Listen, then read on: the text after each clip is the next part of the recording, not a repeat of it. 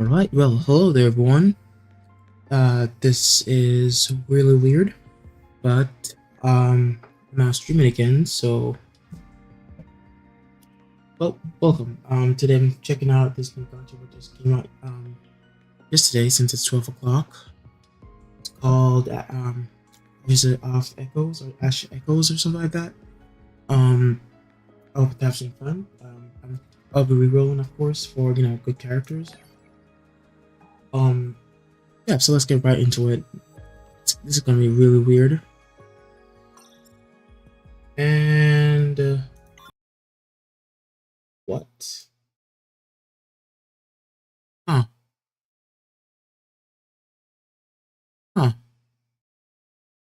Well, now this is interesting. Hold up.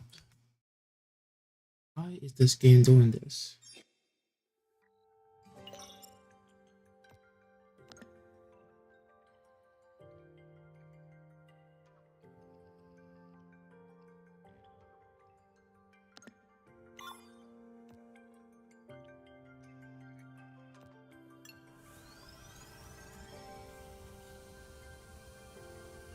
Okay, now it should start up. I don't know why it's not. Oh, there we go.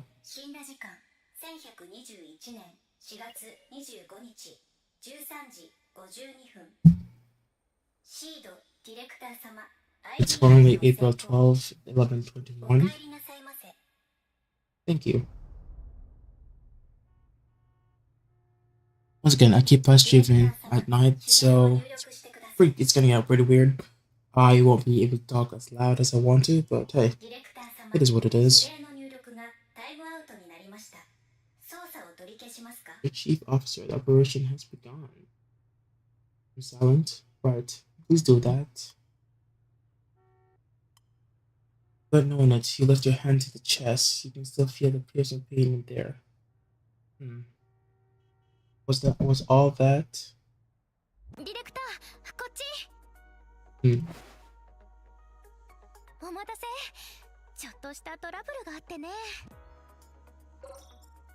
So, okay, cool.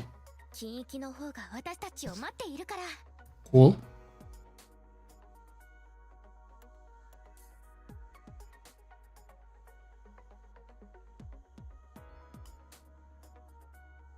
Oh, you know what? I should really turn that off. Just skip myself. 均域に設置した探知装置が電撃ホールから捉えた異常なエネルギー波動が自動警報レベルに達したわ。エコーラが電撃ホールを通過していると考えられる。機動隊と関連部署の責任者は現場に行かないと。Right. Spot on then. どうしたの？ That's such a... 急にそんな質問をするなんて。ここに来る途中もずっと上の空だったし、どこか具合でも悪いの？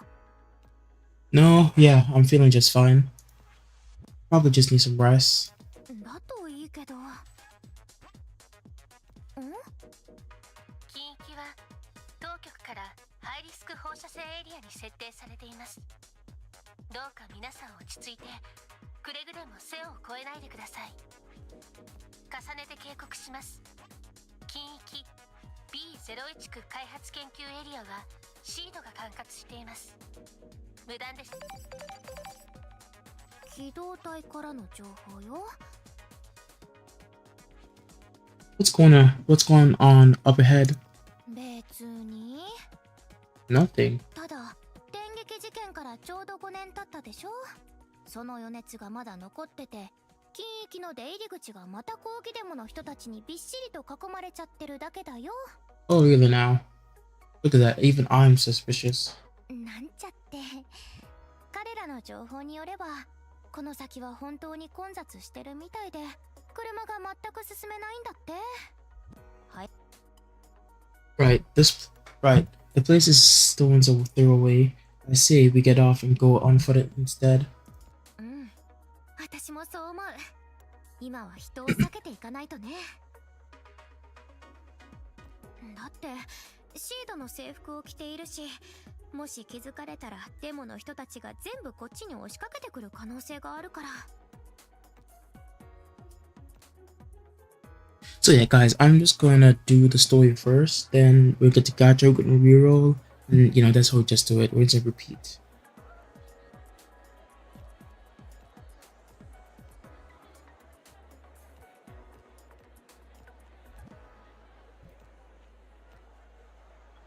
I guess there's just no way for companies like Seed, committed to the development of Act Energy and the open recruitment of necromancers, to ever appease these people. こっち。近域での探知装置は引き続き電撃ホールからの異常なエネルギー波動データを記録してる。これまでに一度ピーク値を示しており、その数値は143で、エコーラが電撃ホールを通過する数値範囲に属している。ちょっと話してるんだからちゃんと聞いて。だからこれまでの経験からすると Why did they just stop that random? They just stop talking, just throw random. 指数が I really like this tab feature. There's no one you need to を tab. 観測した場合、異世界のエコーラを迎え入れる準備をするべきだってこと。今の143は相当危険な指数で、次のピーク値が現れたらすぐに私たちの知っている数値の上限を超えるかもしれない。要するに相手は強くて、私たちが本気を出しても勝てないかもしれないってことだよ。Well, get some of the necromancers around the dark zone to help once we're there. ああ、そうするしかないね。ねえ、この異世界のお客さんが時空トラベルをすぐに受け入れてシード。 Beats me. But speaking of which, what if they come seeing us as enemies and stir up a scene here in the Skyverse Dark Zone? What's going to happen to the normal folks here? やむを得ない場合は X エネルギー防護施設を起動して被害を最大限近域内に隔離することができるけど。嘘、どうしてこんなに人が多いの？近域内の X 放射線に関する情報については逐一お伝えしました。どうか慎重な行動をするようお願いします。ご自身の身の安全を顧みない行動は慎んでください。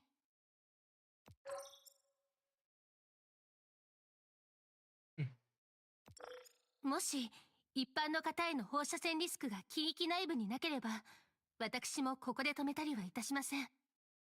まして皆さんは一日また一日とずるずる引き延ばして、この5年間昼も夜も生き残った俺たちにひたすら我慢を強いて、お前らは天撃事件なんて起きなかったことにして、さらには俺たちの身内の死体を踏みつけ、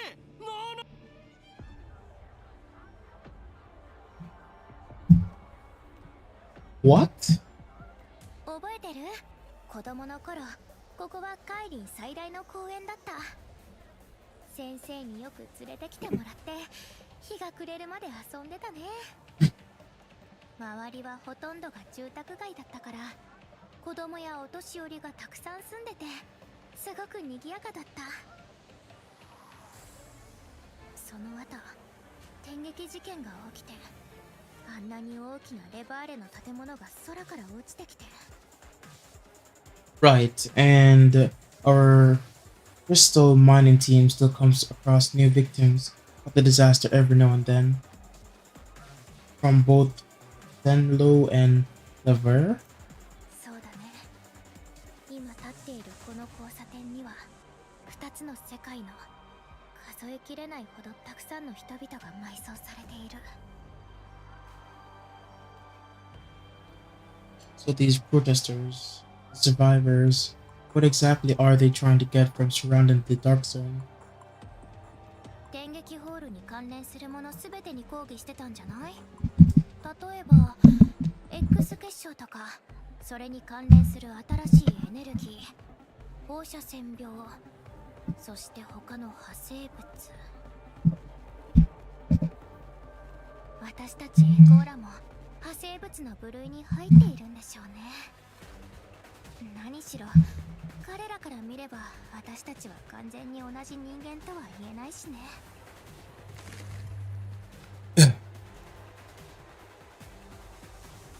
後の警告です。電撃ホールは高度に活性化した状態で近域内の危険レベルは上がり続けています。いつでも。もうたくさんだ。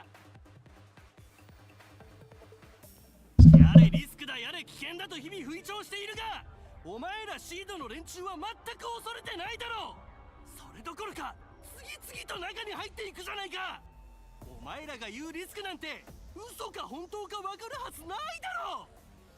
騒ぎを起こさなかったらお前らはそのまま知らんぷりしてたくせによ。ほらどうした。今こうしてコークが包囲されて金儲けの邪魔をされたからようやく。そうだそうだ、はぐらかそうったって無駄だぞ。こちらの訴えをいつ相手にしたって言うんだ。 XN の開発をしエコーラの悪事を野放しにしておくんだから、お前らも同罪なんだよ。お前らシードみたいな XN に頼って成り上がった悪徳会社こそが X 放射線を蔓延させて伝染病をまき散らし化け物を横行させた元凶かもしれんぞ。いい加減にしてください。シードが近域内で展開している研究と最終作業はどれも公式に権利を取得したもので防止策も完璧です。いわゆる X 放射線漏れの問題は一切ありません。おい変われ。鼻からまともな理屈が通るほどこいつら聞く耳持っちゃいねえって。Huh. たとえ本当に野良のエコーラがやりたい放題悪さしてたって法律や規則をちゃんと守ってる俺たちには関係ねえだろ。誹謗中傷するのも大概にしろ。どいつもこいつも全員うせろ。何をする気だ。もう一歩近づいてみな。噛みついてやるからよ。恐れるな引くな。現場でこれだけ大勢の目が見ていてこれだけシード反対エコーラを追放せよ。シード反対。まずい、このままじゃ状況。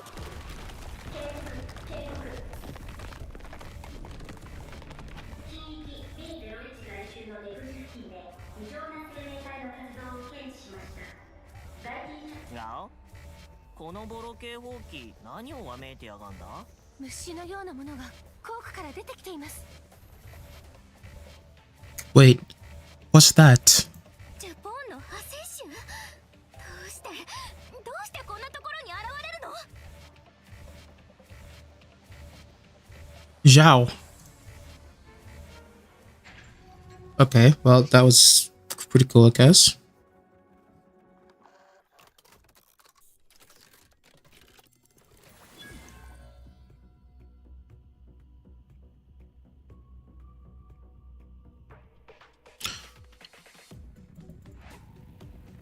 Okay. The terminal is under attack. Please deploy defenses. Alright, so I'm gonna use Zhao's AoE attack. 待ってるよ。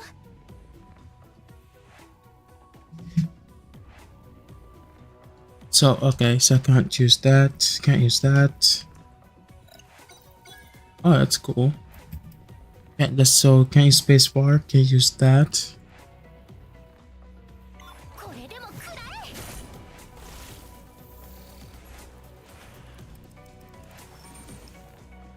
They're flanking us from both sides. That's odd. They've never been this crafty before. No need to worry. We're here to clear them out. So she's another AoE. 流星雨とかし断影後を止め。 It seems like AoE's meta in this game.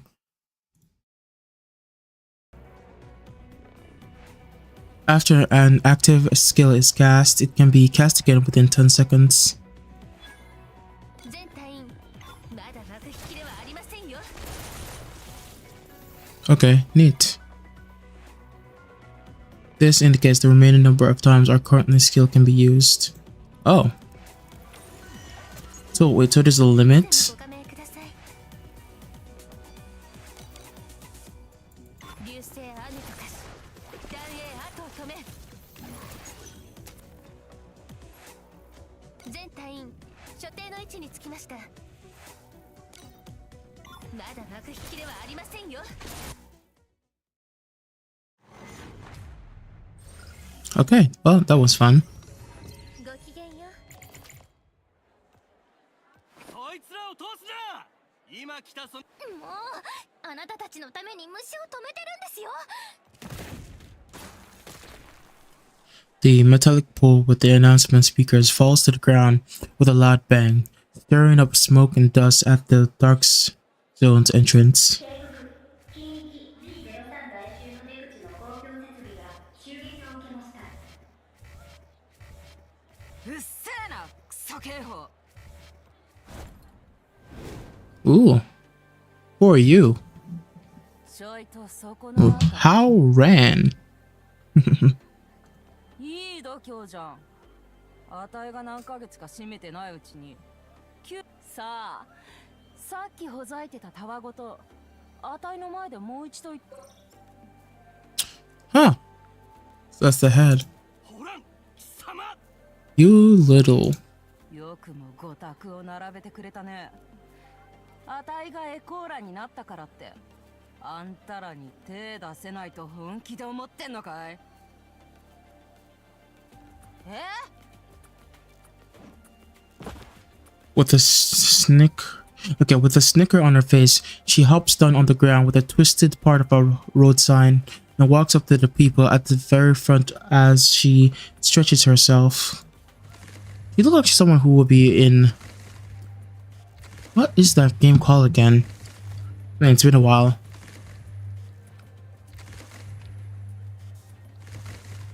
わかった。そっちが言い出したんだからな。こっちも遠慮はいらねえよな。この無頼のアバズレめ、エコーラになってバックに大企業がついてりゃ好き勝手やっていいって思ってんだろ。俺に手を出したぞ。いや、そうそう、こっちだ。こっちに殴りかかってこいよ。ぜひ手を出してもらいたいもんだな。そして自分を何様だと。脳なしが言いたい放題デマ流してくれるね。あたいが怯えるとでも思ってんのかい。化け物上等じゃないか。王さん、落ち着いてください。 Hmm. どうしたの？何を探してるの？ Do you feel it? Feel that? 何？ I think someone has been following around. Take out your portable energy monitor, Zhao. I think someone is up to no good. Hmm.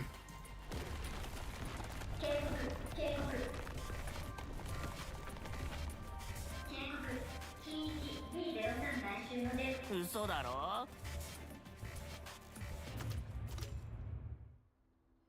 は見たかい。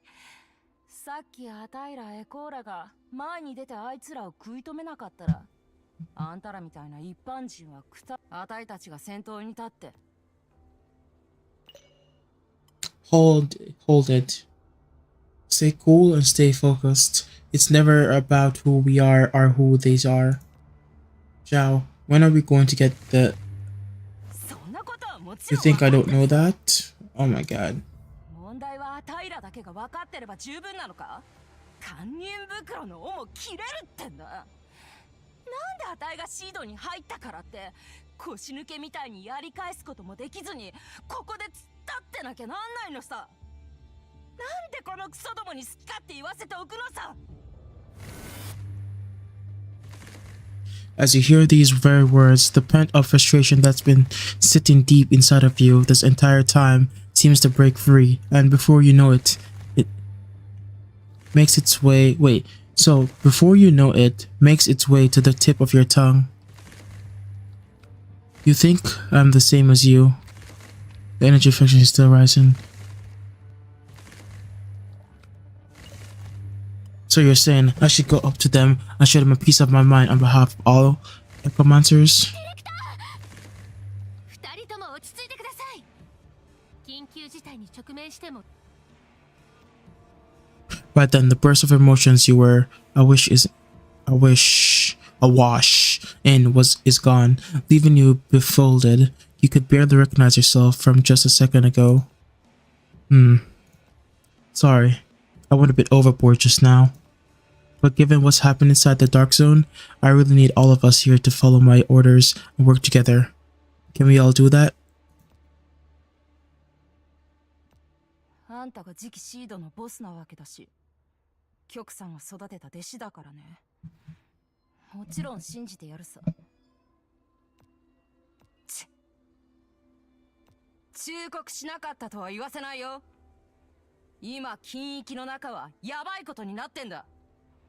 So, on my live stream until 2 o'clock, at the current moment it's... So, like I was saying, it's 12:46. I might just live stream until 2 o'clock. Because I gotta wake up early in the morning, around like 6 o'clock, I think. I believe, or 5 o'clock. So, you know, if there's gonna be like 2 hours of sleep, I know that sounds crazy, but it is what it is.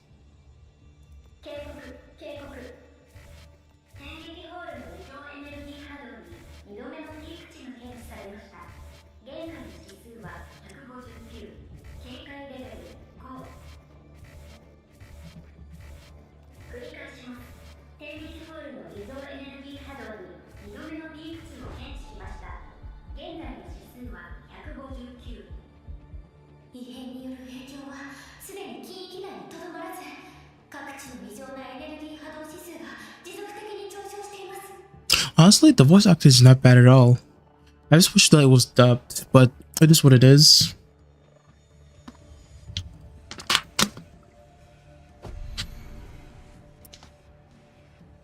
ディレクター、顔色が悪いけど、I'm fine, just a headache. 携帯モニターがずっと鳴ってるけど、さっき見せたかったのは Doesn't really matter now. I don't think we can see anything with the monitor anyway, with what's going on here. The important message is on replay. Peak value of abnormal energy fluctuation has been detected a second time. Current value... ... Before long, hubbub takes over the entire entrance of the dark zone, with people pushing one another, not knowing where they're going. Their leader is pushing all the way toward the dark zone's gate. There's no time. All necromancers into the dark zone now. Open the door, Vian. 禁域外周の封鎖命令を受け取りました。 ID 認証中。シード CEO 様 ID 認証成功。指令を実行。 Ooh. シード従業員 ID 確認。シード従業員 ID 確認。押さないでください。皆さん落ち着いてください。万一転んだら。 Watch out. あなたはありがとうございます。 It's not safe here. You should leave. はい。ディレクター、急いで。 Yes. Shut down the gate outside as soon as I'm in, Vian. シード従業員 ID 確認。民間人非移管制者 ID。待て。 Right at that moment, a still louder uproar erupts from the crowd behind. Some people dash up this way at top speed, and before I knew it, I was locked at the arm and pulled backward. And in an instant, the crowd of people who just dashed up this way surrounds me, rendering me unable to move. Ugh. エコーラでもないくせに、なんでシードのために働いてるの？エコーラが増えれば増えるほど、シンラは元の姿に戻れなくなるんだよ。分かってるの？私たち一般人にはますます生きる道がなくなるんだ。自分が異感染者じゃないからって他の異感染者のせい。この裏切り者め。ちょっと彼に何をするつもり。このクソがどけ。 ID 識別中。ゲートを壊せ。ID 識別中。一般人感染程度不明。無断で禁域に侵入しようとする人に対し彼を離してください。何そこでぼさっと逃げるなクズめ。貴様止まれ。 I'm not gonna lie, there's a lot of swearing here.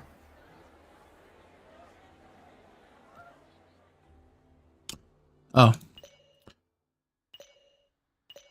Hold up.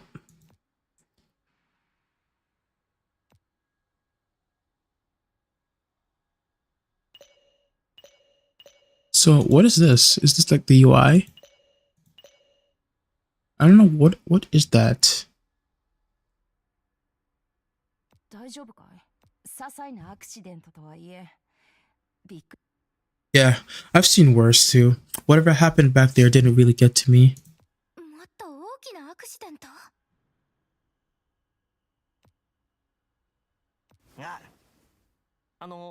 局先生の後を継いで CEO になるってお方っすね。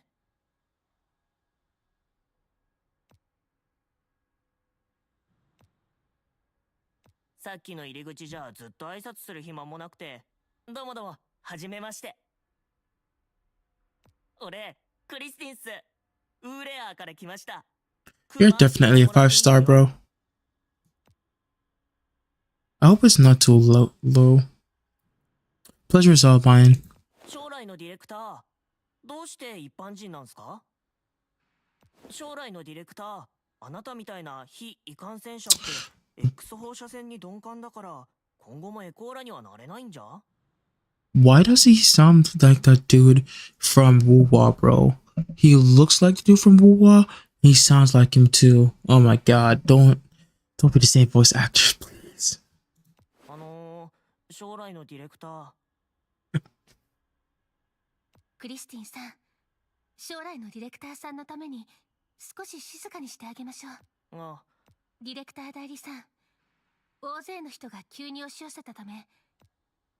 Zhao, let the crowd know that they can take shelter at the underground defense facilities closest to wherever they are.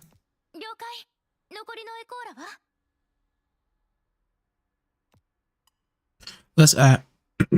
Let's ask all the combat units to meet us at Zone A03. Our guests registered a peak value of -- meaning that we'll probably have a bit of a struggle if we end up with a fight, and we won't be able to ask for extra help at that point. 了解。 And that's our priority for now. Let's go down to meet our new friend then. I'm not gonna lie, it's taking me a while. ここあんたんとこかい？ That's 気に入ったよ。 nah, that's crazy though. She's just a 4-star.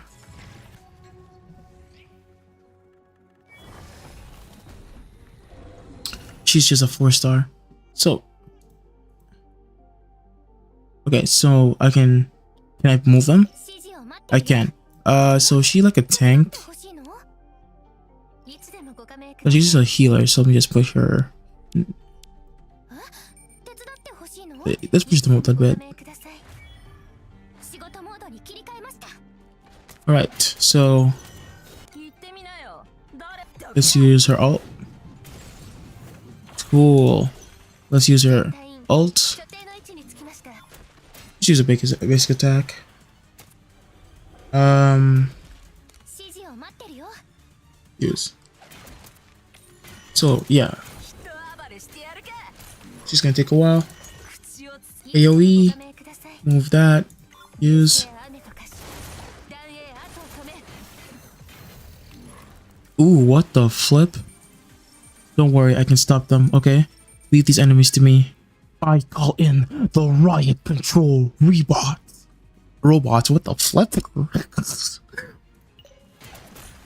全隊員、所定の位置につきました。 Alright, wait. Okay. Hold up. まだ幕引きではありませんよ。 Wait. 手伝ってほしいの？ That works. これでも食らえ。もう待ちくたびれた。 I think I'm missing something. Okay, yeah, cancel. Oh, this is the AoE attack. Is this the best looking? Can I move them? I can move the character itself. Oh, let's go. Okay, hold up. No, I think you should move her over there to the corner. And then, nah, I think, yeah, this is like the best I can do. Yeah. 100個の柳、一矢必中。 Okay, now, 誰をボコすんだい？ still don't need to use it. もう待 Yeah, she doesn't need to use that. 言ってみなよ。誰を Yeah, doesn't need to use it.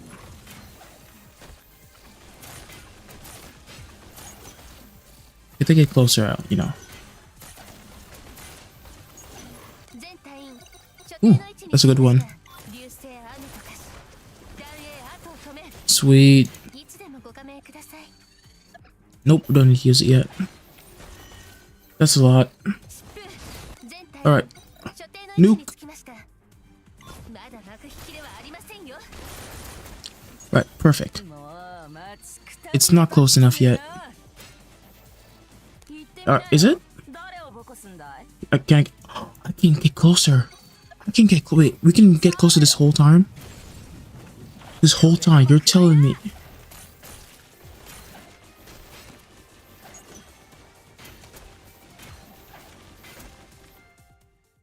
So GG, that's it.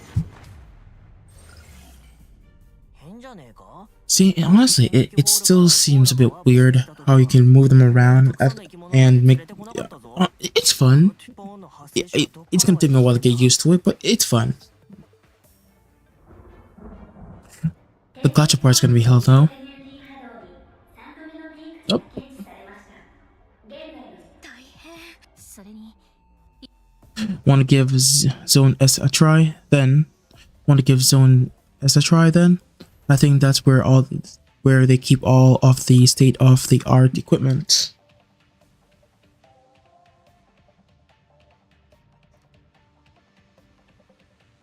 CEO 様 ID 認証成功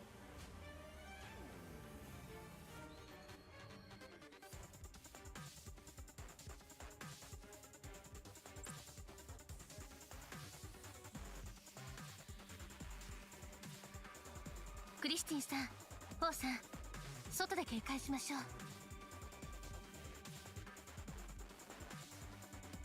We're counting on you. 環境の変更やその他の干渉要因の検知なしベイン OS にアクセスしました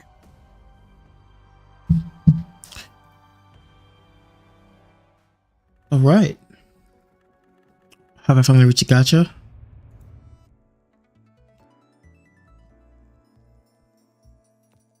With the assistance of Vane, that's me, it helps the user's mind sees and creatures seed energy fluctuations in certain segments, keeps tabs on their positions and achievements, renaissance with them. The spirit dive has begun. Target death deep waters. Oh, look at that! Finally reached a gotcha. Finally. Skip. Doesn't matter. Alright. So, can we already begin? No.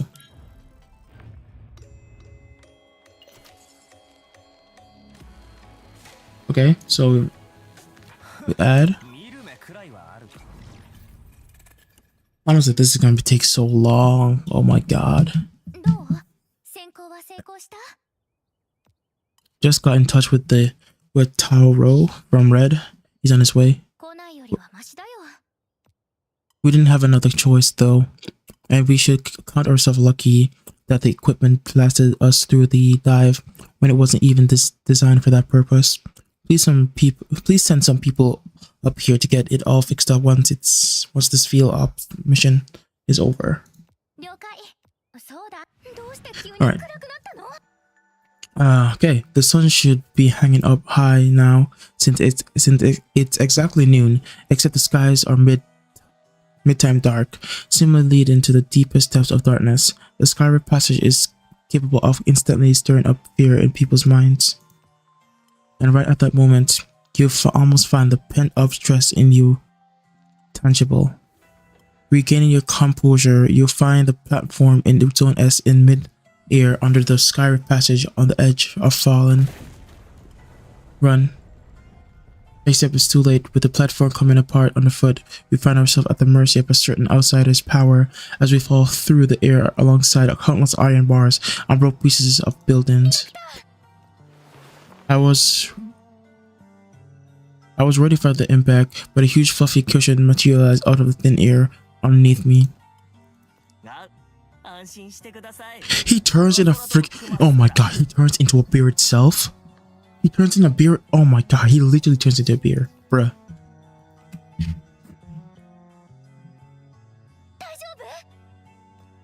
Yeah, I'm fine.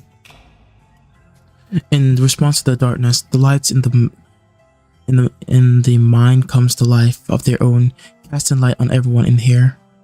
Where's that person that just made their way through the sky passage? 知らないよ。静かに。何さ。足音が聞こえます。 The light flickered. Whoa, what the? What? The light flickered twice. Oh, it's doing an automatic cut. Okay, fine. You hear someone growling beneath with it. The ear around you grows slightly, to the point of suffocating. And it's only then I could see who it was. Watch out, he's coming. 邪魔をするな。 Ooh.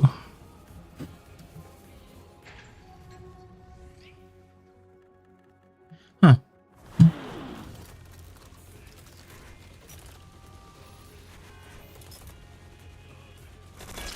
Alright, so 何事か。 AoE? Yeah, so AoE is meta, like meta. So it looks like when you're pulling for a character, get AoE. AoE is very important. I should have read that. No. いつでもご加盟ください。 Oh, there we go. 流星雨と化し、断影後を止め。 Who can I click on somebody and just move them? Yeah, so I can move them. Oh, let's go. Okay, cool. So that's what it's used for. And it seems like when you use it. Okay, use. Boom. 望むところ、この怒り Boom. を超えられるとでも。一戦、雲を貫け。全隊員。ま Her AoE thing is far. I can use it again? ください。 No. I can move her around though. Let's move her around. 所定の位置につきました。 Oh, I can. Oh, I'm an idiot. 流星雨と化し、断影後を止め。 Oh, there's a big boss himself. He's coming this way. Mine tunnel isn't the place for. Okay. All right. Oh, he kills them too. Yeah, he says F these guys. Oh, he takes the robots too. Oh lord. Oh lord, he's charged through everything. Oh Jesus, he want to kill us. Oh, we got a shield. Okay, she. That was not part of the script. I should put this on auto. Yep. Oh, no, he wasn't gonna talk.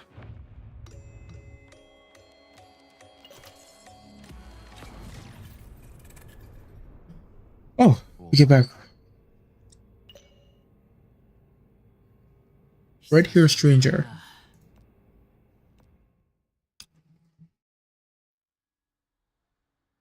人に変身できるのかよ。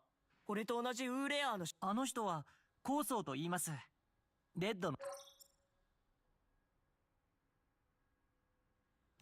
5年前、神羅にやってきたレバーレのエコーラだ。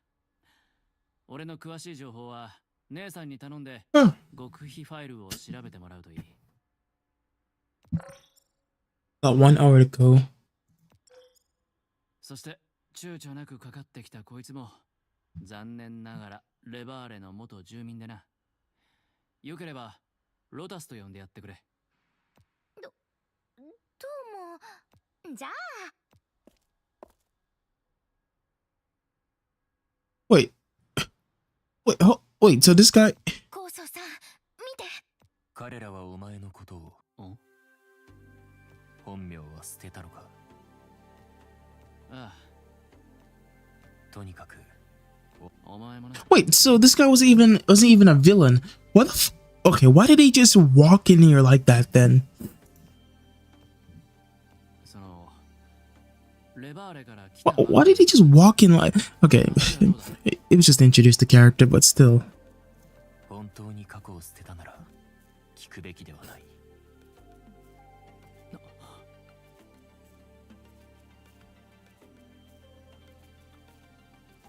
そうだな。自分はあのホールに入った後、どういう意味だ。着地点がずれただけで途中他の場所を転々。ここに今お前がいるということは。ディレクター、君がシードの次期 CEO だな。記者の研究はまた。Right. We never seen anyone across the sky rift passage multiple times, or trigger the abnormal energy function just twice. Anyway, we're glad to have you with us. ああ、やっぱり君たち、そうだ。後で直接彼をレッド。Since when did we ever? まあ奪ったわけではないが、シードの福利厚生はいいだろう。無駄話はいつ。When he opened his mouth, black red flames sprang to life in his hands before vanishing into the ground, leaving not a trace. Wait, what in the world? 彼らはキポーンの母体の存在を知らないが、お前はずっと派生種の始末をしていて、母体まで気が回らなかっただけだ。ただの言い逃れだ。キポーン、その飼い主を、そして飼い主の背後に生還に関わるものすべて。だが、かつての主催として特別に参加しなくてもいいだろう。その覚悟があるならバカな。5年前。Ugh, of course I added that. There's so much lore. Sheesh. This is dropping bombshell after bombshell. I have no clue what they're talking about. We don't even know what the heck they're talking about. So we have to go into encyclopedia just to know. Oh my god, bro. Okay. I see what you're doing, game.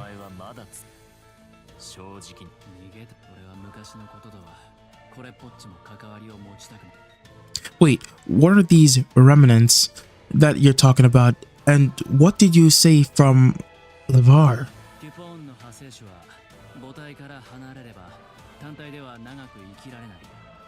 つまりそいつらがいる場所に一体以上血のつながりがある母体がいるはずだ。俺の知る限りこんな魔物を飼う能力を。このエリアは当時落下した聖教の遺跡の影響。行こう。さっき一瞬でディレクター、二人の間に立って何言ってるの。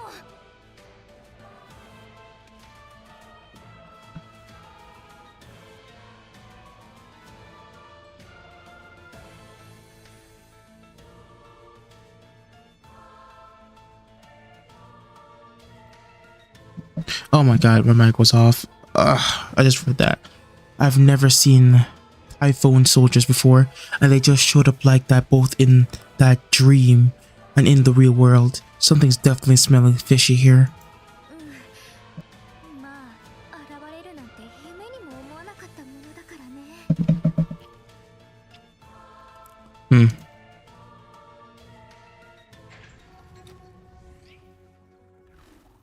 Alright. More combat. Love to see it. Alright, so...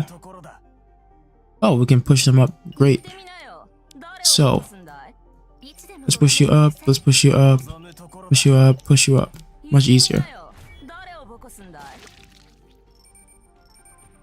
I see. I can't believe those protesters are acting so recklessly. Leave the airborne targets to me. Yes. I figured. Boom. When encountering attacks from airborne units, deploy a commander's preference in range attacks such as Skirmisher and Ranger. Commanders, okay. Quick battle and auto. Woo! Finally, you can switch modes by typing. Let's go. So, this is fast. This is auto. Sweet. Oh, finally, I can now just sit back and watch.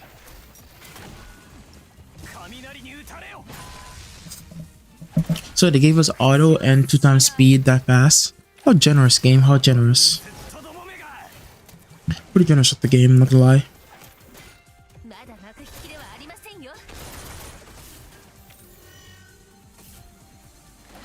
How does the water...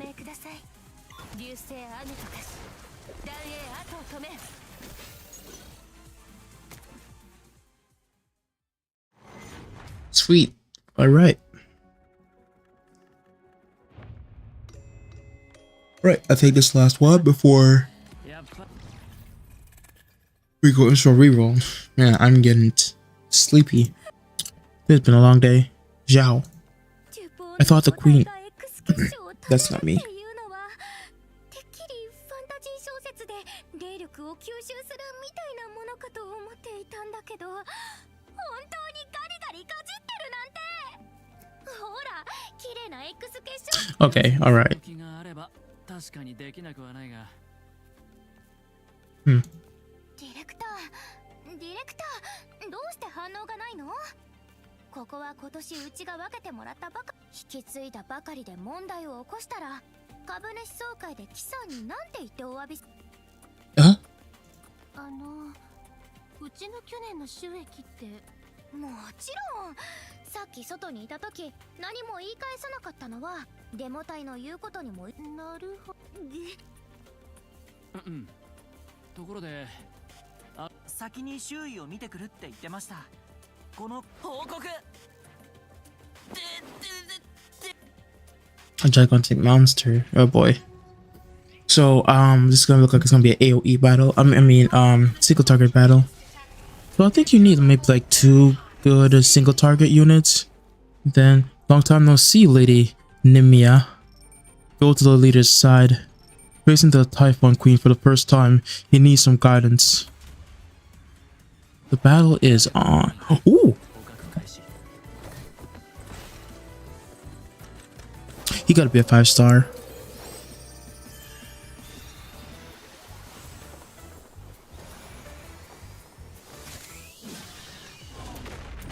Sheesh! Oh, yeah, I forgot it's auto. Honestly, the art style isn't that bad. Especially on a giant TV. It does not look bad at all. I just wish TV had better look better. Respected Chief Officer, we detected losses in our team. What do you mean? During field ops, the tactical defense terminal can hold up. Can provide our commanders with energy. The terminal automatically applies a shield with commanders with less than 50% HP, protecting them from subsequent damage. Applying the shield consumes energy below the HP bar, which slowly restores over time. Okay. So let's just AoE here. Hold up. Uncap. Yep. Allies only. First time. Yeah. Yeah. So just first time. Seed skill. First full time. Yep. Yeah. Let's go back. Use. Back off, bro.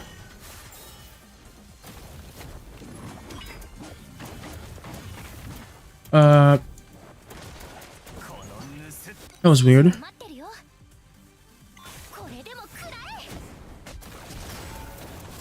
Let's go back.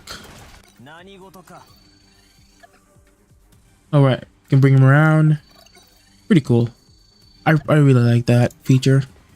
And then boom.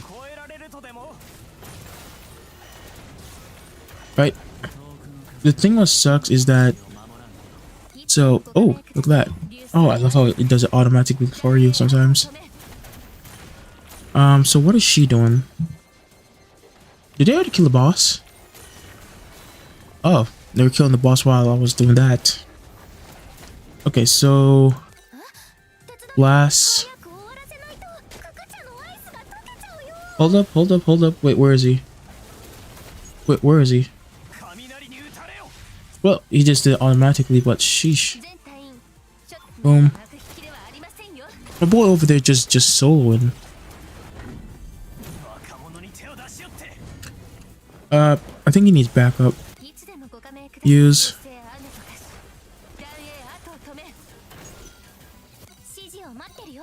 Yep, there we go.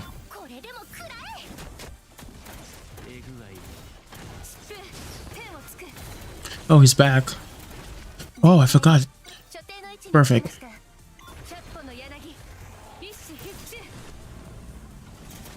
Oh. He's about to burst. He's about to blow. Oh. Oh god. Oh god, I ain't healing. Hold up. Hold up. Get over there. I'll whack him with it. Get over here. Watch out, everyone. Fall back. Okay, cool. 見てみろ。空にいるあれは。この光見覚えがあるわ。電撃ホール。あの事件の時もこんな光だった。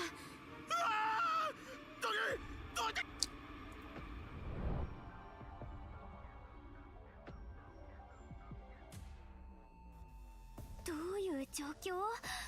あの音が鳴った後。That thing going into its body. Wait, could it be? この廃墟内のあらゆる結晶に蓄えられていたエネルギーだ。神羅では XN と呼ばれているが、レバーレでは別の名前がある。新力結晶というんだ。What is it trying to do? What is it trying to do? Absorbing the energy? ついさっき、ニーミアの主は新力を飲み込み、筋液を破壊する。こいつ自爆でもしようってのかい？威力は今のところ不明だが、レバーレで見た感じでは、もし奴に Alright then. With it, everyone falls silent. At the same time, the streams of power that have until this point been flowing toward Nemea are cut off and are now coming together in mid-air instead. 君たちはここから早く離れるんだ。これをどうして急に一時的なものに過ぎん。ロタスが習得している力と聖教の廃墟から析出する新力結晶。いや、どうして黙ってディレクター。 I just have one question to ask. If I'm understanding things correctly, Cyrus, this Typhon has to first absorb enough divine power to be able to blow itself up and destroy the entire rift zone, right? So what's going to happen if we blow up the mining zone and destroy all the crystals from zone before the Typhoon absorbs all the power? Yeah, they weren't thinking. That's why I'm the boss. ディレクター正気かい？ここはうちの校区だよ。 What do you suggest we do then? Are we supposed to just sit around and wait for the Typhoon to destroy the entire north side and let Skyrift happen all over again? けどよ。 Zone is a crate of dynamite as it is now, and we need to make a decision before it's too late. Remember the survivors from the Skyrift incident that we met outside the Dark Zone? Want to see them double by tomorrow? We couldn't stop the Skyrift incident, but we can get to try this time at the very least. I'm struggling. Sheesh. ディレクターさんを信じましょう。あたいはもちろん。 Thanks. You think that'll work? Huh. その爆破によって X 結晶中のエネルギーを完全に消費でき、 Or not. This is what C does best. 私も行く。 Not this time. You got something more important to do. わかった。 Oh. The most effective way to destroy X crystal is to use it up, which is why I need you to bear each lid of the team of Echomancers down to X initiative defense facilities outside zone use and put it down to work at max power. There is a chance the queen could still explode after that, and if that does happen, we'll contain the explosion within the dark zone's wall, which is an additional benefit this plan will accomplish. 了解しました。爆破によって Oh my god. 放射線が外に漏れ。I need to go with me. Howran, your seed ability will prove very valuable in helping us use up all the unminded crystals. Now, good luck to all of us.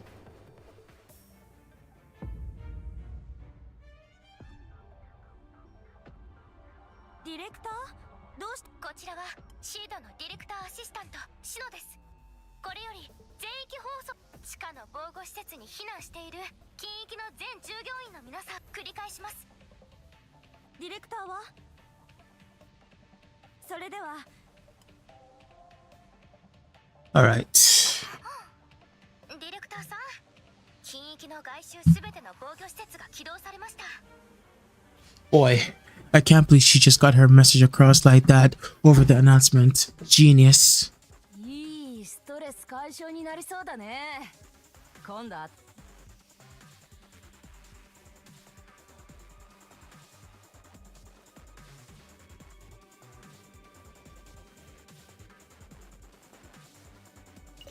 掘削装置を装置の過負荷警告。このまま最大出力で X エネルギーを抽出しますか？ Oh, the hand motion.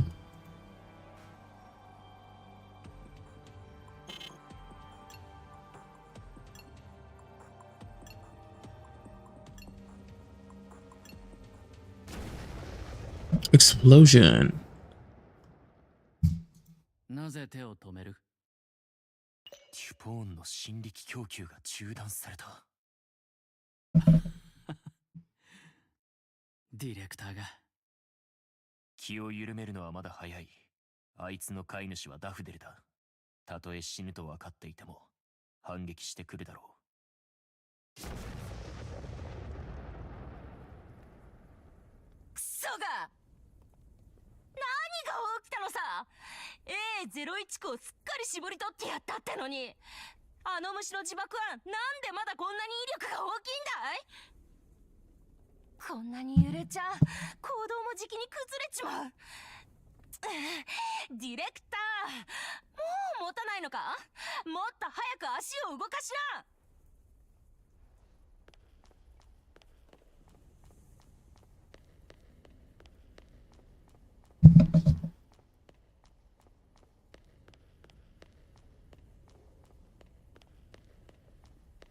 Honestly, not gonna lie, the story been mid so far. Not really, you know. He hasn't really been spicy. すぐそこが出口だ。もう先に撤退した一般地が見え。ディレクター危ない。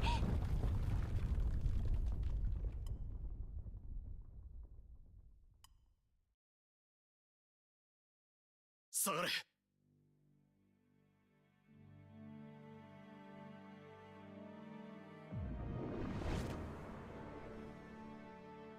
Professor. Another new character they just added. 近域の危機は解決した。医療班の人はどこ？エコーラは全員負傷。増援は？ Dang. クリスティン、まだ息はあるか。 CEO 極先生が来てくれた。ディレクターも出てきた。よかった。 Professor. Oh?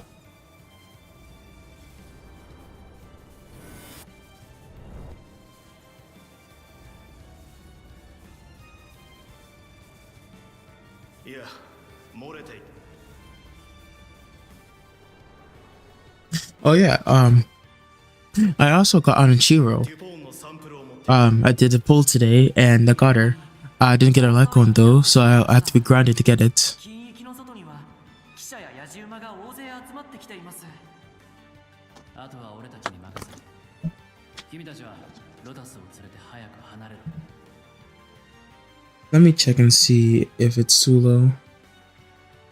見ろ。 Guys, I'm not sure if it's last year's too low or not. 全く見えない。シードの CEO として今回の事件に。 先生私たち心配するな。大丈夫だ。ロタスさん、何を見てるんですか？諸悪の根源。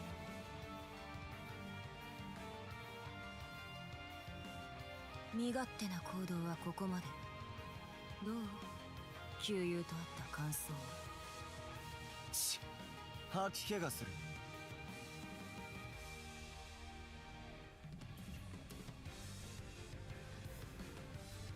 すべては必然である。そうだろう、フレイ。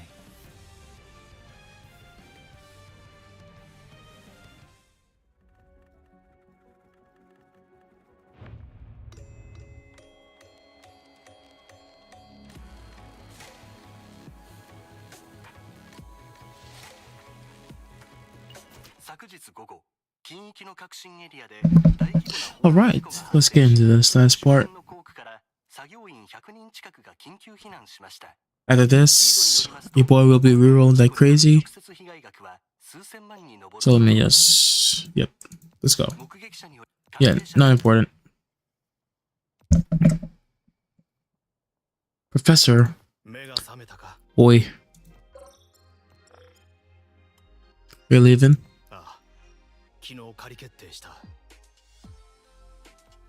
Is it because all the controversy at Old Town, or is it because all the decisions I made at the Skyrift Dark Zone?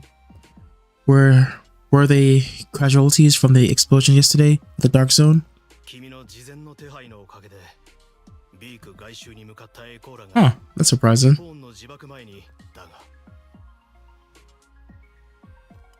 What? エネルギーの衝撃をまともに食らってしまった。シノは大丈夫だったが、アルファ小隊、ベータ小隊はクリスティンを除い。Wait, what's beside Christian supposed to mean? 近域から医療部に戻った後、彼の体内の威嚇に病変が現れ、救えなかった。I never knew. I'm so sorry. 天撃事件が起きたあの日から。この世界の誰もが自分秩序を守る側として損害を完全に。I know what you're saying, but I just don't get it. I've been with you since I was a kid, and I was even one of Seed's founders. And I know for a fact that they never done anything for our self-interest since the Skyrift incident.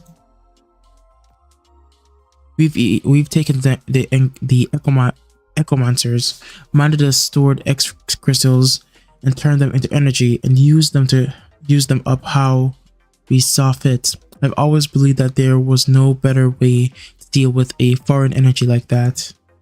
So how did we end up where we are today when everything we've done is right? I believe in us and work with us, putting their lives on the line, and this is how the world repays them. And just what do I even stand for doing what and just do what I even stand for doing what I did? What, dude? Oh my god, I'm choking. I'm choking. Nah, bro, I'm choking. Huh?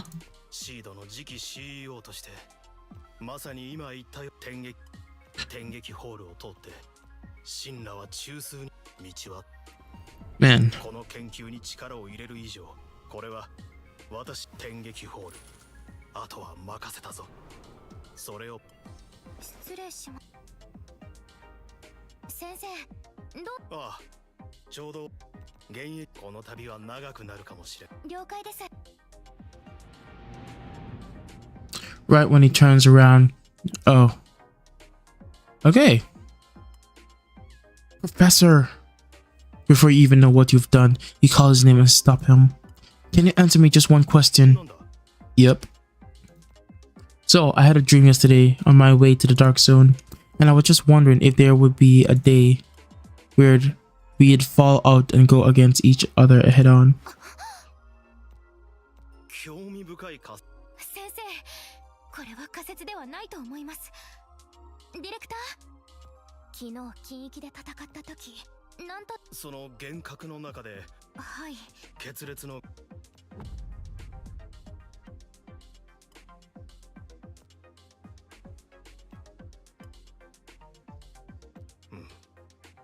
Okay, so I feel like in 2 years we'll reach the point of what we of you know, we'll reach the end of this game. Maybe 2 or 3 years. I feel like 2 years max. We'll reach the end of the story if developers actually are consistent with updates. 誰かが意図的に狙っだが怖がる必要私が生きている限りゆっくり休んででは The end. Great.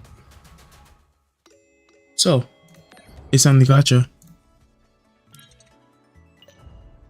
No, we have to go back in. Oh my god. Oh my god. Are you joking with me? How long is the reroll? I don't think I can do. Okay, I'm just gonna go through story, then I reroll. I'll be able to skip story, but still, Jesus, it's 1:30. Yeah. 細胞変異率 0%。細胞変異率結論として君のからこの結果からすると Yeah. そんなに落胆する Did I make that a little too obvious now? 4月26日に極還元が隕石辞任した後君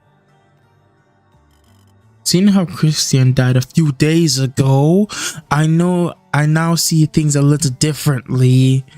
Christian died, bro. They just killed him off like that, man. Whoa, what you say? Nah, bro. We can't keep you in 2 games at the same time, even though you're not really doing anything in WoW anymore.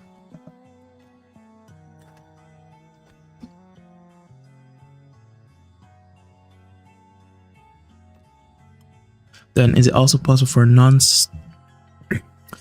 condition to change for some reason? つまり君の今の状態からエコーラになれる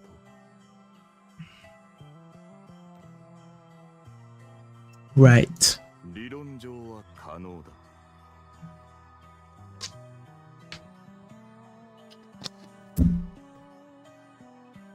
Okay. Huh?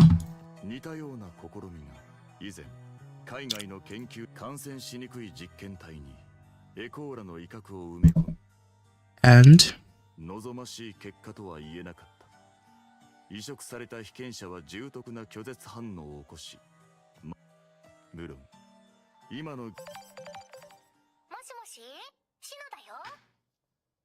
ディレクター今どこ？極還元が出発前に言っていたシードの仕事を引き継いでから彼が不在1週間それから well, about that. 君たちともしもしまた気晴らしに一緒にタピオカを飲むって約束したよね。タピオカはとっくに届いてるのにディレクターはいつ現れるわけ？まさかもう元気になっもういい明日出勤したら二人とも研究室に来るように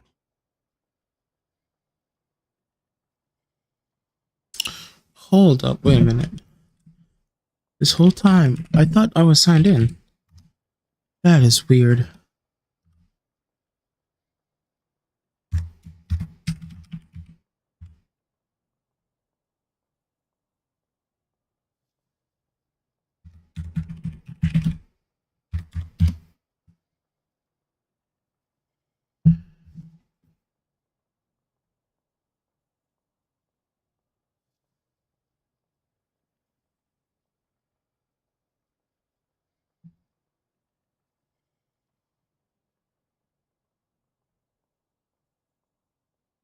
Okay, great. Alright, where was I?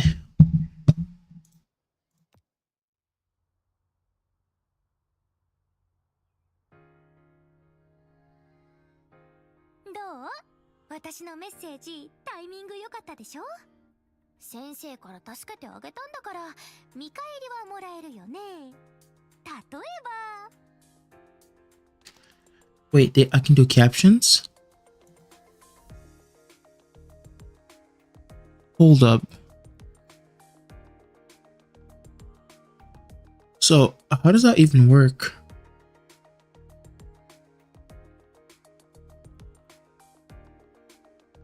So game capture. Uh-huh.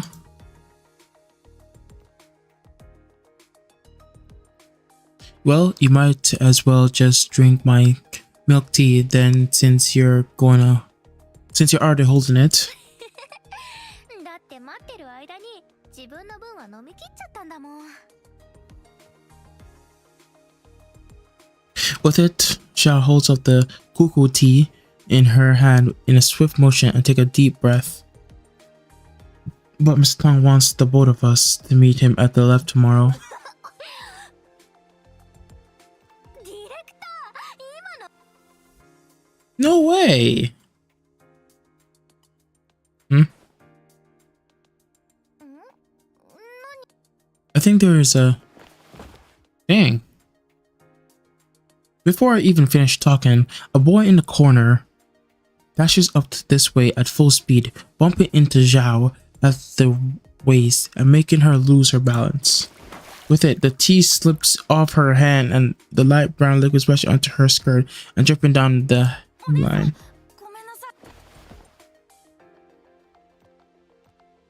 Is there anything we can help you with? The kid shakes his head, takes a few steps back, and take a bow. Then, the same fashion he showed up, he dashes off. Before I could stop him.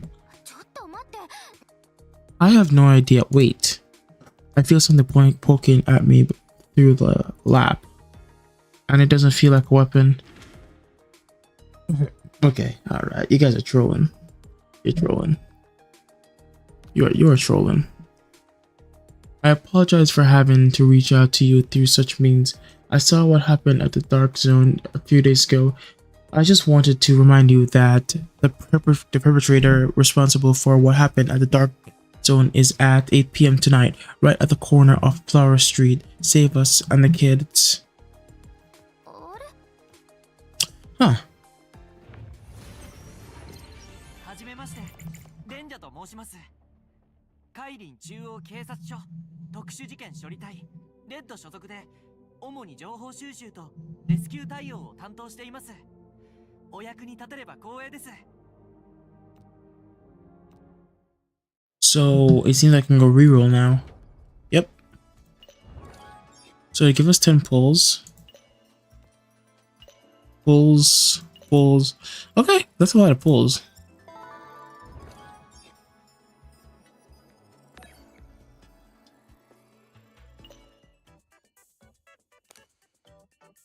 Packs. Is it the pack where we can get a free character? Yep. Free. What did I get in it? Nothing. Packs.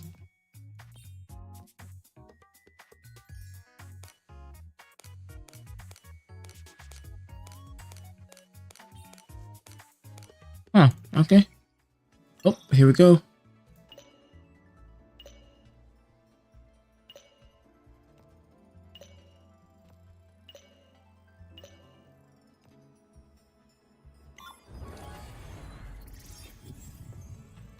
Alright. So is that it? It looks like it is. So where are the polls? Where did I pull? Event calendar. Alright. Is that it? Achievements. That's a pull there. Okay, cool. Storage. Alright.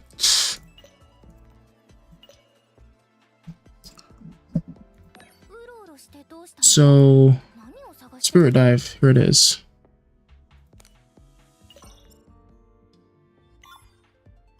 Oh, I got a pull for that? Wait, do I have the pull for that? It seems like it, yes. I have to spend $10 to use this.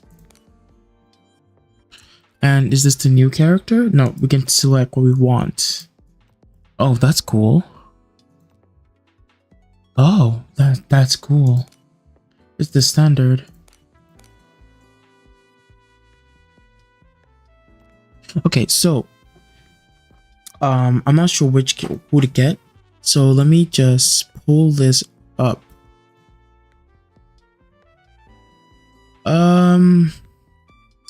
Pride win, right? So let's go on Pride win GG. Let's go on to Echoes Global tier list, and let me just get it set up and put it right here.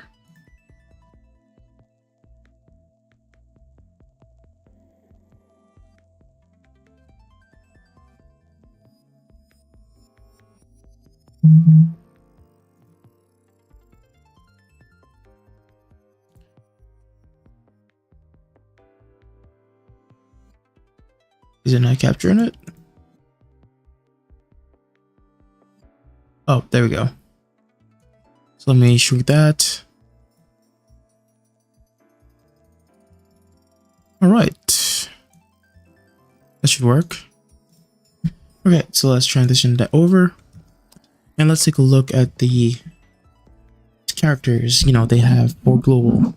So this is the character we should all be looking for, I guess. She is AoE though. Because the one thing I realized that AoE characters are very, very important. Does she perform AoE? Summon DPS. So is he a AoE? Does it say if he's an AoE or not? He can be used for human form, charges fire damage when reaching a target location, fire damage equal to that. Bloodline throws a weapon, dealing when reaching his target, does even more damage. Let's see. Human form. Fire damage, fire damage, fire damage. Singles damage buff. Damage buff. Block damage buff. Okay.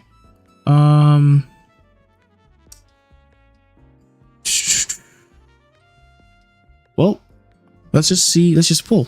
Let's just pull and see what we get.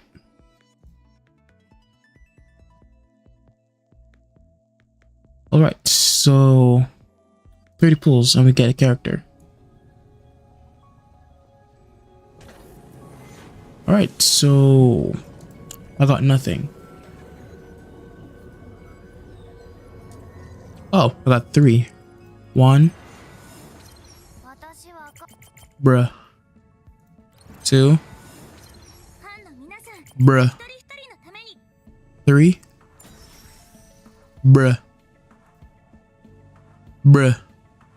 I don't even need to purchase her again. Ah, a lolly. Funny. Okay. Can we do another 10 pull? Yes, we can. Give me something.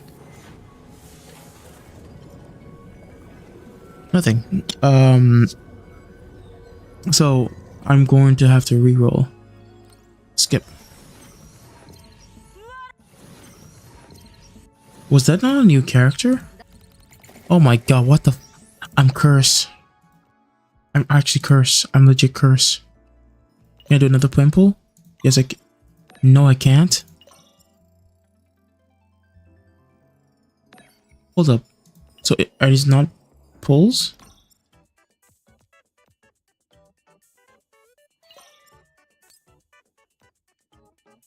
Oh my god. How expensive is it to pull?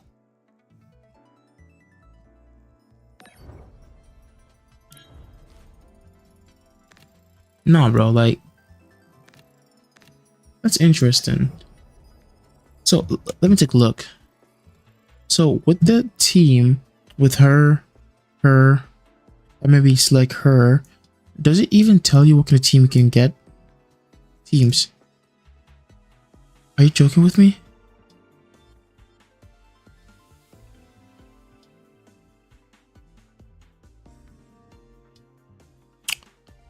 Huh.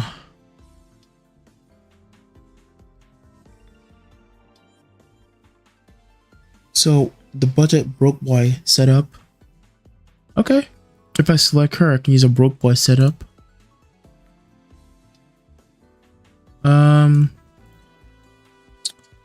Honestly, I would just want to play with waifus, to be honest. Husbandos aren't that bad, but I see no reason to have to use these guys. Oh my god, I have to scroll down. So didn't get her, so I can't use that team. Does it even show it? Does my OBS show it? Oh, okay, cool, it does. So I got her. Did not get her. Okay, look, this is an interesting one. So I got her. I don't have her. But this one is pretty bad. She falls off pretty hard. Huh.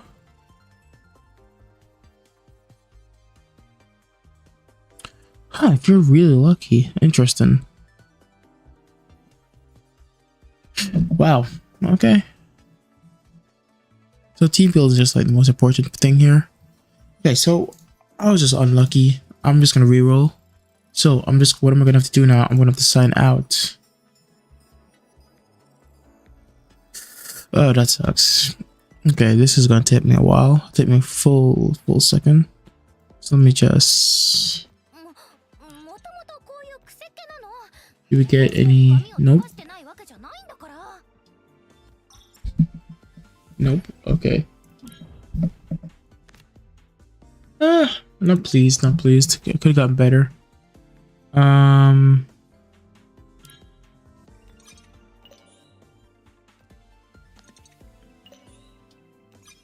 Didn't even hit level 1 with that. Wait, it's only 4, so I can't even reach it. So she's the one who's right up. So here's what I'm gonna do. I'm gonna try to get her, and then I select the person what can work with her. I just hope I can also get. Where is she? I hope I can get. Where is she? I can get Frida too. Frida too. That would make it so good. Is Frida right up? No, I was just really lucky. Okay. So how does this work? Do I just go to account? No, that's not how it works. How do I get out of here then?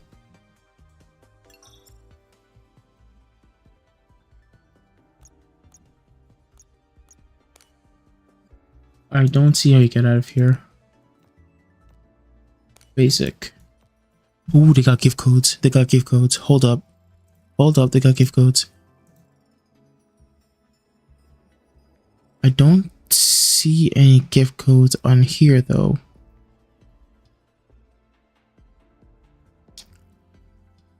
Let me check online. Let me check online.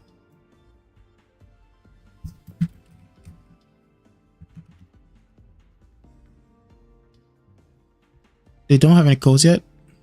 Oh, they got one code. Sweet, that's it? Are you joking with me?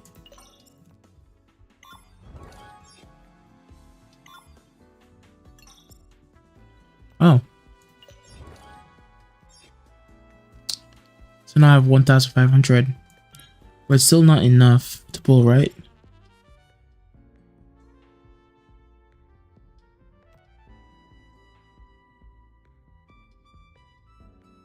Sheesh.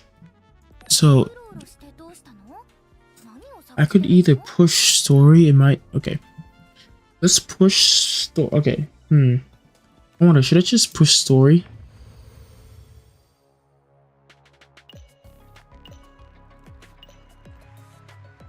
Yeah. Let's push story.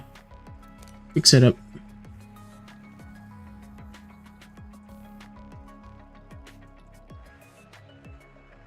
Oh, that's funny. Okay. Let's get off that. Like this, transition over.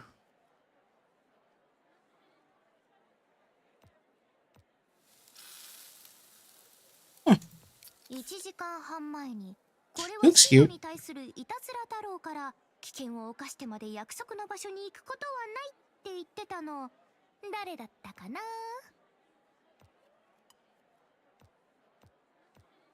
やる来る前にベイン OS で周それともう一 So you know what? Let me check something. Let me check something. No, wait. Let me quit something.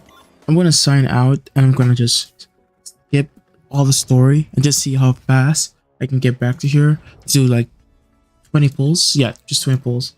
Yeah, I can quit the game. User center. I can delete my account. Yeah, I delete my account.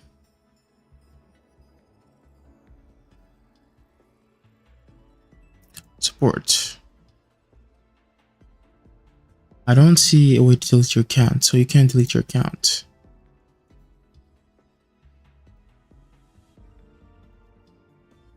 This isn't showing on screen, right? No, it's not. Okay. Don't see a way to delete your account, unfortunately.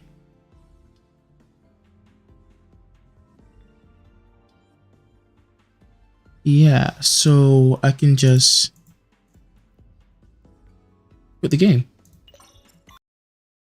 And then I log out. And then I log in with...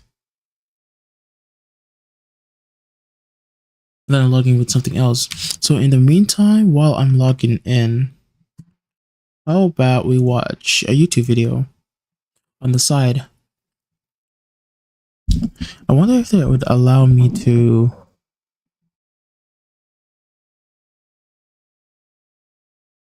Man, my recommendations is so bad.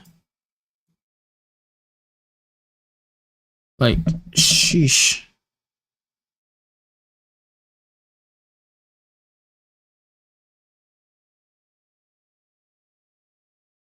Yeah, okay. My recommendations are so bad that nothing here even interests me. Sheesh, that's so bad.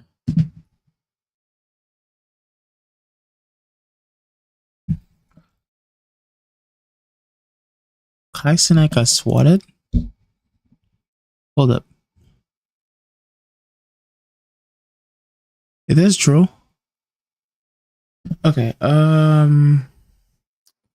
let's put it up. Why not? Oh yeah, you know what? Let me pop that out. Yeah, there we go. Much better. Kaisen got swatted. Okay, we need to talk about a pretty serious issue that I'm not seeing a lot of people talking about, or maybe people have talked about it and it's just kind of getting swept under the rug, which is crazy because some people could lose their life over stupid shit like this. And if you don't know what I'm talking about swatting. If you don't know what swatting is, you're essentially abusing 911 services and calling a SWAT team to somebody's house. Now, I know what you're thinking. You're probably thinking this is extremely fucked up and most likely illegal. Well, you're honestly right. And if you didn't think that, what the fuck is wrong with you? But it is extremely illegal and really dangerous, honestly, because a lot of the time the SWAT team isn't like, they're not vetting out like, oh, is this a little Timmy calling you on a streamer? Like, no, they're taking that shit very seriously. And honestly, more often than not, a lot of the time the SWAT team gets called on somebody, it usually has to do with the person who called it in saying like, oh, they have a gun, or oh, there's a bomb there. It's something that's in like, I just, oh my god, it really fucking pisses me off because there have been cases of streamers passing away from this or getting extremely injured. It's a very serious issue. Now you're probably thinking, why does this even matter of today's video, Meech? Well, I'll tell you why.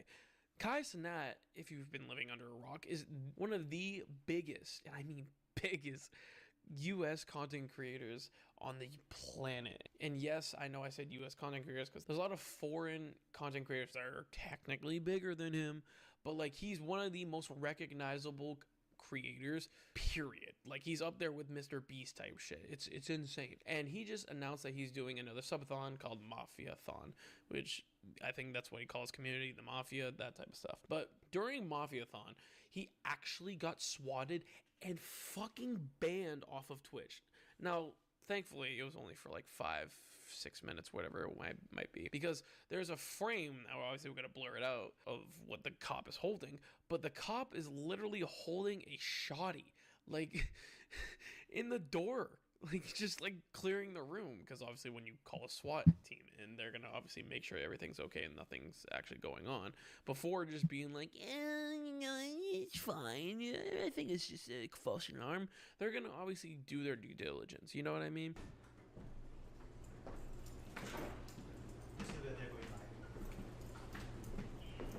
Alright, so let's sing this up.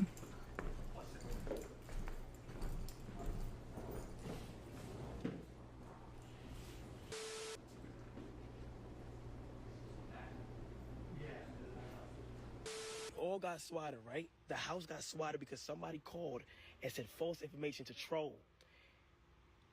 Twitch just banned me mid-subathon, bro. And it was nothing even crazy. I didn't even do nothing. And now I gotta wait.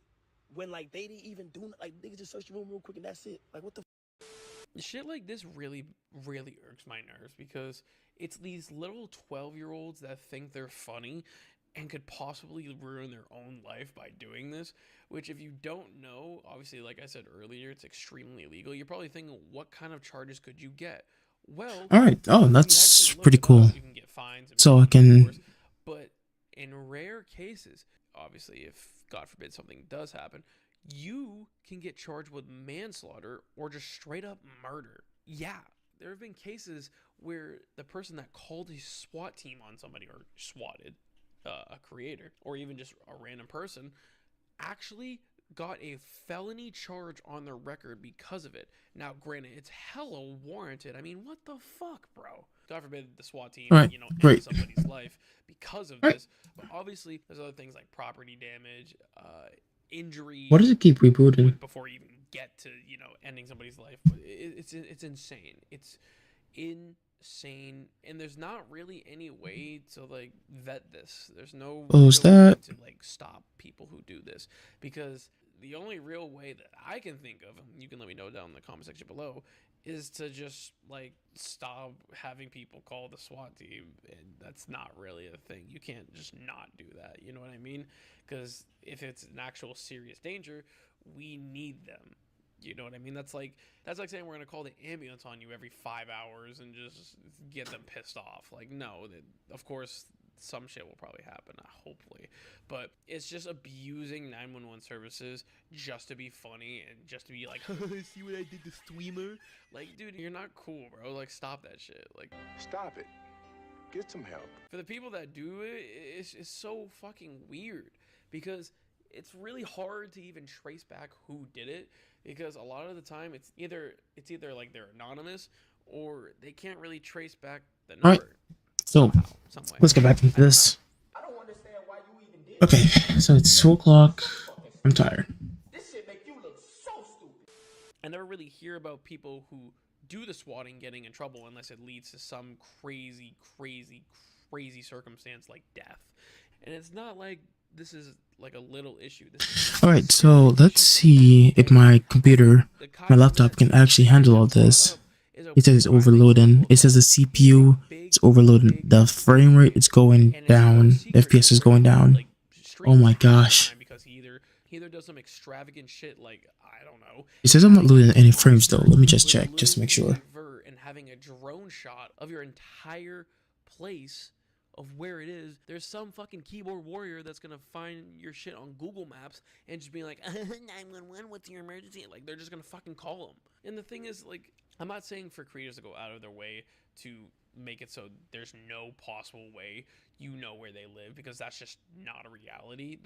People are going to find out whether it's, whether you accidentally say your address on stream like today or 5 years ago, or even if they just see like a car outside and they're like, wait a minute, that lamppost looks fucking familiar where the car is. Like, I think I know where that is. Like, people are going to find a way. If there's a will, there's a way. It's honestly kind of insane. I'm not gonna lie. It's fucking insane. And this is more so a rant video because honestly, I just don't like seeing people, die. Like, so, but it's also just not even big creators, even small creators, any type of creators. Let's just say that. Any type of creators go through shit like that just for little Timmy to have 20 seconds of haha laughs and fun and be the spotlight, but nobody really knows it's him because he's the only one that knows he did it. But whatever, I don't fucking know. Let me know down in the comment section what you guys think about swatting. I think it's the dumbest shit in the world, but apparently there's some keyboard warriors out there that find it hilarious, so I don't fucking know. Anyways, I'm gonna get up out of here and I'm gonna go I don't know. At the time of this recording, it's my birthday, so yeah, I mean, obviously the video is not going to come out on my birthday, but I mean, if you want to wish me a happy birthday, go ahead and comments. I'll still appreciate it. You know what I mean? But I love y'all, and I'll catch you in the next video. Okay, don't do drugs, please. Don't do drugs, please. Okay, bye.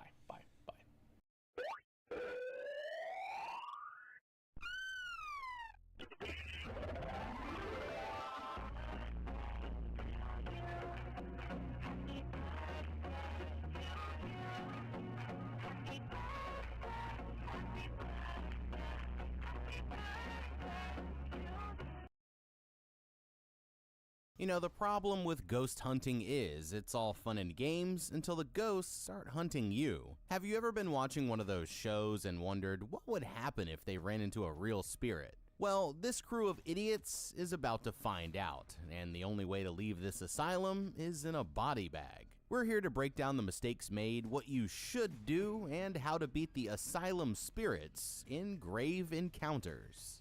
This place is about to turn into hell on earth. The story begins with an interview of an executive producer at a reality TV network. Years before ghost hunting shows became popular, they started getting tapes in the mail from this guy, Lance Preston, who was trying to pitch them a new series, Grave Encounters. Things started off great, but it wasn't until they got to the 6th episode that everything changed. For this episode, Lance and his team arrive at the abandoned Collingwood Psychiatric Hospital. The building was shut down back in the 60s, and ever since, there have been reports of paranormal activity still taking place. To find out if the stories are true, they're about to spend 8 hours locked inside, but as you can guess, that was their biggest mistake. They start off talking to this dorky guy, Morgan, a local historian who explains that the hospital was first opened over 100 years ago. Back in those days, people treated it more like a dump for family members who they didn't want to take care of, leaving them in terrible conditions that were even worse than prison. The staff was just as bad, and the worst was Dr. Friedkin, a neurosurgeon who really loved lobotomies. But his career was cut short when 6 of his patients broke loose in the middle of the night and turned the surgeon into Swiss cheese. The first thing that they notice is a big cheesy "Death Awaits" painted on the door as the caretaker Kenny lets them in. They think it's funny now, but in just a few hours, they won't be laughing anymore. Okay, these jabronis might think that they're ready for anything, but the truth is that they have absolutely no idea what they're getting themselves into. This place hasn't been properly maintained since the 60s, which means that every room could be a death trap full of rusty metal, broken glass, and walls that could collapse at any second. Even if the ghost stories all turn out to be fake, with no power besides their flashlights, they're running a huge risk of getting lost or badly injured while exploring the hallways after dark. Plus, because they're so isolated, it's going to be hard to call for help if there's trouble. And with Kenny planning to lock them in, they won't even be able to leave the building if anything goes wrong. Now, Lance might have come here expecting to find ghosts, but from the history of this place, he shouldn't expect them to be very friendly. In the early 1900s, when the hospital was open, these types of places were notorious for treating their patients in inhumane ways. They'd often be mistreated and left in unsanitary conditions, and the trauma would only end up making their conditions worse. One treatment that he mentioned, lobotomies, were a type of controversial brain surgery that cut the connections to the prefrontal cortex, which is the part of the brain that's responsible for regulating emotions and behavior. These procedures almost always had severe side effects, leaving the patient in a confused, zombie-like state that they could never really fully recover from. If that's the type of stuff that's going down behind these doors, then this place is going to be a breeding ground for hostile spirits. And some of them probably want revenge. The best thing going for them right now is safety in numbers, because at any given time, you always have several meat shields around to throw at the ghosts if you need to escape.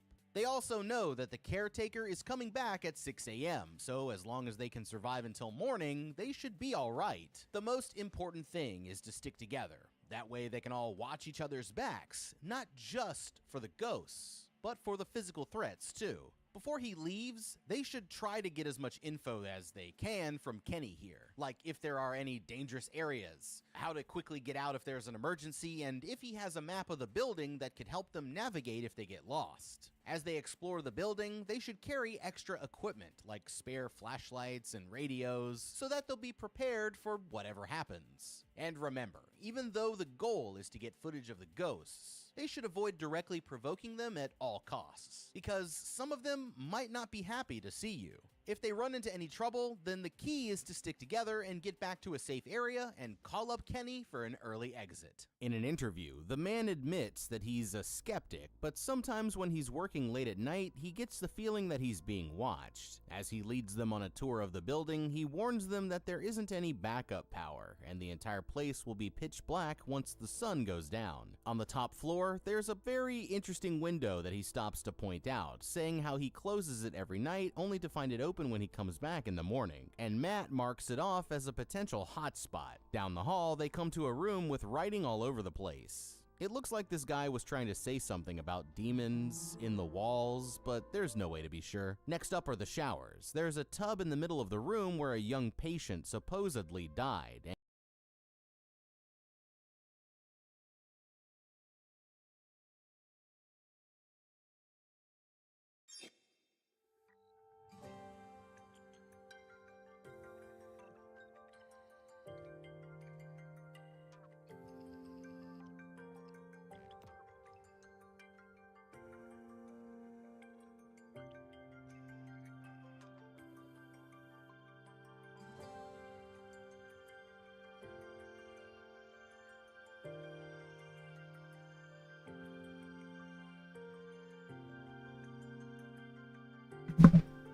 All right. So yeah. So I just made a new account. Let's reroll. Oh, you can't even skip.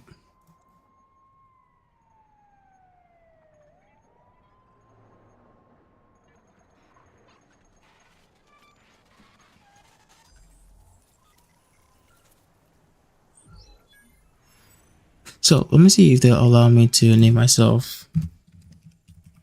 Please. Yeah, so the games look like you can name yourself that name and don't have to worry about it anymore. So that's good. Because it's all about UID nowadays, so that's great. That's smart. Alright.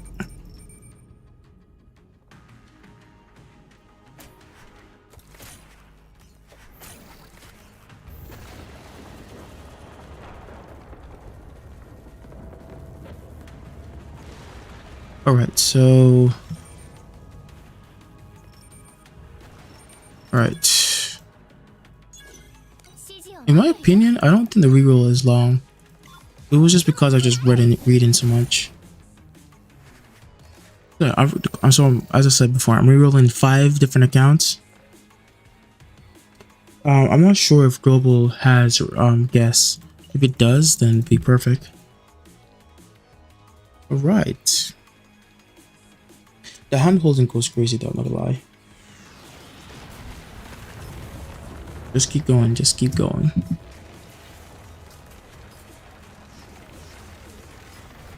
I think this is my FPS at the bottom.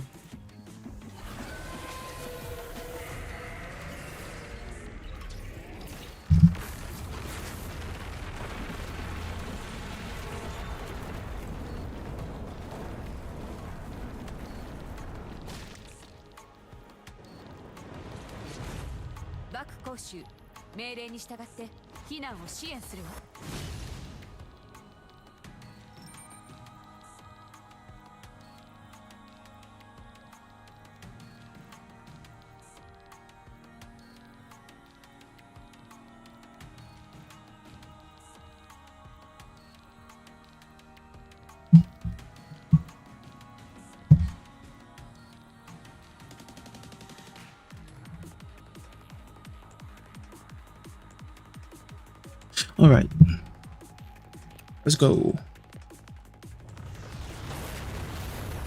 Keep going. Let's keep going. Let's keep going. Let's keep going.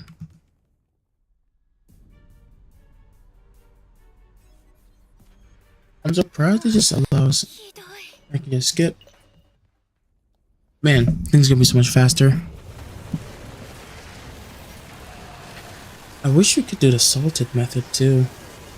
But hey, if I can do guest accounts on mobile, then this is gonna be so much easier. If I can't, well, it is what it is. Barrier.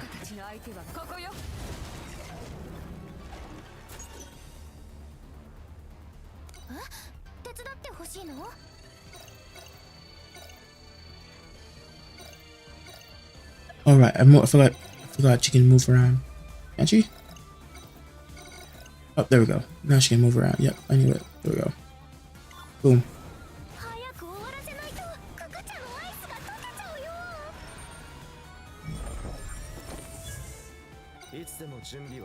Let's move him around. Okay.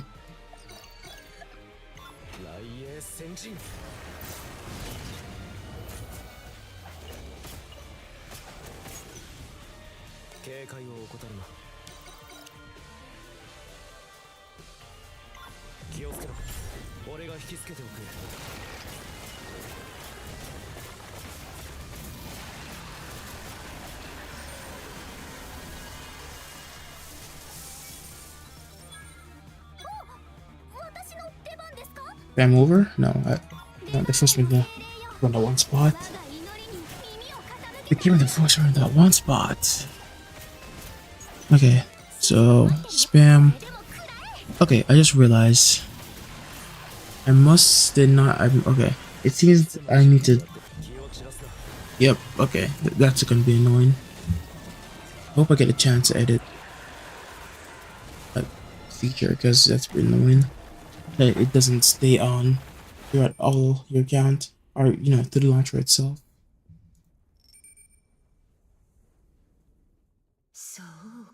Skip.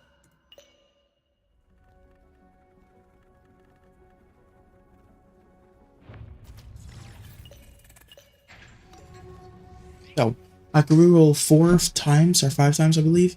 So I just did my first reroll on my 001. This is my 002. 002s and 004s are always the luckiest, so I hope I get something good. The terminal is under attack. Please deploy defenses. Yep.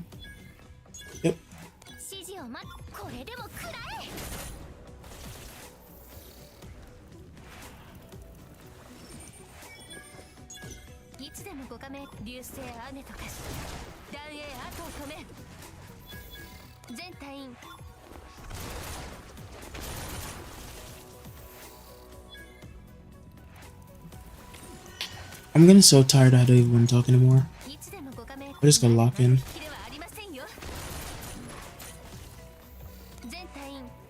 It's past 2 o'clock. I should really go to bed. But I want to actually get the rate of character. Get up to 30, then do the pull. One account what has all of them in it though. I want an account where I can get maybe like both the rate of character and another 6-star.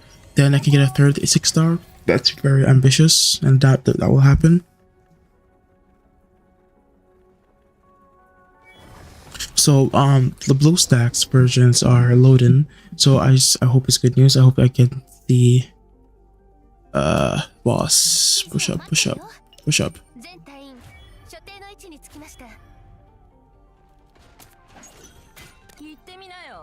Come on. Please.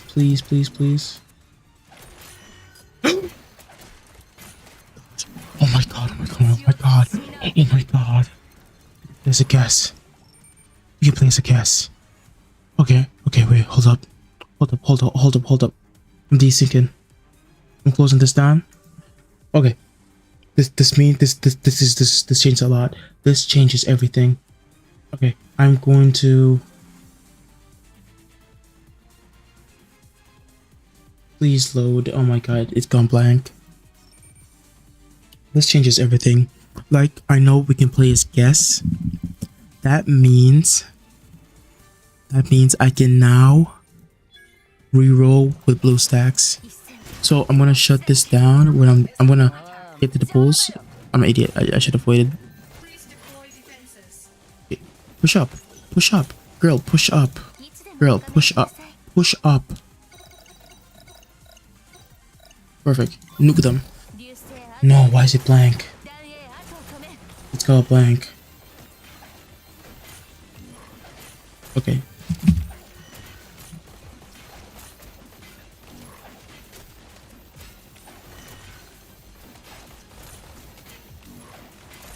There we go. Whoops. Perfect. She's so good. We can just combo it again.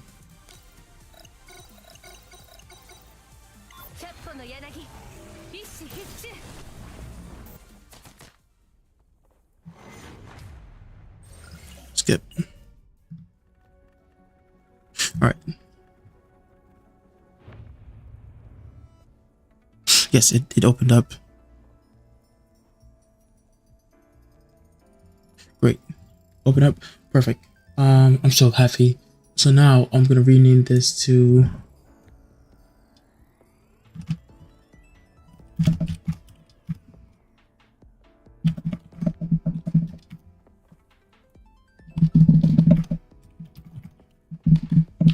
go main Reroll. Right, save that. I'm gonna copy. Oh, it's broken. It's there, but it's also not. Damn. Okay, calm down. That sucks. It's not even its fault. I have to open it over here. I thought I closed it down. Hold up, what? I closed it down. Why is it still here? Yeah, and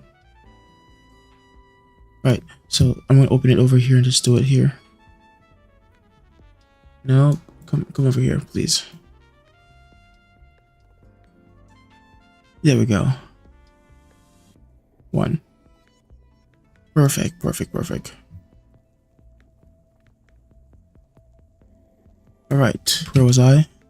So just knowing that that I can now do that, this whole reroll is gonna be so much easier.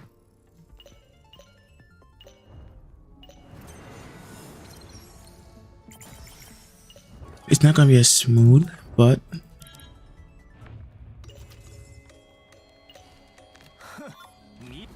reroll on PC is nice. I really love reroll. Honestly, my favorite part of gacha games are just rerolling, and if I can reroll on a gacha without any problems, then I'm taking it.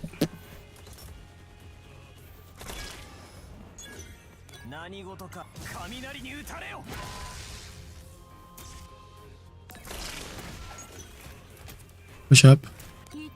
Push up, push up. Push up.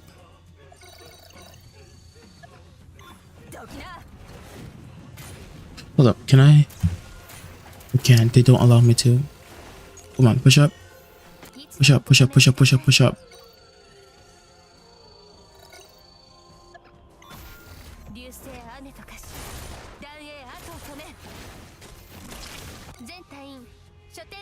Push up, push up, push up, push up.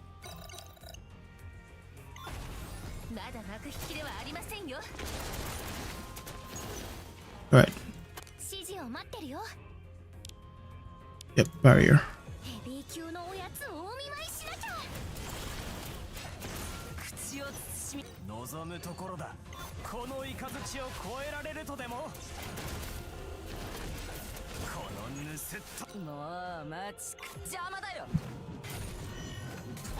Almost there. When it's finished cloning, I'm gonna open it up. We're gonna put everything up, and then we're gonna reroll on the mobile. So by the time I reach the gacha, the 20 pulls, I hope everything works out. Also, one great thing is that now, since I can do that, I'm getting tired. I hope there isn't any issues.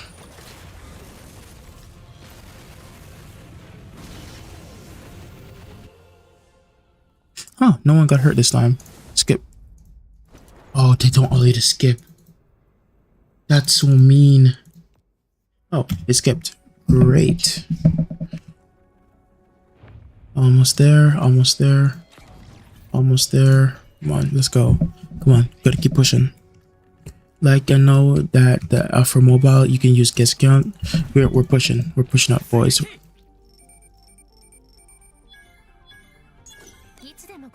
Let's go. Oh, this is where we can now use it. Close. Yep. Thank you. Oh, they do it automatically, so sweet. Boom.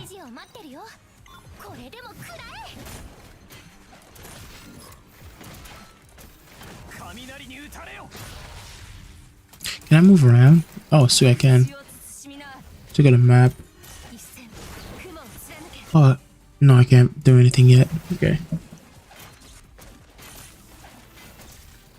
Is it finished? No. No.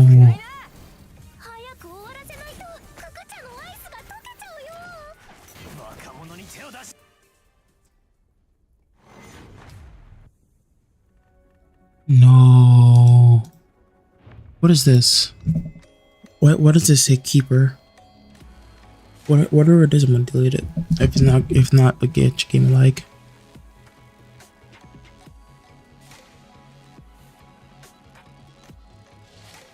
Open up, come on, open up.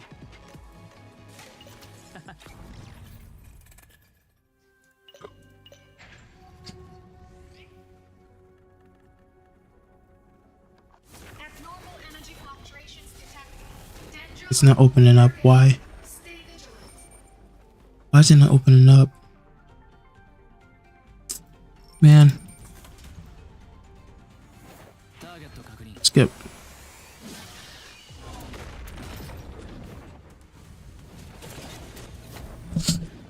No, I'm not dealing with this. I'm not dealing with this. I'm not dealing with this. Turn it off.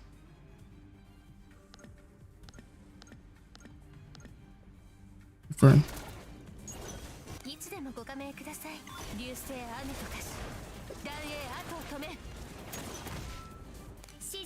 The Great Wall of China.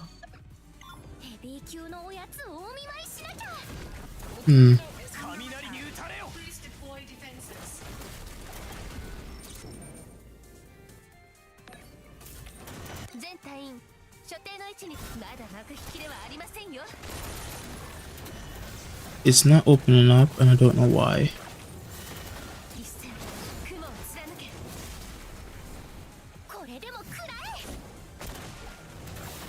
I can't believe it didn't clone. Storage is out of space. That's why. Okay, I see. Okay. That's embarrassing. So I know what I need to do.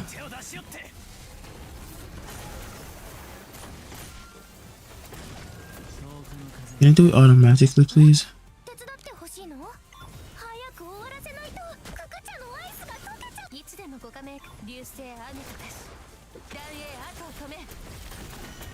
Okay, you're focusing on that. I see what the problem is, and it's LD player. LD player. I have too much on LD player. Don't delete.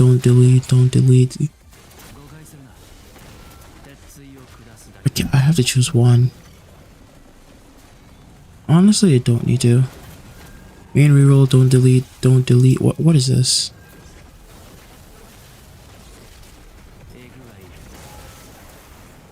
So embarrassing.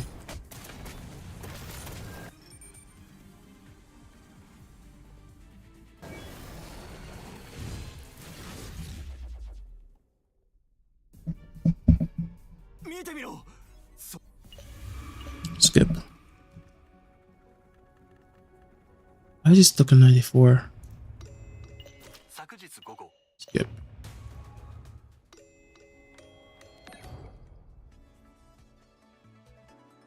Okay, great. Close. What's on here? Why it says don't delete? Oh. Is this game? In my opinion, I'm deleting it.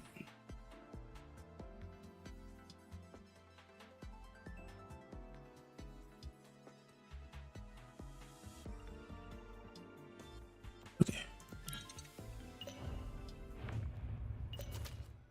Yep. Now I can pull. Well, right. Let's pull.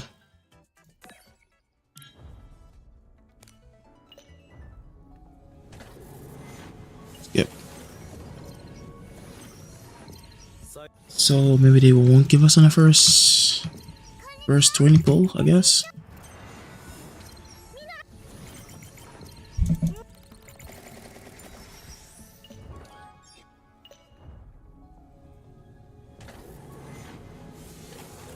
No, I did not get anything. Okay, that sucks. Okay, that honestly sucks. What is this keeper? And it did not open. If it doesn't open, I'm deleting it. It keeps opening and then closing.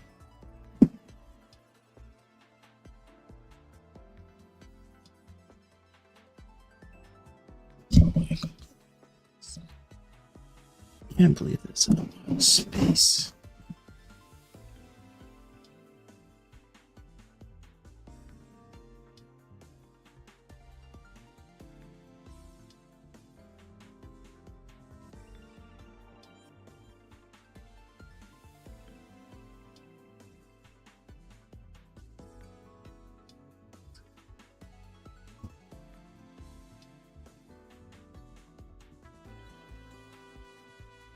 This sucks.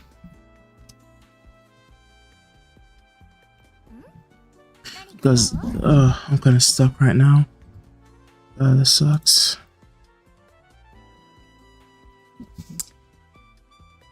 I'm deleting it. Okay.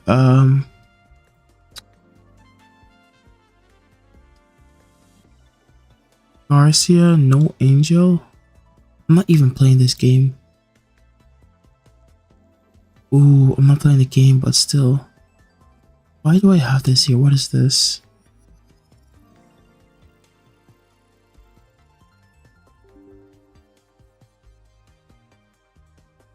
Error? Where's an error?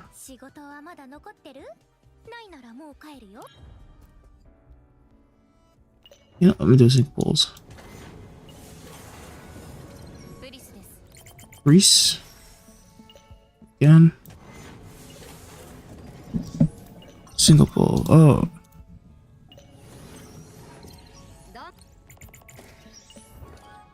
Hold up.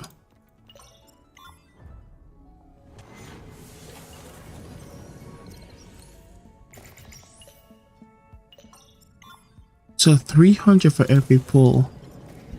That's kind of mean. Skip. Okay. So you get 27 plus if you put in the code, you get another. Alright, interesting. Quick game. Log out.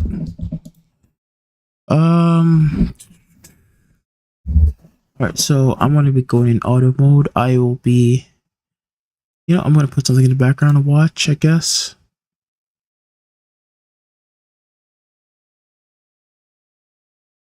My thing is not receiving enough video. The encoding is overloaded. Really now.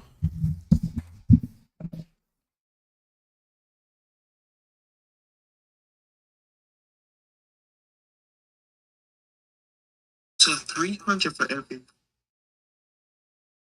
Huh, doesn't seem like it. Maybe I'm delayed by a lot. But yeah.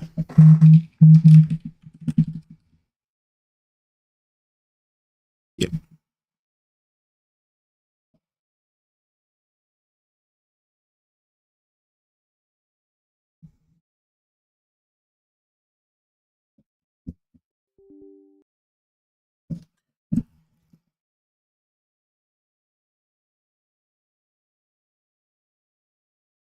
Alright, so uninstalling games I'm not playing right now.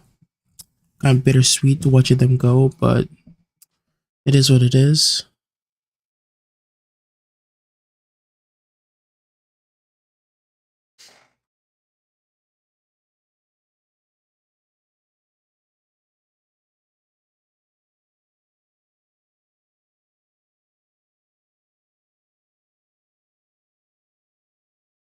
Pretty much all the games on my device.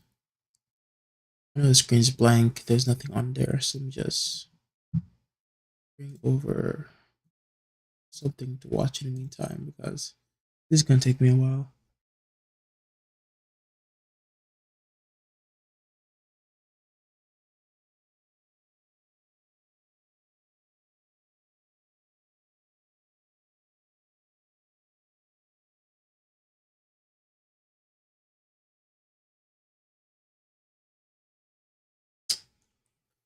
Where's the other one? Getting pretty tired now, not gonna lie. 13 views. Sheesh. So someone kept coming in and out. That's nice.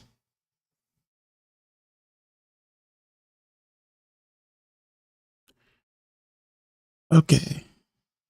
Yep, let's go. You probably know Xiaomi for their Mr. Who's the Boss. smartphones, but what you might not have known Boom. is the sheer number of other gadgets they make.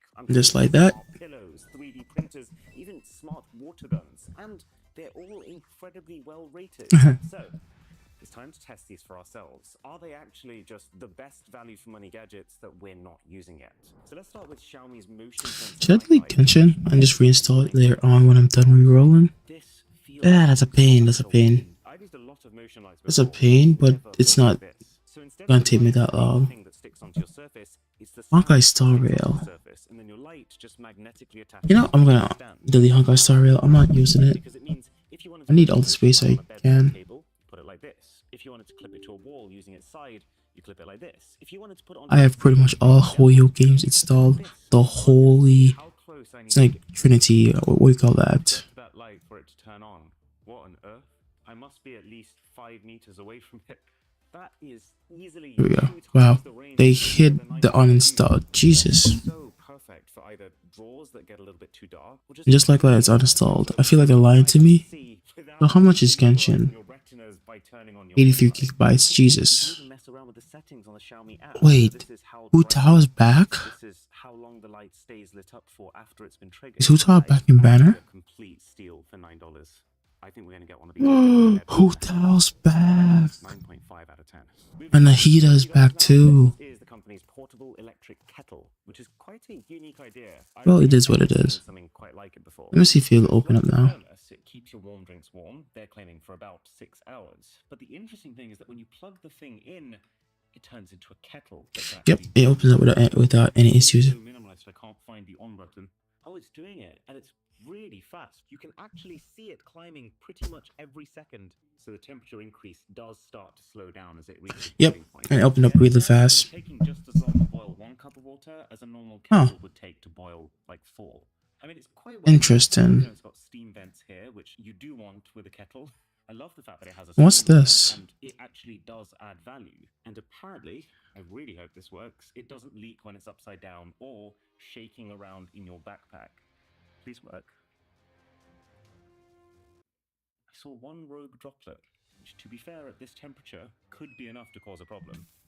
I don't know, this product feels like a bit of a miss to me. Because, like, you wake up in the morning, you make your coffee at home, you take it to work, and it's still hot because it's in your thermos. So, why do you need it to be a kettle? I mean, maybe if you live on your own, this would be quite a nice size just to boil enough water for 1. Oh, I see. Okay, stop recording. Never plan on having friends over. It's not even like you can use it for camping, because where are you going to get a main socket from? Feels like a 5 out of 10 to me. Very competent. I just don't get it. Now let's skip ahead a bit. Huh. Xiaomi 3D printer. So why is it? So why don't I have a counter on this? Okay, I'm gonna delete LD Player 9. Oh, I see. I see. Which melts that plastic, deposits it in its new arrangement, and then that plastic dries as it cools. But this. What's LD Player 16? If it doesn't open up, then I'm gonna close this. So you Firm. put this resin into the machine, and if you look closely, you'll see the machine is peppered with tiny little bulbs. Open up again. Ultraviolet light, which Yeah, so this is causes a chemical broken. reaction in this What about resin, this one? and that causes this resin to solidify in This position. opens without any problem, so exit. Better than filament printers in a lot of ways because it can Confirm. create 3D objects without that horrible wiry finish that you get from the way. Alright, so that's a lot of stuff deleted. Oh, this is cool. You can actually get it to print a vase. Oh, doesn't this look just adorable? Oh, wow. So you can fully preview the 3D model of the thing you're about to print before you hit go, just to make sure you're happy with it from every angle. Oh my god, it actually shows you all the supporting structures that it's going to have to build as well to create that model, and it's highlighted them in grey so you know the bits that you're going to have to snap off once the model's made, as well as giving you like a full dimension map of the model. This is actually so consumer friendly for what can often be a very complex and daunting process. I guess that means print. It says open a window. That's not really going to be an option here. Oh, really cool mechanism for this self-adjusting arm. Oh look, it's bubbling away. So it's releasing resin into the chamber. I have a feeling this is going to take a little bit of time to make, so we'll come back to this. Now this one is easily one of Xiaomi's most well-received products ever. I've heard a lot about this, considering it's a cordless screwdriver, which also happens to be the winner of the IF Design Award. Holy moly. I mean, I'm not a massive, hey, come look at my toolbox kind of guy, but this I can see the appeal of. It's so pretty. It charges via USB-C, which is absolutely awesome compared to the micro USB or worse still, proprietary battery packs that some others use. It's really clean. You can't actually, fittingly I suppose, see a single screw in sight on the design. And I love the way that it stores these little drill bits. The only thing that concerns me is it doesn't sound all that powerful. Actually, let's test that theory. So this is a cabinet we were assembling earlier for the house, and this is about as strenuous a task as I've needed a screwdriver for. Yes, construction is my passion. The drill bits magnetically clip onto the screwdriver, and then when you hold the trigger while it's in neutral, you get a ring light so that your screws are Twitch stream ready, and then you flick the dial to the right to screw stuff in, and then you flick it to the left to unscrew stuff. So I guess if I want to take this out, this is like child's play for it. This honestly feels like another easy 9 out of 10. It is every single thing that a screwdriver needs to be for 95% of people, apart from being able to stand up on its own. Why would I do that?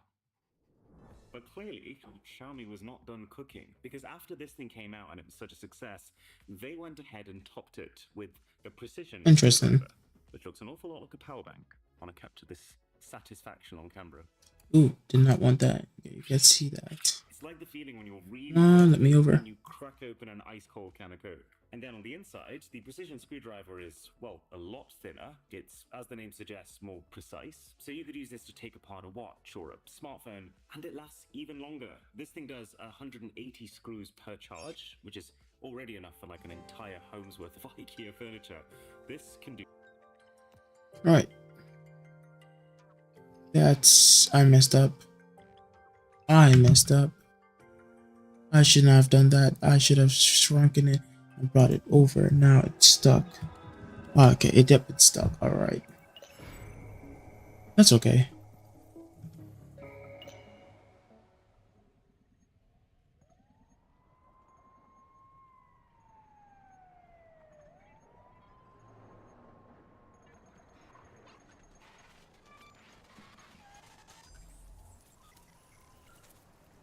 Right.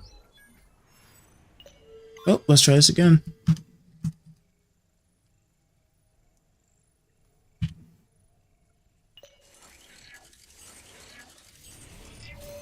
Okay, how is the cloning process going? Pretty good. I don't see any arrows right now. Good. I'm getting so tired. I might be cooked tomorrow.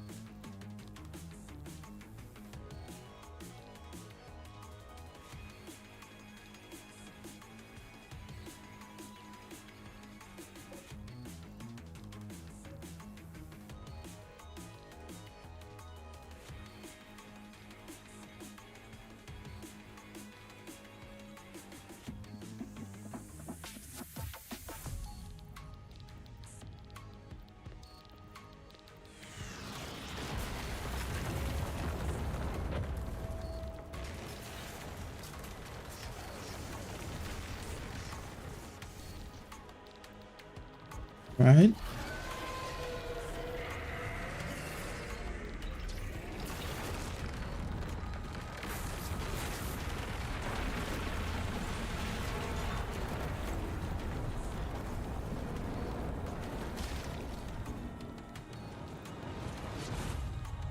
攻守命令に従って避難を支援するわ。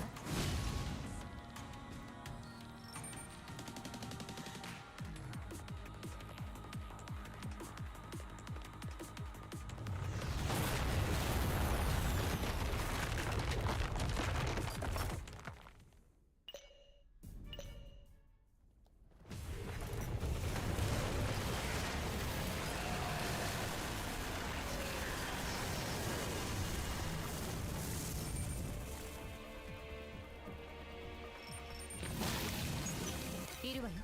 どうぞ。あんたたちの相手はここよ。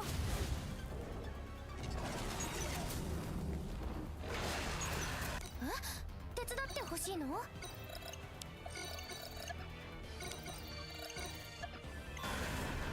早く終わらせないとククチャのアイスが溶けちゃうよ。いつでも準備はできている。雷影先陣。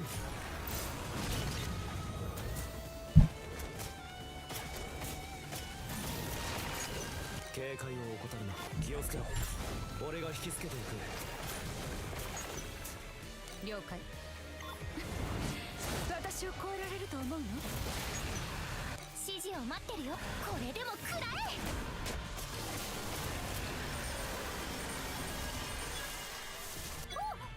レバーレの精霊よ、我が祈りに耳を傾けたまえ。いつでも気を散らすな。Great. Honestly, so tired.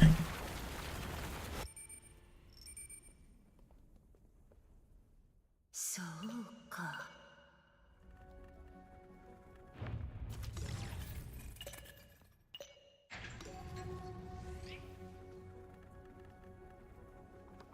Because the cool thing is that if I get the rate up character and that S tier support, I can select another good character and I will have a good team.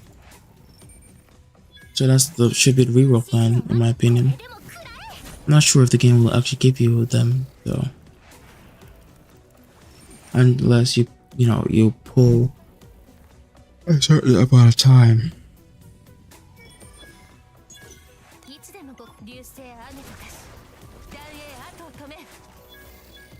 And one of the cool things is that seems like CN is ahead of us, so we can always just check out who we need to save for. Who's gonna be the best character. That's good.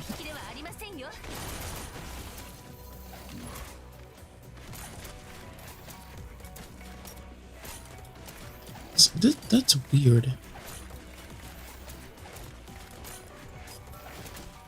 He keeps saying I'm getting viewers. I don't believe that. I once again, once you leave YouTube for a while and you come back, it's gonna take a while for YouTube to put you back on the algorithm.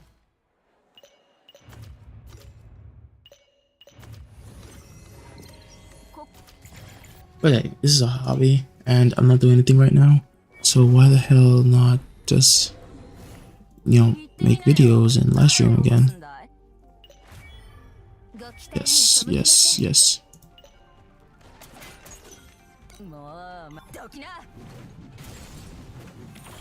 Break. Break every chain. Break every chain. Break every chain. There is power in the name of Jesus. You to take every chain. Break every chain. Break every chain. Am I doing something wrong? Oh, they're not even here yet. That's why. Okay. Alright. Alright, let's go. Can we go deeper? Okay, great. Alright.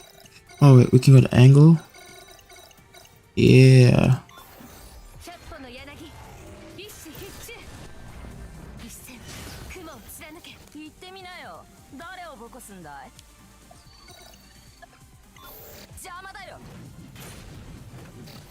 No, we have not unlocked already. I missed the chance. We need to go to angle again. Yep, there we go.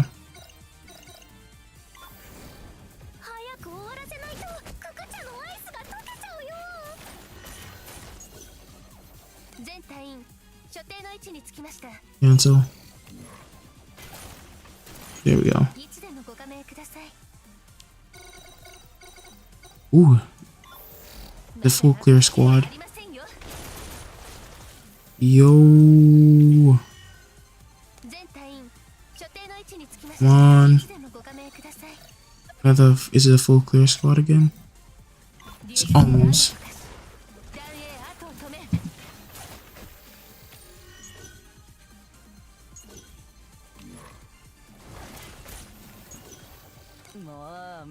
So yeah, her job is to break it. The breakers are very important, I see. Let's turn. Push up a little bit more. Yeah, let's like that.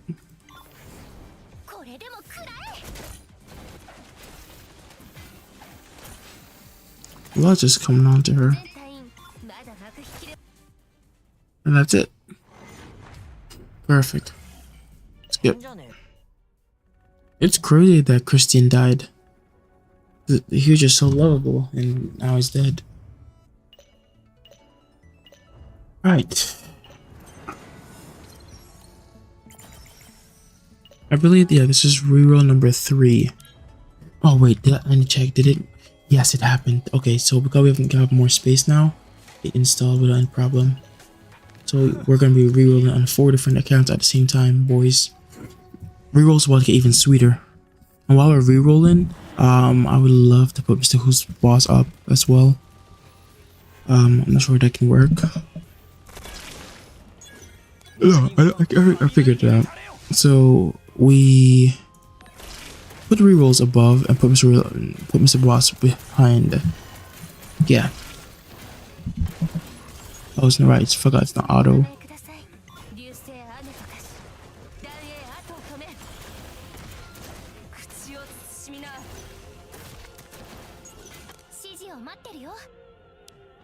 Yep, there we go.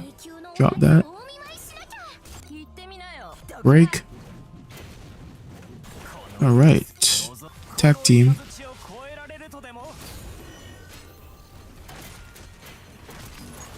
Let's activate that AoE. Push up. Great.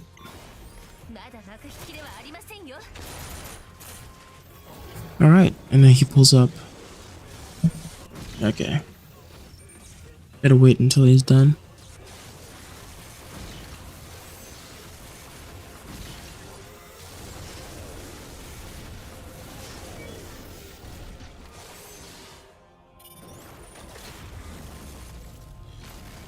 This dude a double barrier? Sheesh. Okay, so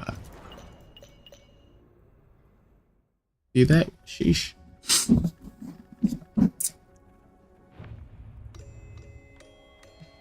Man, oh boy.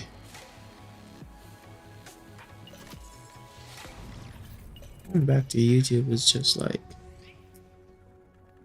honestly, I can't wait to start making videos again.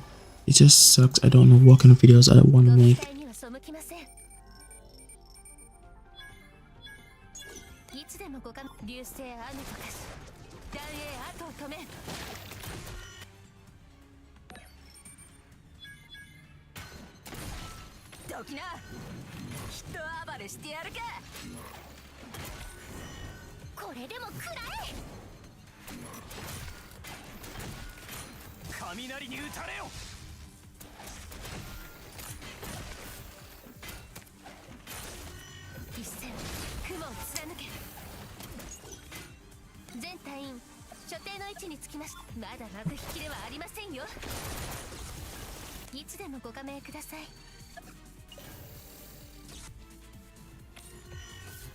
全隊員所定の位置につきました。いつでもご加盟ください。流星雨と化し断影後を止め。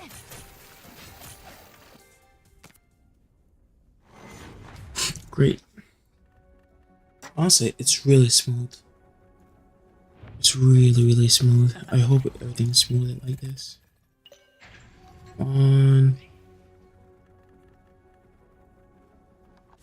Reroll has been pretty smooth, I'm not gonna lie. After I get a hand of things. The only reason why it took me this long was, as if you guys were, watching the stream or watching the replay back, I was just reading the story. Right, so let's turn it off. It is off, great. Yeah, let's put barrier down. Let's go here in front. And why is barrier all the way back? Yeah, put a barrier in front of him.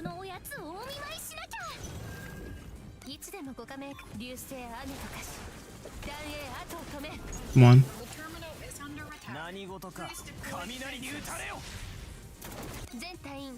Come on.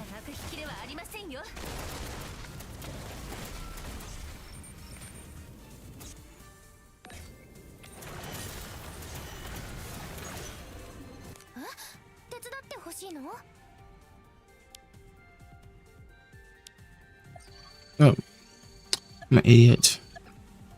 So I move her like this, and then I hold the barrier, and that's how I use the barrier. Boom.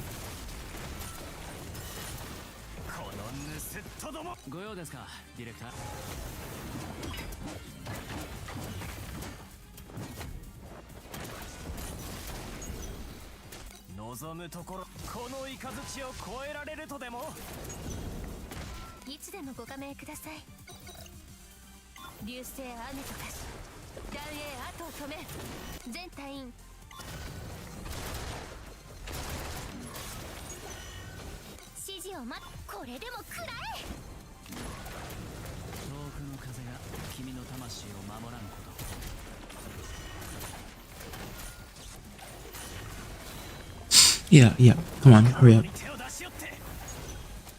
Okay, so, no, cancel. We need you. You break. He doesn't break?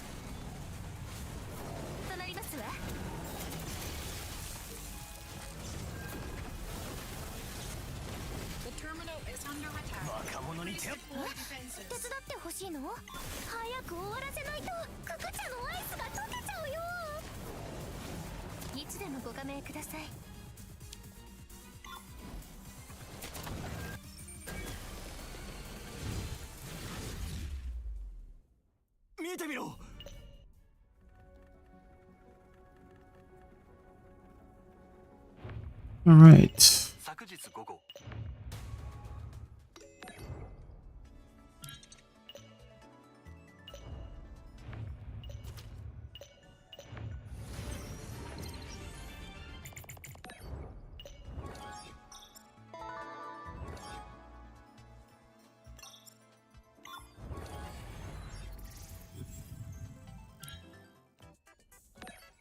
All right, here we go.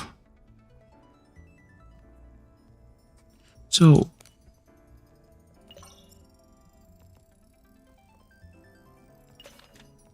do 30 pulls, we can select. Oh, that? Okay, so it's just 30 pulls in general.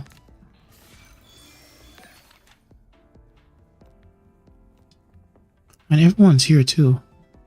That's cool. Oh, let's go. Let's go. Let's go. Let's go. We got it. We finally got the count. The count number 3, was it? Okay. No. Did I get rid of character? No, I lost a 50-50. I lost a 50-50, dear God. I can't believe I lost a 50-50. What even is that character?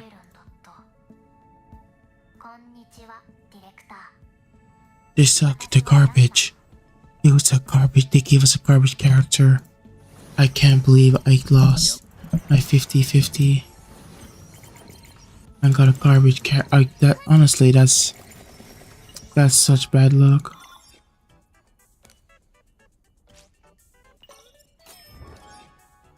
Isn't there like a I don't see anything like that though.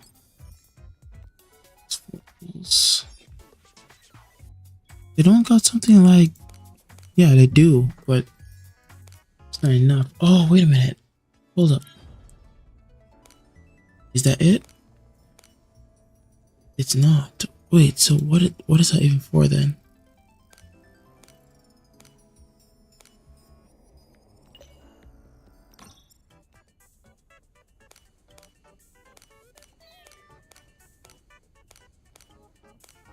So no, you can't get any more pulls like that. That sucks.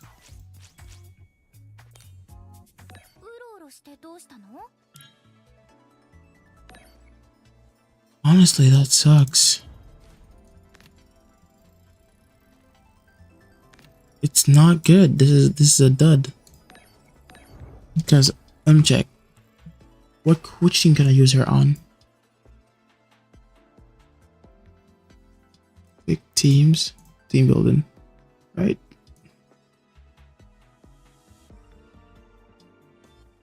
That's funny. So I can run yeah. So the characters they gave me, I can use them, but I just don't have Frida. Interesting. So I lost a 50-50. And now, okay, you know what?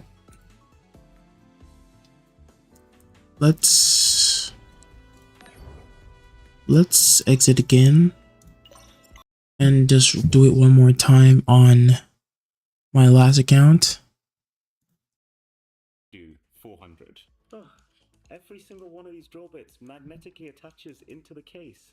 Oh, show me. It's fair to say these will be the screwdrivers that we keep around the new house. I feel like I could write with this. Probably actually could. Oh yeah, you can. So far, at least, I gotta say, this stuff is really good. I actually think I like Xiaomi's gadgets more than I like their phones, but let's see if that continues with the smart laser measure. So first impression, the hardware is very much like the screwdriver, in that it feels like it's exactly what it needs to be and nothing more. So the whole thing is one button. You put the measure somewhere, you tap that one button, it fires out a laser, and then a receiver sitting on the measure will tell you how far away that laser stops. Okay, so 0.563. Take me. Hey. So I'm getting that as 0.562.5. That is, it's bang on. You can then double tap that button and it changes whether you're including the length of the body or just measuring from the end, which... Right.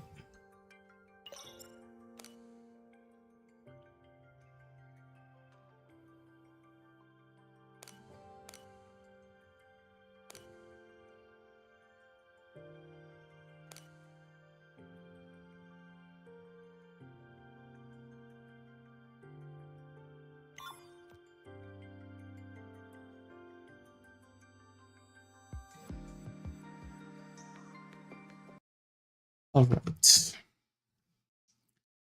Let me see. Can I watch Mr. Who's the Boss? Can I watch Mr. Who's the Boss?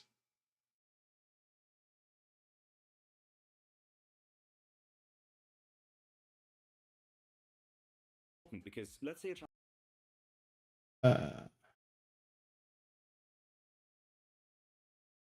sweet. I can.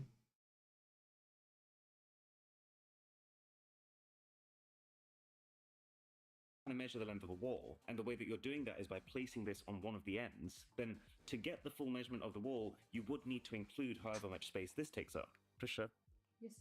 you are 1.058 meters away from me right now. Okay, I'm gonna keep going back. You're 4.478 meters from me right now. It's got. Thing is, the range is actually enormous. This thing can actually measure anything up to 40 meters away, and it's only now that I'm realizing just how far that actually is. You'd never need more than that. That's awesome. Joes, do you know how far away you are from me? You are 1.853 meters from me. I thought you were going to say tall then. I was like, not far off. One day.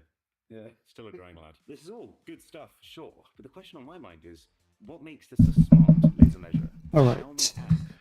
This is actually really cool, because the Xiaomi app that controls this is the same Xiaomi app that also connects to the motion lights and just about every other Xiaomi I thought Xiaomi was banned. Huh.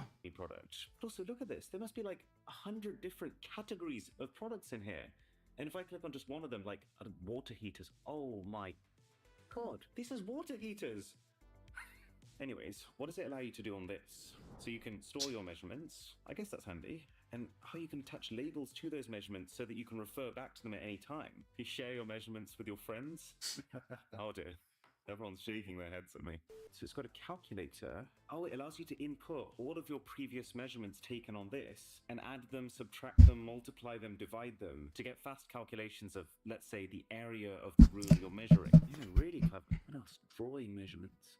Oh my god. Whoa, wait, so if I take a measurement, oh my god, this is so cool. So all the measurements I've ever taken with this are at the bottom here, and I can just draw lines and then assign those lines to the measurements I've taken. It builds the top-down view of the room you're trying to measure, and it's exactly to scale. I feel like a lot of this stuff is not hard to implement once you've had the idea to implement it, but it's the fact that they've had the idea and crammed it into such a minimalist device that requires no thought to use. That's the impressive part. I have no notes. This is a 10 out of 10 product. What? What, the first 10 you've ever given? Maybe. Xiaomi's smart clock is another product that, if it is actually good, could well be perfect for this house. It could even be a permanent mainstay on our bedside tables. So at its core, it's a clock. Tells the time. If you hold down on the clock, you get 10 different clock faces to choose from, and then within each one, you can customize the colors of them. Do you know what's particularly impressive about this, though, is how smooth the interface is. Like, actually slicker than most phones at $50. And then all these other screens are other basic smartphone-like features. For example, weather, traffic, calendar, music from Spotify. Scroll down, play music. Okay, music on Spotify. Okay, I mean, it's not a hi-fi speaker, but there's plenty of thump here. You could happily listen to your morning tunes and not be upset. Let's try something a little more challenging. Hey, turn light on. That was easy. Turn off the light. That's not bad at all. So actually quite capable smart home functionality too. You're getting a lot of product here for something that doesn't really cost a whole lot more than like this. Not to mention the ritual-like routines you can set. So for example, I can Like what? home functionality too. You're getting a lot of product here for something that doesn't really cost a whole lot more than like this. Not to mention the ritual-like routines you can set. So for example, I can set off an entire chain reaction just by saying, good morning. Good afternoon. The time is 3:30 p.m. Currently in Ilford, it's 15 degrees and cloudy. Today, it'll be cloudy. Here's a joke to start your morning. What do you get when you put a vest on an alligator? An investigator. Have a great day. Kind of makes me want to go back to sleep. Oh. I ain't going to straight. Fucking straight.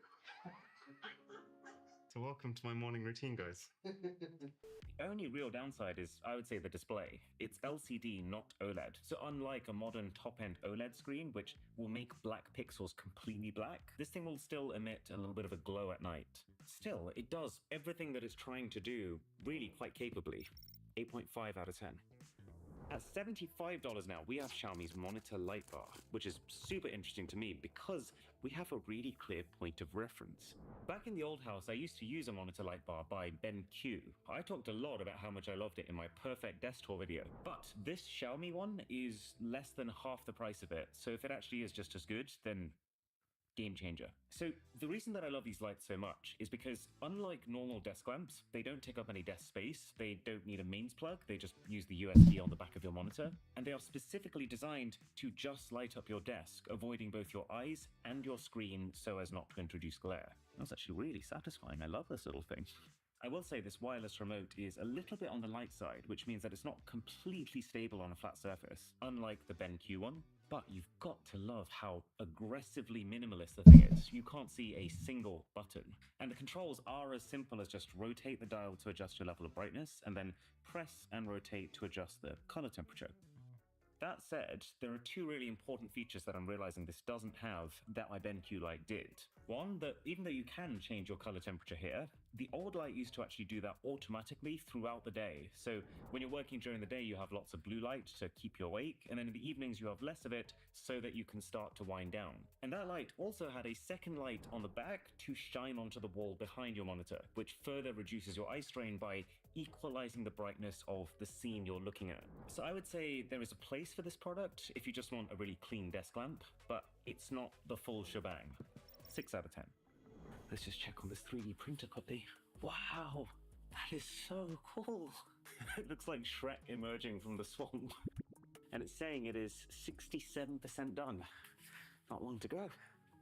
Now, so far with all of these affordable Xiaomi products, I think it's fair to say the value for money has been absolutely insane. But now that we're going into the $100 plus luxury tier with their perfume dispenser, my question is, does the value for money start to deteriorate? So again, I will say they have knocked it out the park when it comes to design. So it's powered by plugging it into your car's USB port. And to be honest, the cable being so short and thin kind of disappears. It's very elegant. I love how this, just like every other gadget here, has a USB-C connector and the glowing ring that shows you which scent is currently being released. Oh la la. So green is meant to be freshness. It kind of smells like walking through the forest just after it's rained, in a nice way. Purple is meant to be soothing. What does this smell like? Body soap? It smells very like a hotel. It does. It smells like a hotel lobby. Yeah. It says check-in. That's what this is. And then orange is meant to be joy. I think it smells like oranges. Oh look, you can see it. We've got a like wispy little performance here. Oh wow. Okay, yeah, it's actually kind of potent. Really full of joy. I gotta say, it's a pretty smart little gadget. While it's on, it will sporadically release scent and then stop and then release more as it's needed. It will remember what setting you left it on when you turn the car off and on again. I way prefer the idea of something like this as opposed to the little hanging trees people get here. Or whatever the hell this thing is. Can I check the capacity of the cartridges? Oh yeah, look, so it's telling me they're all on 100% right now. We actually left this running outside for an hour yesterday, and so the fact that it's still saying 100% makes me think this will last quite a long time. So this to me feels, unlike some other Xiaomi products, not the cheap way of doing things. This is like the most expensive way possible to perfume your car. But do you still get what you pay for? Yes, absolutely. This is one sexy way to make your car smell good. 8.5 out of 10. Now, the massage gun is another chance for Xiaomi to make something just as good for less. Considering that this thing is $120, some massage guns I've used are $500. Ooh, this is some nice crinkly plastic. Let's give it a peel. Oof. Wow, that was not nearly as satisfying as it should have been. First thing that occurs to me, it's actually kind of cool that Xiaomi's design language is so consistent that their massage gun basically just looks like a scaled up version of their screwdriver. Just, you know, don't get them mixed up. You've got 3 different heads. You've got a ball head that's somewhat cushioned. You've got a flat head. And then you... It's meant to have a super quiet... Pause. Hey, yo. Brushless motor.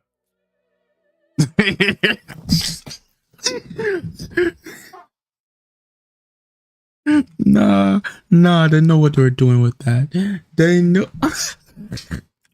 Look at Aaron's face. Oh my god. Look at his face, man. He's like, nah, bro. Nah. I can't even. Why do you need this? Fair play though, it is very quiet considering what it's able to do. Although, not so much when you start to turn the settings up. Wow! That is amazing though, it's almost like it's reaching ultrasonic speeds. It's actually going so fast that I don't even feel like I'm getting pummeled anymore, I just feel like really deep relief. But then also, it has a smart pressure sensor built in, so you actually have to push it a certain amount till it lights up white, which means that you're pushing the right amount, and then it's meant to go red when you're putting in too much, but... Ow! Ow? There's got to be the limit! Oh wait, just stop! Oh, at that point I might as well have just used the screwdriver. So the ball head will definitely be more forgiving than whatever this is. So if I use that instead, I should be able to show you the pressure sensing. Oh, see, that's nice. So you can see when I put a normal amount of pressure on, it goes white, and then when I put too much pressure, it will eventually... Ow!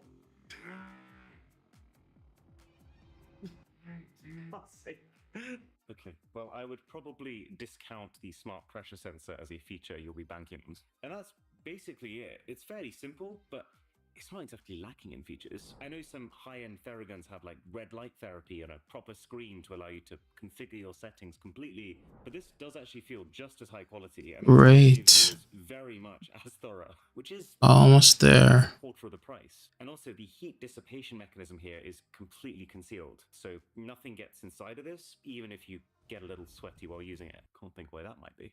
It's actually kind of crazy because this Xiaomi massage gun is actually less expensive than like a Theragun Mini, and this gives you a far better massage than this does. It's just that I'd still probably prefer to use this on the regular because this actually fits into a small side pocket of my backpack. The Xiaomi does not.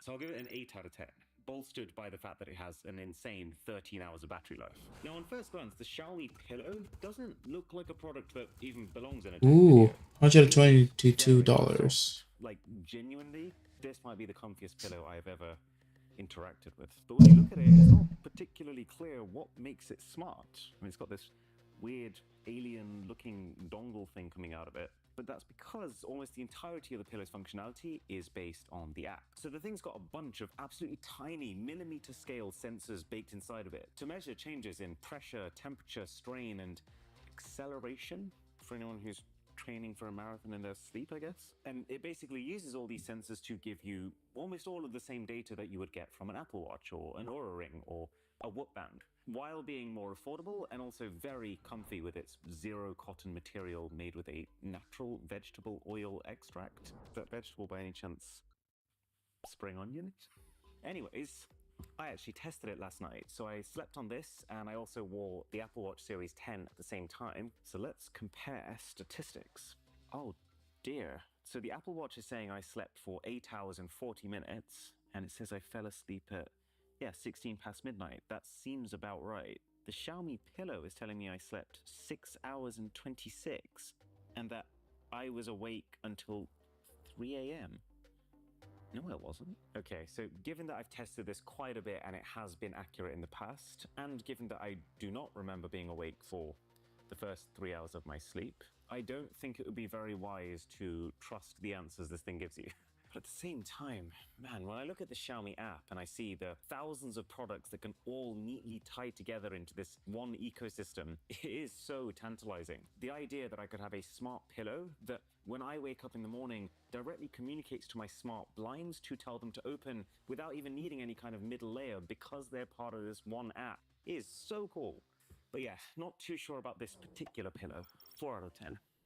Now, I've tested quite a few water guns in my time. Cheap guns, fancy guns, but never one quite as ridiculous as Xiaomi's. I'm struggling to wrap my head around how a water gun can be worth $250. Oh my god, it's that gun. It charges with USB-C, of course. So turn it on. Whoa. Fine, I can do auto. That is so cool. So then you stick it in the water, you push the trigger forward instead of back. You can actually see the water filling up using the LED strip. That's such a clever way to use what would otherwise be a gimmick. Oh yeah, and then the screen also tells you how much of your water tank is full.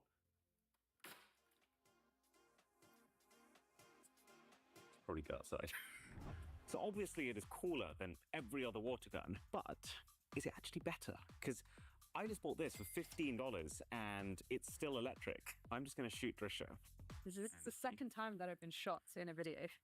Yeah, but see, so we've moved house and I left the kind of dummy at home that I was going to use, and I don't do this for me. I do this for the content. Okay, so Yes, sir. you know, you can For the choose content. where you'd like to be anywhere. Okay, thank you for offering yourself for this cause. Okay, so this is a normal water gun. It looks like it's barely reaching you. Yeah, it's like a garden sprinkler. But to be fair, rate of fire, impressive. I'll just carry on trying this. And that's basically it for this gun. There's no alternate fire modes. I mean, technically there's an optical scope. I don't think it's going to get you very far.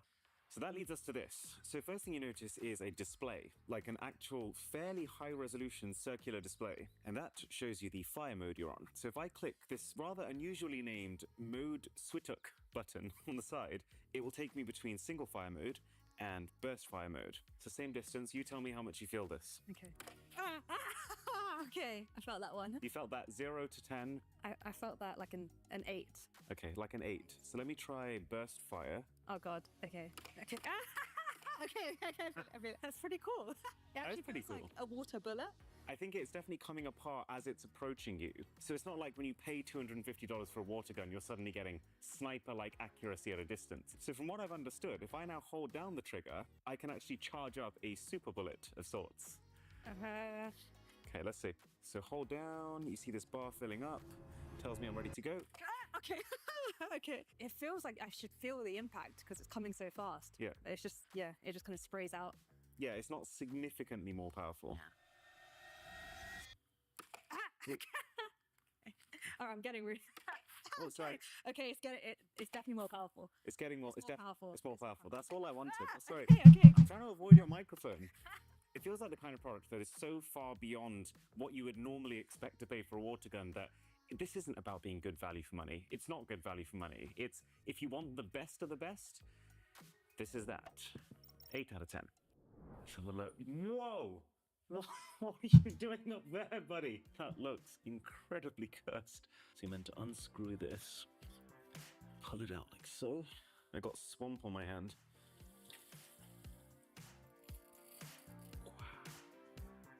And we're left with the cutest fella you've ever seen. Now, there are two downsides I can think of. One, that you've got to use these Xiaomi-only proprietary single-use resin cartridges, after which you throw them, which is not particularly environmentally friendly. But then also, it smells really bad. I've actually been holding my nose for the last 45 seconds, and we're probably going to need some industrial-grade stuff to clean this room out. Still, though, this is a way better result than I've ever seen come from a filament printer. 8 out of 10. And now for the flagship Big Daddy Xiaomi product. This is the one that I'd say Xiaomi has the biggest market penetration in, the electric scooter. I see these things all the time on the streets, but this is their new Scooter 4 Pro. And my clumsiest unboxing ever. Oh, there we go again. Nearly face planted. The first thing you notice is this is quite a bit taller than the average electric scooter, which is great for me because I'm usually ever so slightly craned over. And also the base feels wider. It's like the extra legroom seats on a plane. Let's take it for a spin. I'm a little scared for the acceleration. Oh, holy wow. I've tested electric scooters before. Never before with that much oomph. Oh. I'm a hazard to myself and society with this. So I know that the speed of electric scooters is capped in most countries for your own safety. That doesn't mean this thing can't accelerate. And then, when you run out of battery, this is another massive improvement, the charger is magnetic, which is really important for something so valuable because it means if you accidentally walk on by it, that nearly hit you, I'm sorry. Your scooter's still standing. I mean, the thing even has regenerative braking, which is what electric cars use to recover some of their energy when you hit the brakes, which is what's actually increasing this thing's range from 45 kilometers last generation to 55 kilometers this generation. Squeeze me. Whoa. I mean, this, whoa, has to be the most polished, refined, high-tech electric scooter out there. Even the lights on the front and the back are extremely bright. There's reflectors all over for visibility on roads. And it's just such a smooth ride. And part of the reason why is these tires. They're bigger, which is good for shock absorption. but they're also made of Duragel that's apparently also self-sealing if you get a puncture. What? As if I needed to make this any more hazardous for myself. This is a plank of wood with a 2-inch nail sticking out of it. All right, off we go. Oh, this could be RIP. Oh, okay, that's definitely in there. Let's go back over to really make sure it's done. This is why we can't have nice things here. Well, actually, I suppose we can, just temporarily. I think it's fair to say that's tested, so...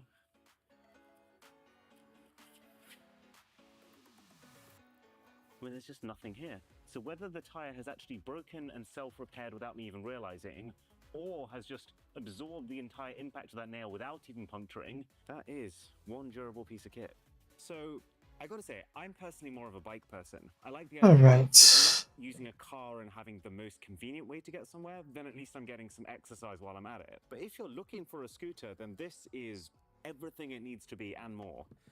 10 out of 10. And I will catch you in the next one. Woohoo! Oh my god. Alright. I'm about to spend $30,000. Oof.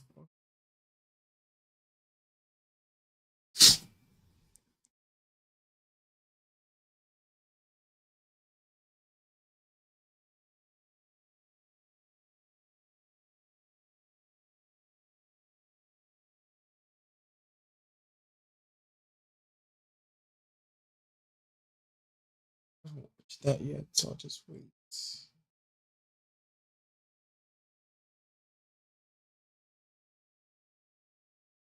Ah, there it is.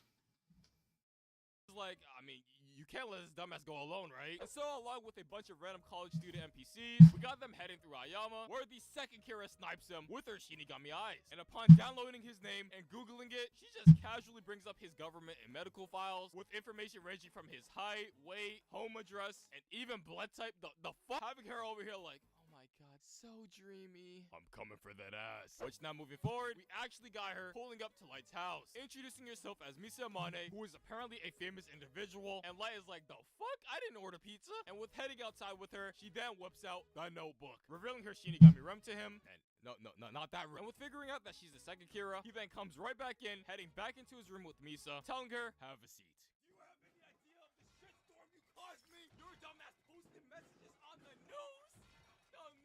Anyways, I could use your eyes to kill L. Welcome to the Team Honey Buns. And so with creating this new collab, he then gets Misa to deliver the following tape, telling the world, yeah, I give up on my search for Kira, and I am sorry to absolutely no one. The police. We gonna keep racking up them criminals, baby. Having L go, yeah, the Kira's definitely met. Having Light over here like, that could be a possibility.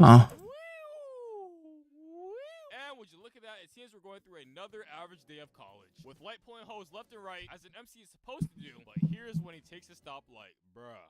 How is this goofy goober everywhere? And so with L pulling up, he's like, sorry baby, another time. Get walking. And upon another exchange with L here, with L telling him that he already told the task force, if he were to for some reason perish within the next few days, that Light is #1 on the leaderboard for most suspect. Having Light over here fuming with that stank face, thinking, man, I was so close to killing him. And to make matters worse, here's when Dumb Nuts makes her appearance, going, hey honey, I got a photo shoot nearby. Having L looking back like, oh wow. She kind of bad. While Light's confident ass over here is like, yes. At last. With these Shinigami eyes and my room temperature IQ girlfriend, I could finally have my... There's no way. He knows I'm gay? And of course, given the status of Misa, just casually going to a public setting like this has people flocking over her like, oh my god, no way, is that me? No. This is where L takes this opportunity to dig fist deep into Misa's tush. And after taking a strong whiff, L then makes this insane recovery, going, whoa, who would do something like that? Here, Light, have a sniff. And as all of this happens, this is when Misa's manager comes through, yanking her away from the crowd, which, I mean, I don't understand why she wasn't by her side this entire time. She fucking sucks at her job, but I digress. And with all that said and done, this is where Light's impatient ass goes, yeah, L, I gotta go. Heading off, attempting to call Misa. But as he does, this is when he starts hearing the opening theme of the anime playing behind him, and turns around like, that ass ass-picking bastard. And upon getting Misa's phone back, this is when Elle gets a call confirming that Misa Amane has been taken into custody under the suspicion that she is the second Kira. Because apparently her dumbass wasn't wearing a hairnet when cooking up these tapes, having Light's heart just sinking into his ballsack, just feeling utterly sick after coming this far. And you would think they would just throw her in a cell or something with maybe a blindfold on, but nah, we go full-on war crime mode, strapping her ass up to a board with some restraints, practically giving her a camel toe. And I mean, we even got various liquids to dump on her, requiring the use of gloves, which I mean, this is pretty humane if you ask me. But anyways, now cutting over back to the Light Yagami, just thinking about how the hell he's gonna get out of this predicament. This is when Rem pulls up upon having Misa relinquish ownership of her death note to cleanse her mind from the Kira memories, keeping her innocent, and is like, your ass better save her, man, or I'ma cook your shit. And Light is like, don't worry, I got this. Probably. And so we then cut to the abandoned woods over here. Foggy as fuck, by the way. And it seems we just got them playing hot potato with the 2 death notes, with Light passing on his death note to Rem to give to a person of status, starving for more power, and acquiring ownership over Misa's, with Ryuk being the one in control of his ownership. Also giving Ryuk the special instructions and a safe word to relinquish ownership of this death note, with the word being pie under any context. And so with that set in motion, we got the interrogation on Misa proceeding as per usual. And here's when Light pulls up to the room like, oh my god, I think I might be Kira. And his dad is like, son, what did I tell you about the drugs? And we're seeing this abrupt behavior from Light. Elle is like, nah, ain't no way you just barged in here with this goofy ass act. Get your ass locked up. And with Mr. Yagami being the father of the year, he too decides to step in the cage until his son's name is cleared. Really out here demonstrating a healthy father and son bond here. It's just truly wholesome. And so we got days passing, weeks, and there is no signs of killing of the criminals upon the detainment of Light Yagami. Having Elle tell Mr. Yagami, yeah, things are not looking too good for your son. On which has him going, man, I ought to knock the fuck out of you. And so upon more waiting, this is when Light goes, it's showtime. Telling Elle, it's getting quite lonely in here. Why don't you come in here and give me a cream pie? And with that, Ryuk is like, well, I guess it's time to say bye-bye, stripping that Death Note ownership. And now we got Light waking up with no recollection of ever having the Death Note and just rambling on that he isn't Kira. On which I was like, yeah, I don't buy it. So, 3 weeks later. Oh my god, Kira has started killing again. So that means Light's innocent. Hooray! But it seems Elle isn't too keen on the idea of freeing him just yet. Because, I mean, it's only just been a few days, like 50 days. So just freeing him like that would be boring. And so with the cooperation of Mr. Yagami to prove the innocence of his son and Misa, they take a nice drive around town where Mr. Yagami takes this nice little detour to this lovely place under the bridge and put your hands up where I can see them! Get pranked, kid. And just like that, it seems Light and Misa's names are cleared. Because obviously in this scenario, if Misa was the second Kira, she would have killed Mr. Yagami right then and there for threatening her Pookie Bear. And so moving forward, with the two of them now semi-innocent now, Elle is like, nah, you stand cuffed to me, sweet cheeks, while putting Misa's dumbass on a sort of house arrest to continue surveillance over her. And with doing so, Elle is like, yeah, it's time for an upgrade. Purchasing this $70 million property, all for the sake of this Kira case. And I mean, it's worth. Because look at what it comes with. We got a metal detector, a gaming setup, another gaming setup, a living room where we get this lovely first date between Light and Misa, with Elle third wheeling and god damn, what in the world star is going on here? Oh my god, what is Misa's dumbass doing again? Well, oh hey, here's where Monster steps in, saying, I know how to stop this altercation. Yes? Be honest, fuck, marry, kill. Me, Light, Misa. Hello?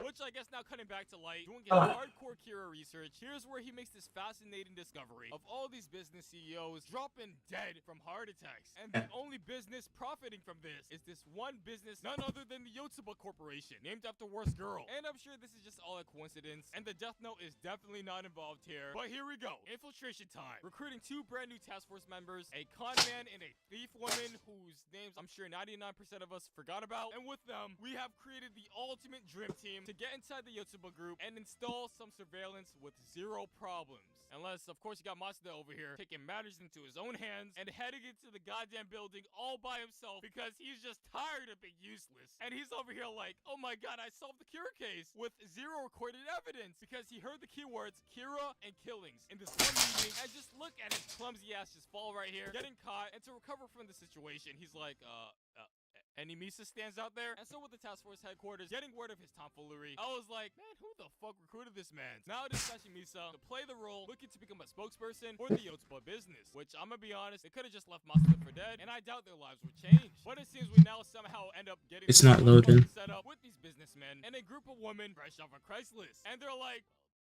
this is kind of weird. Man, I love me some coochie.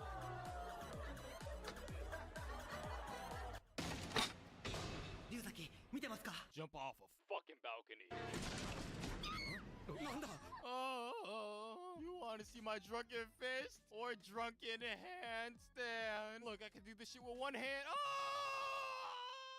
Oh, what? He actually survived? Who would have expected that? Which I guess now moving forward once again, it seems we got a continuation of business among us, with one of these individuals being the new Kira. And honestly, I'm not gonna be that guy and spoil who it is. This guy. It's this guy right here. And with business moving as usual, apparently the task force has successfully set up surveillance within the building, just listening in and watching, and somehow even have the ability to get close-up camera shots in the process. And of course, we got L over here enjoying the show with his diabetes special, telling everyone, let's just wait for everything to play out with all these deaths. And I mean, people die all the time, so it shouldn't be that big of a deal. But it seems Light and his dad were opposed to this, having Light taking action, picking up this phone, and telling this one dude in the meeting, delay the killings, or your ass is getting arrested. I got your ass in 4K right now. And with doing this, we got the respect of this one dude just out here sweating bullets. And would you look at that, he successfully delayed the killings, having L like, wow, you're pretty good at this. If I were to die, would you take over? Having Light over here like, thank you, wait a sec.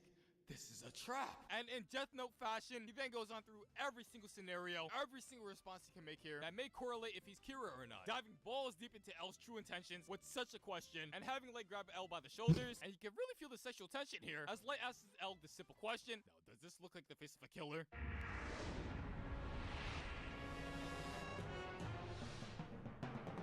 Yep. Whoa, look at me T-pose. And so with L fed up with how pussy everyone is with this investigation, he then decides to part ways, going solo, telling everyone, fuck y'all. You do you, I do me. Hey Misa, let's catch Kira together. Yay!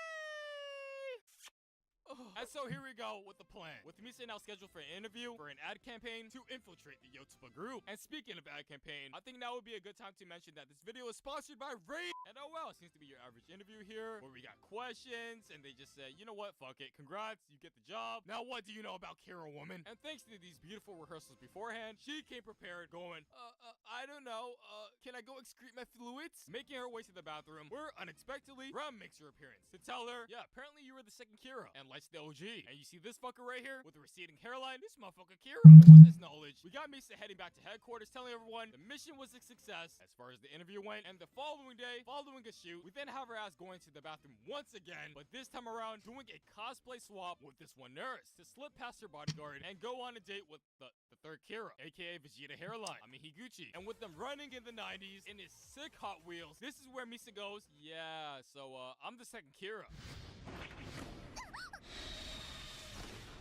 Oh my god, I'm third. We should get married. And just like that, Higuchi is the third Kira. Having L over here like, how the hell did you get this confession out of him? But anyways, after a little bit more diabetes, we then got our next plan to capture this new Kira, using Matsuda as bait, because that's the only use for him. And here we go with the game plan. As Higuchi is enjoying this fine wine on this fine Friday or Tuesday or whatever the fuck this day is, this is when he gets this call telling him, yo, they exposing your ass on TV. And with him changing the channel, we got Matsuda out here just talking and talking about how he has the inside scoop of the identity of Kira. And whoops, there goes the blinds exposing his face. And Higuchi is like, how? Does this man have iron kneecaps? How the fuck did he survive that fall? Nah, I ain't letting him slide. And oh wow, it seems we got the task force 20 steps ahead of him, even having his ass on GPS. As they witness Higuchi talking directly to Rem, just panicking, going, help me! And as he sneaks his way through the Yoshida Productions building, heading to the very secret room, going beep, beep, boop, getting access to the employees' files, he then pulls up Matsuda's real name, or real name, I guess. On which, upon writing it down, he's like, whew, that was a close one. Doing a 40 count for safe measures, and he counts and counts all the way up to 40 and is like, wait, what? Fuck! How do I count to 40? And realizes that this man Masuda is still flopping his lips. And with just having a midlife crisis in his car, this is when he goes like, man, fuck it. I gotta accept this deal. Getting the Shinigami eyes from Rem, and is like, I'm unstoppable. Vroom. And what's this? He happens to get pulled over by this cop for speeding. Having his ass over here like, oh, sorry, officer. Let me just reach over into my bag for a whole 30 seconds. Don't mind me. And later, hey, stop right there. And oh dear, it seems Higuchi manages to make it all the way to the news station, ready to take Matsuda's cheeks right then and there. And where is everyone? Freeze! Put your hands up! Oh, you mean like this? And pop goes his gun as Mr. Yagami takes a page out of Neji's playbook. And with doing this quick action right here, we then got Higuchi trying to escape the scene as this con man takes matters into his own hands and is like, don't worry guys, I got this.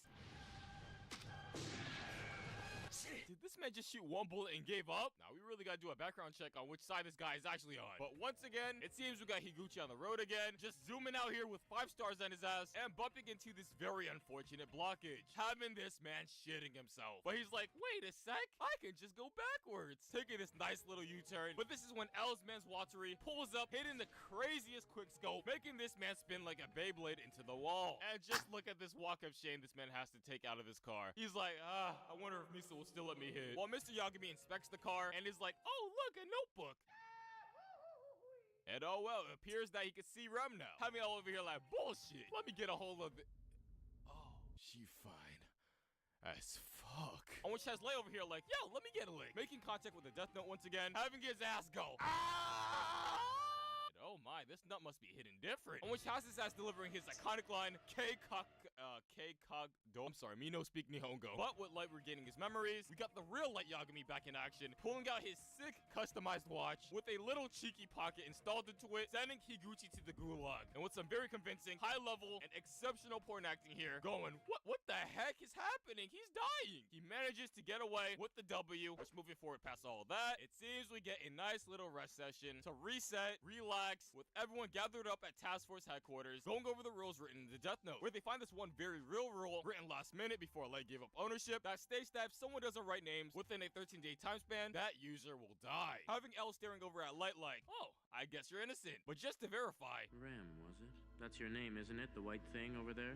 whoa, L, we good? Well, anyways, with L questioning Graham about the rules, he over here confirms everything, saying, yeah, everything's a-okay. There is no light to be seen here. And with everything looking good, Light is like, yeah, so since we're cleared, there's no need for these handcuffs, right? What a dumbass. And yeah, so it seems Misa's innocent now. Light's innocent because of the 13-day rule. And I mean, they just swiftly ship Misa away because they know keeping her ass around would just be pointless. And as she heads out, this is where Light gives her exact coordinates on which she can recover her Death Note. And to be honest, I'm surprised her peanut-ass brain didn't get lost and manages to find the spot, regaining ownership and her past memories. And upon reading the notes left behind by Light here, he gives specific instructions to kill that one guy that she saw earlier in the white shirt, aka L. But the thing is, dumb nuts forgot about it. What a surprise. Did Light really expect her to have enough RAM to store that knowledge? And so guess what? She does the ideal again. A second time with Ryu, cutting that half lifespan into another half because she's just stupid. But I guess that's a small price to pay. And so moving forward, we now got her returning back to the headquarters for a nice little visit where Rem is like, what the fuck? Am I dyslexic or is that lifespan shorter? And at long last, finally, after all these episodes, the iconic duo is reunited. Ryuk and Light. And with Light's new plan set in motion, we got him sending off Misa to continue the killings of criminals, to apply pressure to Rem, to kill L, which would inadvertently expand the lifespan of Misa due to the fact that L would catch on that Misa is doing the killings. And fun fact, if a Shinigami expands the lifespan of another human by killing their cause of death, that will cause the Shinigami to die, passing on the remaining lifespan to the human they saved. I just said a bunch of words, so I don't even know if I was coherent. But we got Light over here going, ha ha ha ha, checkmate. So now cutting for rainy ass day, we got L looking mad depressed as Light is over here trying to talk to him, but the rain is just so damn. Oh, I could just adjust the volume. But yeah, it seems we got L over here, big sad, telling Light, my ass is cooked. Here, have one last foot massage before I go. L, get your ass in here. It's time for you to die.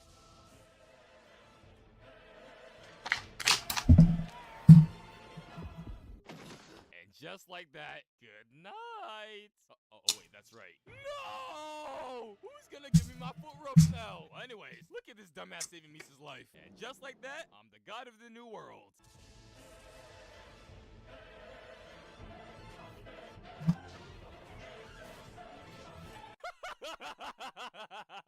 What's wrong, Al? Where's that same energy at, pussy? Huh?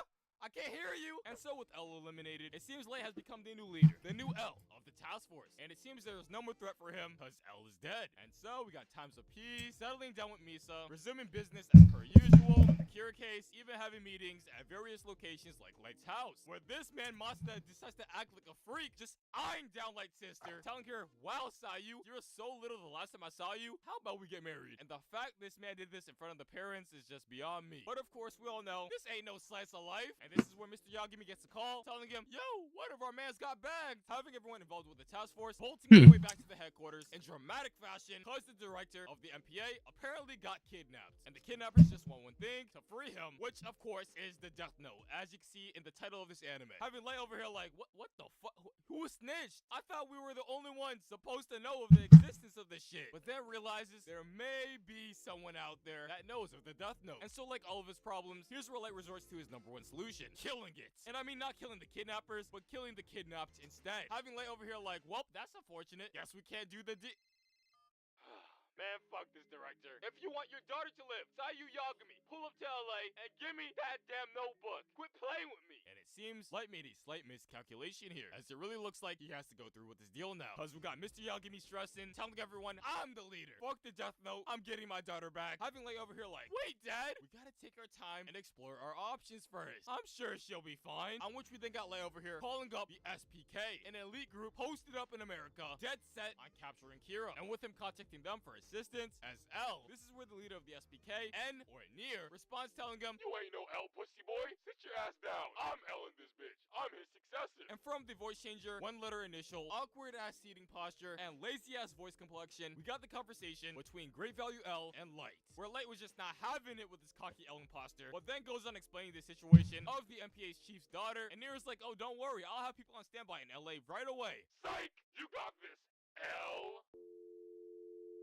And my lord, I know this is off topic, but I've never seen someone this ass at darts. But anyways, following Tatsukai ritual, we're heading to LA, baby, the home of GTA 5 and overpriced water. And of course, with this being a special operation, we got the team taking separate flights where, oh dear, Mr. Yagami gets ganked by one of the kidnappers, forcing him to take gate 18 to Los Angeles, which apparently is a flight hijacked by the kidnappers. And with them taking this nice little detour to this nice little location of the kidnapping, with them just yapping instructions into Mr. Yagami's ears as if it wasn't self-explanatory on how trades work. With all of this happening, this is where we got the entire task force panicking because this wasn't a part of the script, on which has Light contacting Nier again, telling him, dog, please help me, which Nier then provides the task force an overview shot via satellite for them to survey the exchange area, which was entirely pointless because it's all underground on some video game shit, having Light over here like, rats, I need to take shit right now. Is something wrong? You look kind of... Misa, just shut up! And so with the trade proceeding, we got Mr. Yagami finally making his way to this room where he finds his daughter screaming for her life, help me! As this one other dude pulls up going, oh wow, it's bulletproof. Now all you gotta do is slip that Death Note through this glory hole right here, and we can get going. And so with testing the functionality on a disposable character, he's then like, alright, you're good to go. And with that, it seems Sayu is finally saved as the kidnapper escapes in this heli, having Light over here panicking going, yo, Nier, trick that goddamn helicopter. The Death Note must be on there. Oh wait, never mind. Get the camera on the rocket! The Death Note must be there! But unfortunately, it seems they lose it, because their asses were too slow. And so, with losing the Death Note, we got Light sitting here in pain, and Misa's genius ass going, hey Light, would you like some Kool-Aid? But hey, look on the bright side, we got Sayu back and happily reunited with the fam, despite her being an absolute potato now. But hooray, mission success, and so moving forward, with the Death Note all gone now, this is where Nier goes, well shit, it seems my arch nemesis has his hands on the Death Note. I wonder what he'll do next.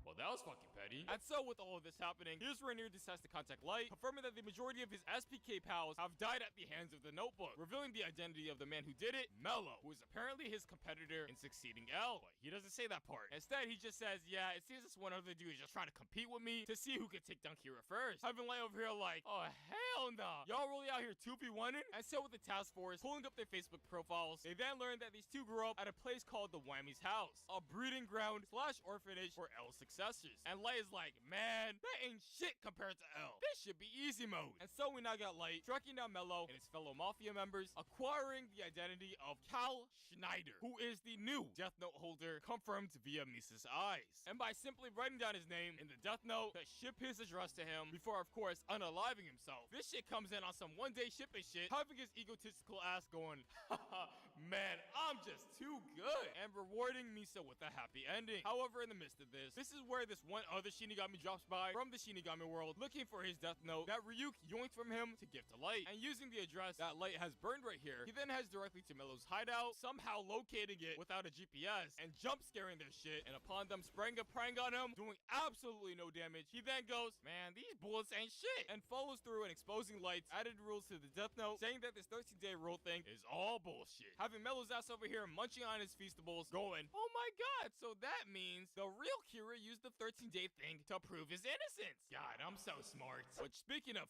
Kira, we now got him calling Mr. Yagami, telling him, yo, pull up at this address at this time and recover the notebook, cause I'ma kill all the asses in there. And the fact that Dumb Nuts did this without any typos is beyond me. But yeah, with everyone hearing this at Task Force, Light is like, yeah, we should definitely follow what this guy said. And Mazda over here going, we should definitely take the ideal for safe measure. Having Ryuk over here going, say no more. As Mr. Yagami steps up, remorseful on how everything played out, and is willing to accept the 13-day rule if need be. And Light just stands back here like, don't worry, father. Honestly, it's so funny. After L dies, they just decide, you know what? We're gonna just choose two successors. And hey, it works. It works. One was like one was careful, one wasn't. Anyway, let's get back into the video. Got your back. I'll kill you myself when the time comes. And so here we go with the mission. We got everyone locked in and fully armed, while Light stays back giving tech support at his office because he's a fucking coward. But with Mr. Yagami whipping out these photos, the Mafia members are part of the Mellow Squad. As promised by Kira, everyone in this goddamn building will be exterminated at 12 a.m. on the dot. And with seeing their names fade, we then got the task force breaching through this shit full force as Mellow is over here going, you two, secure the Death Note. I'm out of here. And upon them recovering it right here, boom, the door gets breached and the task force just gives zero fucks, slapping them with some smokes, and Matsuda pulling out that aimbot, shooting so goddamn accurately that I just had to watch it back, cause this man really shot the gun out of the hands of this man on the right, the man on the left, and even skimmed the Death Note enough with his last shot to make the dude drop it. Bro really has cheat engine installed. But yeah, it seems we get the Death Note secured here, having everyone go, yippee! Mission complete! But Light, on the other hand, is like, oh hell no! Ain't no way y'all just settling with this notebook. Get that damn Weasel Mellow! And so with the task force doing a thorough search, this is when some C4 go off. And I mean, they were so strong that even Ryuk and the Shinigami felt it. And the fact that they felt this over the bullets, you know these explosives were no joke. But yeah, upon finding Mellow in this one room, or I'm sorry, Mr. Mihel Kel, this is where Mr. Yagami just starts yapping, talking about, you are under arrest. Put that detonator down, or else I will use full. God damn it, Dad, you had one job! And like so, this is where we got the rest of the task force pulling up, cornering Mellow shit, and he's like, oh wow, what does this button do?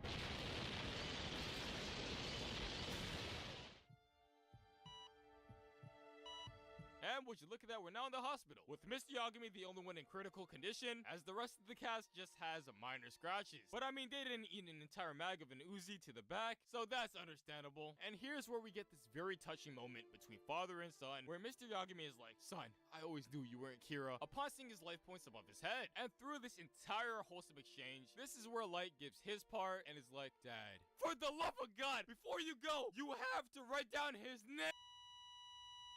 And so with that, this one random Shinigami that came into the human world gets his notebook back and flies away as Light stands there like, well, my dad just died, but back to the drawing board. And so, the year is 2009.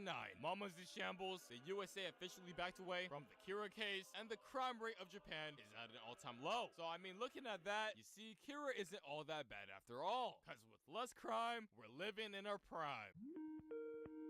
Oh, it seems we got a call from Nier. Telling Light, yeah, so, apparently Mellow just dropped by telling me something about the rules of the notebook. What you think about that 13-day one? Having Light over here like, oh, that rule? Yeah, that one sounds like bogus. Right, Ryuk? Which has Nier over here like, yeah, your ass is 100% Kira. If anyone at Task Force agrees, just call me at 1-800-588-2300. Yeah, that dude is definitely on crack. Now let me send my whole ass call on your ass. And what? It seems the SPK agents, Nier included, managed to evacuate the premises. How could this be?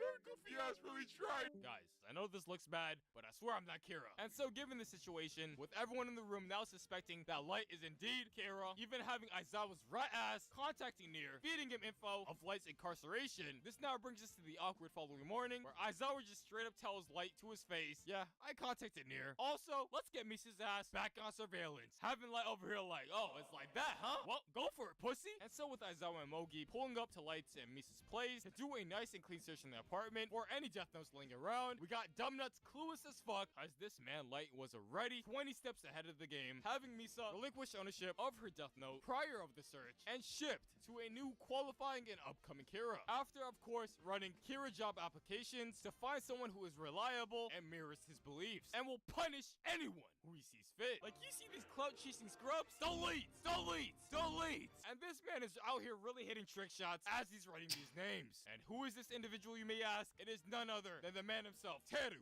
Mikami. An average man with an average job, an average schedule, and an average lifestyle. But of course, the backstory ain't so average, because that would simply just be too boring. And so getting into it, backspacing a few years ago, we got his mother talking to him about putting himself in harm's way against some bullies for the sake of his beliefs, and that is to stand up against evil and for justice. Telling him straight up, yo, it ain't worth. You ain't even getting paid for this shit. Having Mikami over here fuming and just thinking, yo, bitch, you better watch your tongue. Matter of fact, you deserve to die. Which, surprisingly enough, the day has come. With the 4 bullies he once knew getting into a fatal accident and hitting a wombo combo on his mother, joining the casualty list. And this has his ass at her funeral like, ha ha ha, thank the Lord, almighty Kira, and blessing my soul with this power. So yeah, we now got him doing the deed of killing the criminals, while Light is over here just chilling, cause he now don't gotta raise a finger to do his job. And all that's left is for him to shake off the police, and he's free to go. Easy. The only hard part is, he's gotta shake off the police. And so, upon this goofball entering the room yelling, extra, extra, we got him turning on the TV to the news station, where Light is over here like, god damn, my ex looking fine as fuck. And apparently she's the new spokesman for Kira. Having Light thinking, maybe I should call her. Revealing to everyone in the room, yeah guys, I once dated her. Maybe we could use her to get in contact with Kira. もしもし I'm trying to fuck. And just like that, we got her pulling through to discuss Kira things. As the task force, of course, listens over this conversation, where, oh wow, Kira calls, aka Mikami. And with him being the #1 Kira fan, he's like, yo, let me talk to Kira, pretty please. And upon getting confirmation by Light, confirming his identity, this is where we have Mikami over here just busting over the fact that Senpai has finally recognized him and just snipes this dude on Sakura TV to prove that he's the real deal. Shaking everyone at task force, having them go, OMG, he just killed someone. As Light writes a note back to them, telling them, yo, Kira about to do a room scan for wiretaps. We gotta cut this shit off. And with doing so, this is where Light says, yeah, I'm Kira, by the way. Have my babies! And just like that, he secures the coochie.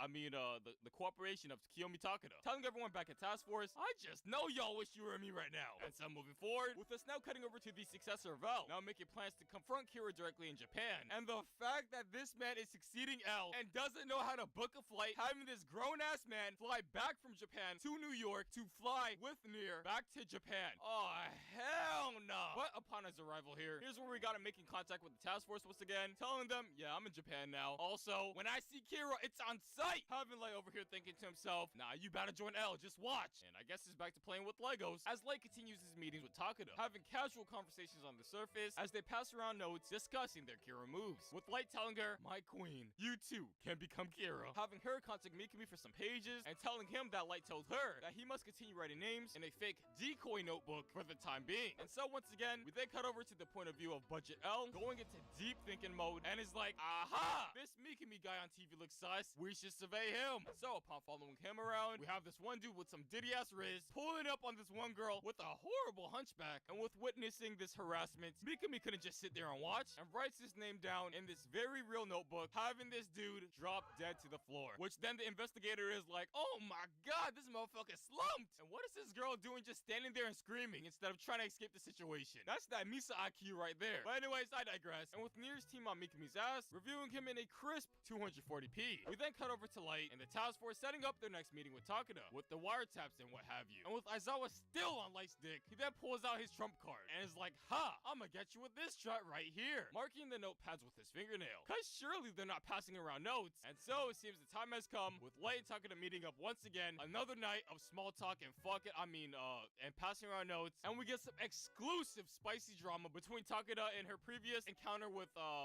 Dumb Nuts, where they just have an absolute catfight over Light, having Light responding to the situation like, why are women like this? And after passing mad notes over to Takeda, sending her the whole episode script to read out loud, she then goes on to reading it, going on saying, Light, if it means being with you, I'll help you with this Kira case and get him arrested, cause fuck him. And what a crazy turn of events, just pulling a whole ass 180 on Kira's ass from supporter to hater, and with Light handing over this one last note to her, telling her once Mikami confirms everything for his ultimate foolproof plan to take down Nier and the entire SPK to get back to him. And so this concludes another successful meeting, which seemingly Takeda is all on the task force side to take down Kira, but Aizawa is like, oh hell nah, we checking them sticky notes. And upon taking a good inspection on them, he's like, what the fuck? I could have sworn I put my fingernail here.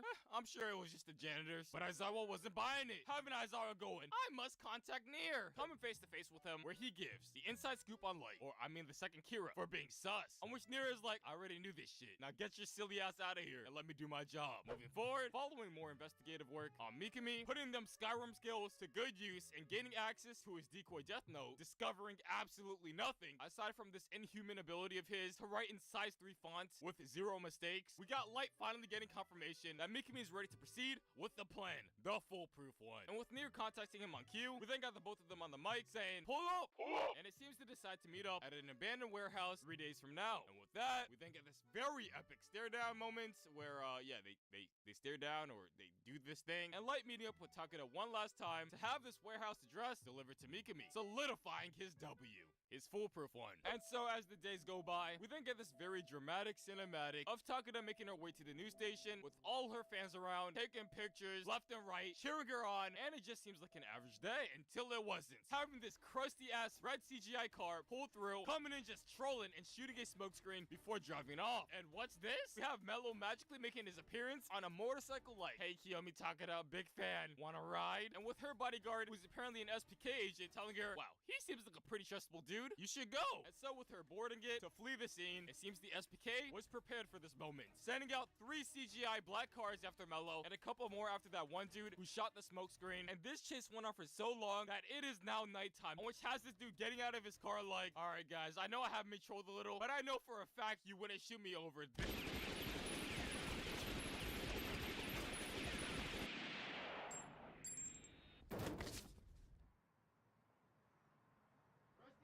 But oh hey, sees Mello manages to juke the men, rolling up into this nice Pepsi truck with Takeda telling her it's getting hot in here.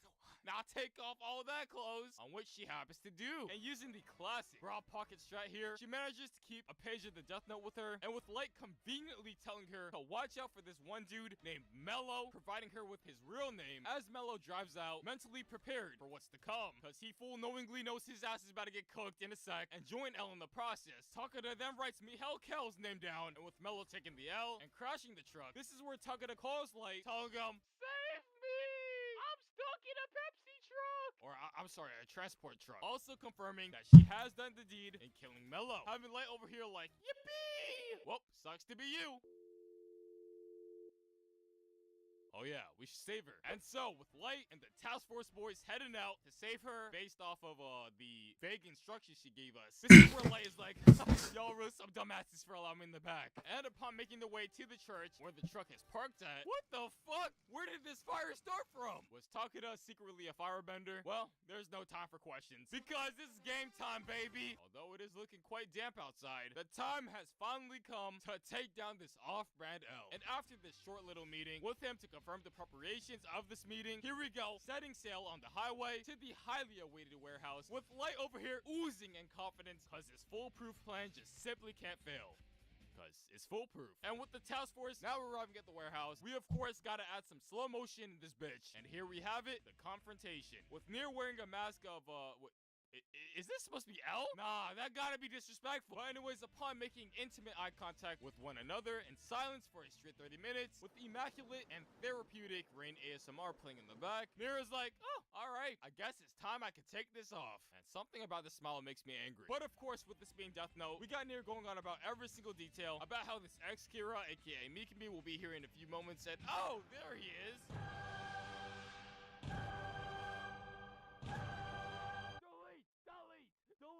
Delete! Oh, delete! Delete! Oh! And just like that, it seems we got light going. What an old cut, you know.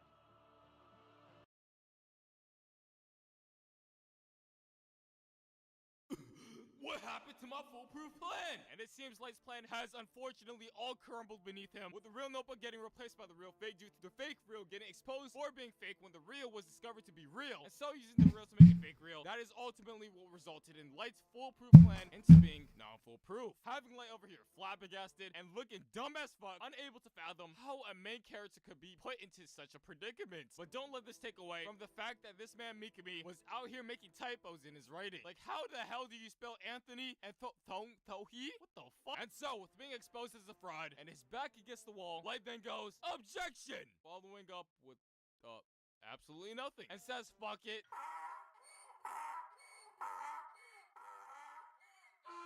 Man, what the fuck is that laugh? But here's when Light goes on a crazy-ass filibuster, going on about how the world is rotten and needs a god to run a peaceful society, throwing up the Carfax that ever since he became Kira, there has been no war, no crimes, and just going on and on and on, repeating himself, saying, yeah, I'm just that good, okay? Having everyone in this corner going, yo, what is this man going on about? It's been 5 whole ass minutes. But here's when Light gives out this devious ass smirk, and you already know this man is up to no good, and with sleight of hand, not making any sudden movements, he reaches for his pen, on which has Monster going bang, popping Light in the right hand with his aimbot, and Light is like, oh, you think a little blood is gonna stop me? I've been doing this my whole life! Bang, bang, bang!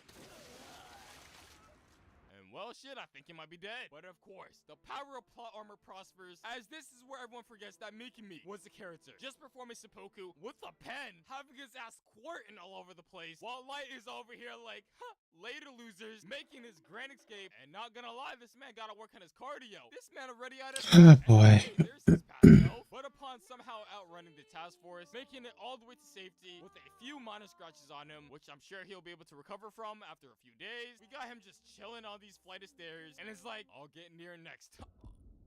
Oh, what the fuck? And it seems Ryuki's like, oh, hell no. Ain't no need for a season 2. Get your ass written in my notebook. And with that, it seems we got the conclusion of Death Note, with the credits rolling, emotional music playing, and dumb nuts, being dumb nuts, enjoying the scenery. And so with that, that is the tragic tale of Light Yagami, and, did they really just leave Mikami's body there to rot?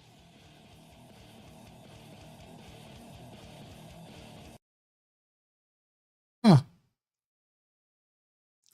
Oh, he did part 2. Let's go.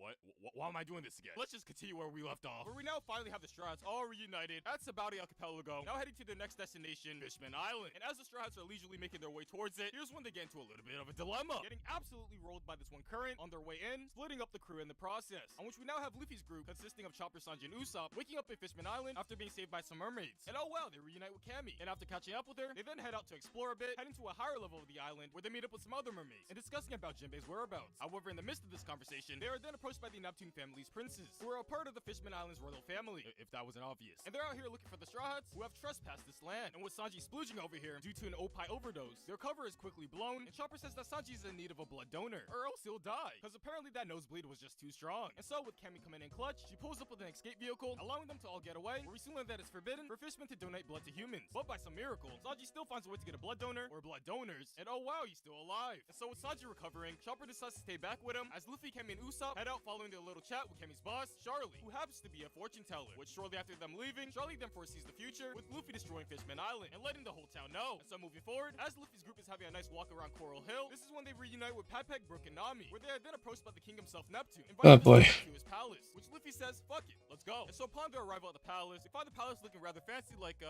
palace, which shortly after entering it, this is when Luffy gets distracted by the scent of food on some Tom and Jerry shit, leading him into this one room containing the mermaid princess Shirahoshi. And upon coming in contact with her, we then learn about this one fella named Dekken, who is obsessed with marrying her, just sending non-stop projectiles at her on some yandere shit. But yeah, this dude has the Mark Devil Fruit, which practically gives him aimbot enemy range. And with Luffy defending Shirahoshi from these attacks, this instantly gains the trust of her, which she then brings up how she wishes to see the outside world and see the sea forest, as she's been locked in this palace for 10 long years due to Dekken's relentless attacks. And Luffy is like, alright mate, let's go, confident that he'll be able to block everything coming their way. And so moving forward, we now got Dekken down bad, meeting up with the new Fishman pirates, led by none other than the pirate himself, Hody, who apparently has mutual interest in overthrowing Neptune and decimating the Ryukyu kingdom. And so upon talking a little, flirting with each other, they then form an alliance, which we then cut back to the palace, where we then get word from the Minister of the Left about some mermaids getting kidnapped, as well as Charlie's fortune of Luffy destroying the entirety of Fishman Island, leading to the Minister of the Left accusing the Straw Hats and sending out his guards to arrest anyone associated with it. And by the way, the one responsible for the mermaid kidnappings is this one dude named Karibu, who has this freaky ass tongue. But anyways, with the guards now targeting them, and even Neptune, they of course gotta defend from themselves, where we soon have to have Zoro, who was captured by the Neptune army, escaping from his prison to join his Nakama in this fight, leaving them with no other option but to restrain Neptune and his men, like the weak little pussies that they are. Soon after, this is when the Neptune princes arrive at the entrance, requesting that they allow them entry into the palace. However, Zoro intercepts this call, negotiating a deal with them, saying that if they find and gather all of his crewmates, as well as coating their cruise ship so that they can dip, he'll allow Neptune and his men, who are being held hostage, to go free unharmed. And with agreeing to these terms, Fukahoshi then brings up two messages left behind by Jinbei to Luffy, which is to not fight Hody and that he will be waiting for him at the sea forest. Upon delivering this, the Neptune princes then make their way to fulfill their end of the bargain. And so moving forward, we now got Luffy and Shirahoshi making their way to the sea forest and leaving the palace thanks to the help of her pet shark Megalo. And as they're making their way there, they happen to encounter Sanji, Chopper, and Hachan, casually picking them up along the way before making it to their final destination, where they meet up with Frankie at the Sunny and Jinbei after all these years. Which shortly after, we then have Nami and Kemi also arriving with some terrible news about what happened at the palace, which it seems is now being raided by Hody and the new Fishman pirates, with Hody's ultimate goal being to revive Arlong's dream, which I guess is just building a kingdom that is racist against humans. And whatever happened to Arlong? Where has bro been? But anyways, upon giving this whole explanation about Arlong's biggest dick rider, here's when Jinbei takes a moment to apologize to the Straw Hats for allowing Arlong to go on a rampage in the East Blue, as he was the one responsible for freeing him in the first place from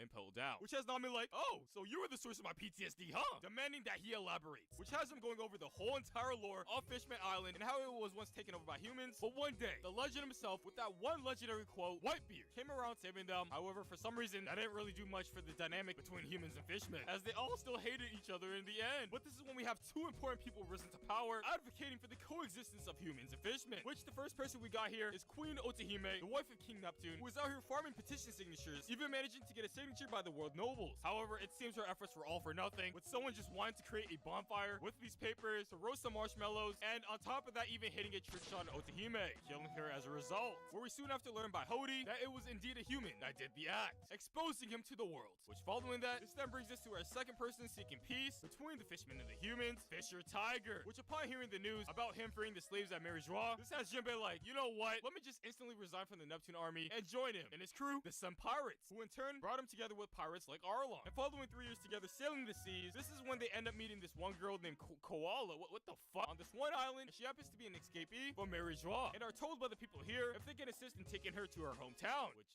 is rather far. And with Tiger being a nice guy, he then decides to take her all the way across the sea back to her mother, where he ends up getting ambushed by some marines. And as he's getting ambushed, everyone back at the ship gets ambushed, and something tells me this was an ambush. But with Jinbei clutching up, he manages to save Tiger, bringing him to a hijacked marine ship with the rest of his crew. And it seems Tiger is in need of a blood transplant. However, the only one available on the ship is that of a filthy human, just utterly revolting. And so with it being human blood, Tiger refuses to accept it, revealing that he was once captured and spent several years at Marijois as a slave, and saw the worst of humanity. But despite all that, he still sees the world where fishmen and humans can reside. But I mean, like, why not just accept the blood, huh? So giving his last wishes to his crew to never kill humans, he then dies. Rest in peace. But Arlong is like, nah, fuck that. I'ma kill more of those bitches. Heading back to the Marines at Koala's village and gets overwhelmed and arrested like a fucking idiot. And so following these events, this is when Jinbei gets invited to become one of these 7 warlords, with high hopes and positively impacting the relationship between humans and fishmen, also gaining close connections to the world government. We also got him doing this one thing that absolutely ruined Nami's life, and that is freeing this guy right here, telling him, yo, you can't kill these humans anymore, okay? And to be honest, I think he got it. And so following this whole entire story, Jinbei is like, so, you forgive me now? And Nami's like, yeah, we're good. And oh god, who cut the onions? But anyways, following story time, here's when Hody decides to make a move, announcing to everyone on Fishman Island that he is their new ruler and that he will be doing a public execution of Neptune at the plaza, also stating that he'll eliminate all the Straw Hats to serve as an example to all humans on the surface. And out of this whole speech, Luffy's like, oh, damn, my bounty's really 400 million now? But then following that, he's like, alright, let's handle business now and handle that goofy-ass nose Hody. But with Jinbei hearing this, he prevents him from doing so, explaining that if he did this, that would just look bad for humans, and violence is very bad. And so after fighting for a bit, Jinbei and Shirahoshi head out, with Luffy nowhere to be found. And I wonder where he went. But on their way to the plaza, they end up getting captured by the new Fishman pirates, and it seems it's their time to get executed, alongside Neptune and his sons. Which we then got Hody over here going on a rant, revealing his 10-year plan to conquer this island. Revealing that he was the one who shot and killed Shirahoshi's mother, and Shirahoshi is over here like, I knew that shit all along! But apparently she didn't say anything to not stir up any drama, as that is what her mother would wish for. This is when Hody is like, well, I guess it's time to start the execution, bringing them Blaze closer to Neptune, which has Shirahoshi screaming over here for our main character to pull up in shonen fashion, and oh wow, he pops out of Megalo's mouth, landing a juicy kick on our antagonist, which was rather brutal. And apparently this was a whole rescue plan, orchestrated none other than the man himself, Jinbei, to have Luffy viewed as a hero, rather than one of those violent humans that the Fishmen always envisioned. And just as this happens, this is when we have all the other Straw Hats arriving to the scene, taking on the new Fishman pirate minions, as Luffy goes on ahead to take on the final boss. Meanwhile, at Dekken's POV, here's when he decides to get a little silly, launching this one massive ship called the Noah towards Shirahoshi, with the intention to destroy her and Fishman Island, because he's just sick and tired of getting rejected, man. And so as everyone is fighting on this fine battlefield, this is when the ship approaches them, seemingly gonna crush everyone. And this is when Dekken tells Shirahoshi that the ship is targeted towards her, and he did this all out of love, of course. And to prevent everyone from getting crushed, Shirahoshi then leads the Noah into another direction, which has Luffy decide to follow her and protect her, getting a nice little boosto up to the Noah. And with noticing that Dekken is going against his plans, this is when Hody decides to make his way up to the Noah to show him who's boss, getting him out of the way real quick. And with him losing consciousness, this apparently releases his devil fruit influence on the Noah, having it fall straight down towards Fishman Island. Oh no, what are we ever gonna do? Well, forget about that, because we have other matters to attend to, which is the silly little goofball Hody. And so with Luffy coming face to face with him, he then pulls out this new sick move out of his ass called the Gum Gum no Reroll Hoku, or I'm sorry, the Gum Gum Red Hawk for those non-weebs, inspired by his brother Ace, who was turned into a donut way back when. And this attack seemingly does a lot of damage. However, Hody's like, fuck it, I love drugs. Bro, the donut saga will never end. But it seems it was all pointless, with Luffy simply clapping him right here, and it seems everything's all good now. And oh yeah, the Noah. Is everyone gonna handle that? But don't worry, we got Luffy over here pulling up, trying to break it down with his fist before it makes impact with the surface. However, this is when Shirahoshi hops in, telling him to Yamete, because apparently some Sea Kings have arrived to prevent the ship from falling, because apparently Shirahoshi has this legendary ancient weapon, Poseidon, which allows you to freely order these creatures around. And with that, Luffy is like, oh, my bad, before passing out, and it seems Fishman Island is all saved now. And so, moving forward, with all the bad guys dealt with here and arrested, as well as all the mermaids that were initially missing / abducted being found, we now cut over back to the palace, and oh wow, all the valuables have been stolen, including the Tummy Tobacco box, which happens to contain a bomb revealed by the Minister of the Rights. And so with all of that said, we now cover back to Luffy, who's currently in critical condition following his fight with Hody, and is in desperate need for a blood transfusion. However, all the fishmen and merfolk in the area are reluctant on giving blood, as it's very taboo to donate to humans. But this is when the legend himself, Jinbei, steps up, representing the unity between humans and fishmen. Or, maybe just overanalyzing here, who knows. And Nani, he's alive? And so with Luffy making a recovery, he then invites Jinbei to his crew. However, he declines for the time being, due to his reasoning being that he would like to cut off his alliance with the Big Mom Pirates first. And so following that, we then have everyone heading back to the palace to celebrate for a little, on which we then have Robin over here discussing with Neptune about some information that she found on a poneglyph here, mentioning some sort of being called the Joy Boy or some shit. I'm sure that's not all that important, right? And this is when Jinbei also brings up two big changes that happened in the New World, as the Straws were on the little 2-year training guard, going on about Sengoku's retirement, and how Akainu and Aokiji fought over the title of Fleet Admiral, with Akainu coming on top, railing Aokiji from the back, forcing him to quit the Marines afterwards. Which, following giving this news, he then follows up with telling them how Blackbeard became one of the 4 warlords, also taking over all of Whitebeard's territories in the process. And yeah, following this, we then have a nice little talk about the treasure being stolen from the palace, on which Luffy, Zoro, and Sanji head out searching for it, easily tracking down Karibu, who has possession of it. Which, on their way back to the palace, they happen to encounter 2 Big Mom's men, Peckhams and Tamago. We're soon after learning that Big Mom has claimed the Fishman Island territory, and taxing them an absurd amount of candy in order for her to hold held back from destroying them, this is when Big Mom calls, having Peckhams and Tamago shivering in fear as Luffy picks up like, she ain't shit, telling her that he'll beat her milf ass up and reclaim the Fishman Island territory for himself. Afterwards, this is when Luffy's group returns back to the palace upon giving away the treasure to Peckhams and Tamago to hopefully cover the candy tax for the island, as they were kind of running low on supplies, which apparently within that treasure contained the Tama Tobacco box, which I'm sure will serve zero issues later on, so I don't know why I mentioned it. So yeah, everything seems all wrapped up here, with the Straw Hats now making an enemy out of the Big Mom pirates, or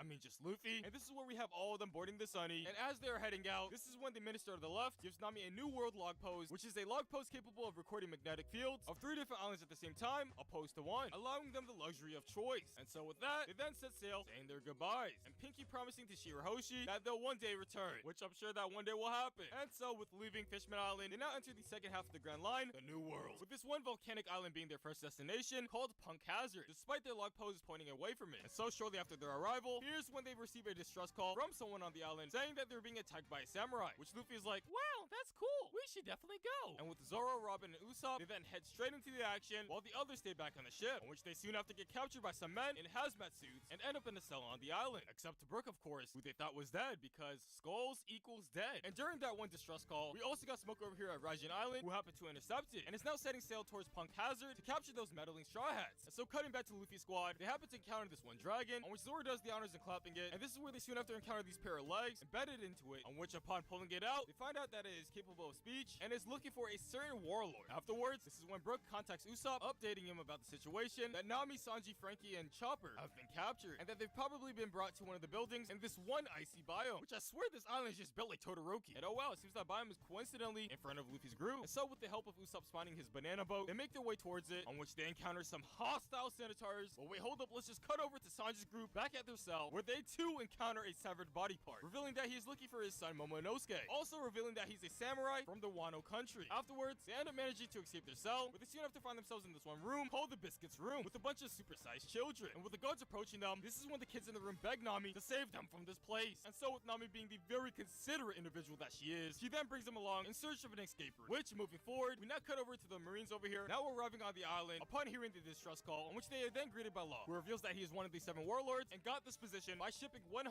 pirate hearts to the world government. And they're like, wow, this dude seems very sane, let's recruit him. But upon hearing this, Smoker don't give a shit, demanding that he gets into his lab to get the Straw Hats. But Law's like, I don't think I could do that, man. Just absolutely clapping the Marines with his double fruit ability, and even transferring Smoker into Shige's souls in the process, switching their bodies on some Captain Ginyu shit. And this is also something he does to some of the Straw Hats later on, which upon defeating Smoker, Law casually snatches his heart away from him, because why not? And it seems we now cut over back to Luffy's squad, handling the Senators. But they happen to struggle quite a bit, but here's when Brook comes in for the save, clapping all of the minions, leaving the largest one remaining, named Brownbeard, which he's then like, fuck it, I'll switch sides, bringing the Straw Hats towards the building that Brook was talking about, where they end up encountering Law. And this is where Luffy thanks him for saving him back at Marineford, on which Law follows up and telling him to go around to the back of his lab to meet up with the rest of his crew, on which Luffy goes on ahead to do so, and with doing so, they end up tying up Brownbeard to interrogate him a little bit, where he then goes on explaining his backstory with Caesar and Law, who saved him and his men from dying from poisonous gas, and also gave him the ability to walk again. And bro, what is Goku doing in One Piece? But anyways, as Brownbeard is explaining how great of a ruler Caesar is, who is by the way the ruler of this island, we then have the samurai running away to search for the rest of his body, on which Zoro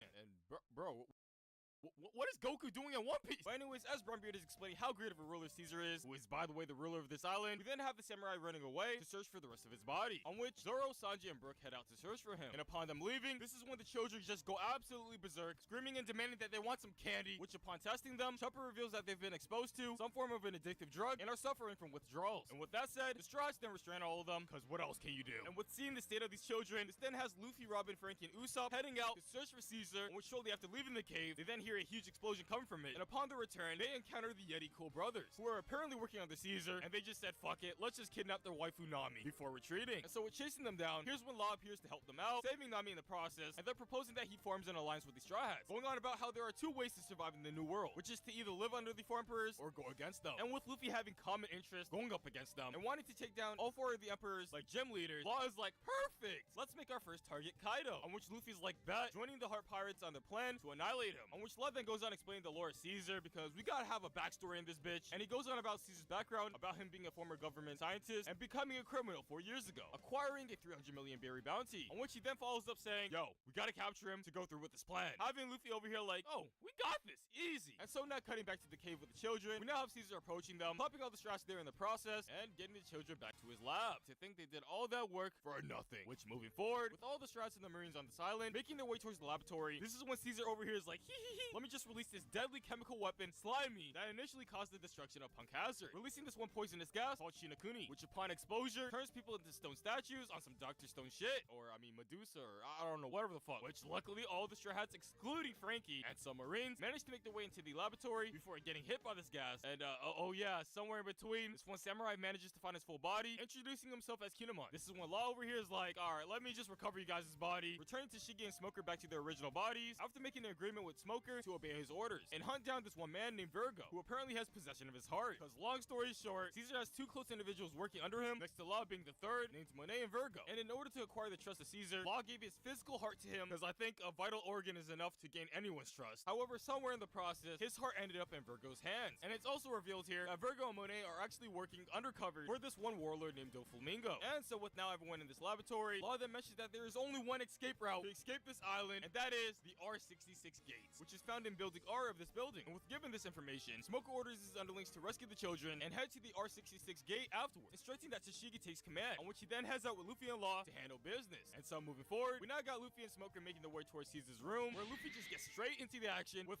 zero dialogue. And with Virgo now being in this one room, Smoker then goes elsewhere, leaving us with nothing but a crazy and intense fight between Luffy and Caesar, having Caesar over here just struggling because he just can't beat the main character. And so he then has Monet substituting in, allowing him to escape, which as the fight progresses, here's when the floor just crumbles beneath them, causing Luffy to fall straight down into a room filled with garbage, which something tells me this is a garbage room. On which we then cut over to Law over here, who happens to arrive at the gate to building D, containing this one thing called SAD, aka SAD, the very thing I felt scripting the entirety of One Piece. And with him coming in contact with this room, this is when Virgo over here figures out what he's trying to do, contacting Doflamingo about it before the big confrontation. And man, it just seems Law just gets absolutely rolled here. And just as it seems like he's about to get finished off, in shonen fashion, Smoker pulls up, coming in for the save, and upon having a very intense fight, like, oh my god, I'm clenching my cheek so fucking hard here. We got Smoker getting clubbed in the end. However, it seems Law manages to get his heart back thanks to him, allowing him to simply slash Virgo into two, along with the entire goddamn SAD room, or SAD room. What the fuck? This man even pieced up some of the island, which then following that, Law then proceeds to cut every one of Virgo's limbs, because why not, before retreating towards building R with Smoker, on which this then has us cutting back to Luffy, coming in contact with this one dragon that could apparently talk, revealing that he is Momonosuke, the son of Kinemon. And after talking a little, they're like, yo,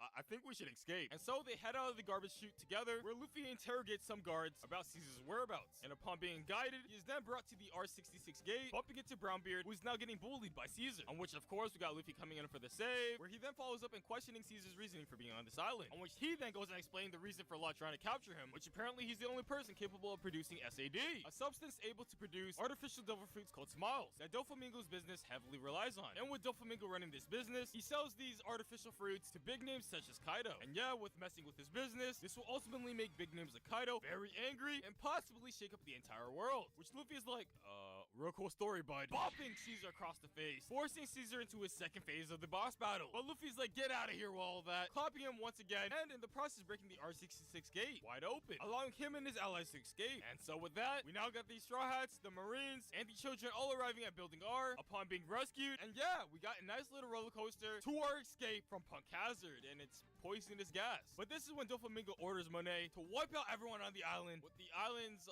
apparent self-destruct button. I don't know when they installed that shit, but it's here, and so she presses it. And oh god, will the Straw Hats make it? Oh wait, false alarm, because Monet actually doesn't press the button due to the fact that Caesar stabs her heart, ending her career, which you may be questioning, why would he do that? And that's simply because way back when, Law supposedly handed over Smoker's heart to Caesar, but during the exchange, he ended up pulling off some high IQ plays, swapping Smoker's heart with Monet's. And damn, it seems they all managed to escape this facility on this one minecart, but they soon have to find Frankie on the outside, going up against two of Doflamingo's men, I mean man and woman, Baby 5 and Bafulo. Reroll, which with the power of teamwork, Nami and Usopp managed to do the job with a cheeky little club attack, clapping the both of them, followed up with restraining them, along with Caesar, who happened to be nearby. And so moving forward, to celebrate the little victory on Punk Hazard, they end up having this little cookout where Kinemon reunites with his son, Momonosuke, who happens to transform back to his human form, and Law out here doing the heavy duty and extracting all the poison from the children that they consume from the candy provided by Caesar. And upon them looking all good and well, Nami is then like, alright, I guess I'll leave the children in the Marines' care. They seem very trustable. And so with that, with everyone deciding to part ways, the Straw Hats, Law, Kinemon, and Momonosuke head back to the Sunny, saying their goodbyes to the children as well as the Marines, and now set sail towards Dressrosa, all according to Law's Keikaku. And so moving forward, we now got Doflamingo heading towards Punk Hazard after feeling the very sus nature of how things went. And as he makes his way towards there, he then finds Baby 5 and Buffalo's Head on a raft along with a transponder snail, which upon answering it, Law is like, hello, this Doflamingo, revealing that he has possession of Caesar and negotiates if he resigns his role as warlord, he'll be more than happy to return Caesar to him, which pretty much means he'll have to scrap everything that he worked for these past 10 years. But I mean, 10 years isn't all that much, right? Which following that, Law then says if he doesn't follow through with this by tomorrow, the negotiation is off, and hangs up right then and there. God damn! Which moving forward to the following morning, as they are making their course towards Dressrosa, we now got Law explaining his whole plan to his fellow alliance about his plot to take down Kaido. And yo, I think Momonosuke is focusing on the wrong plot. But yeah, upon receiving the morning newspaper, this is where they get the news about Doflamingo resigning from being one of the warlords, and Law is like, haha.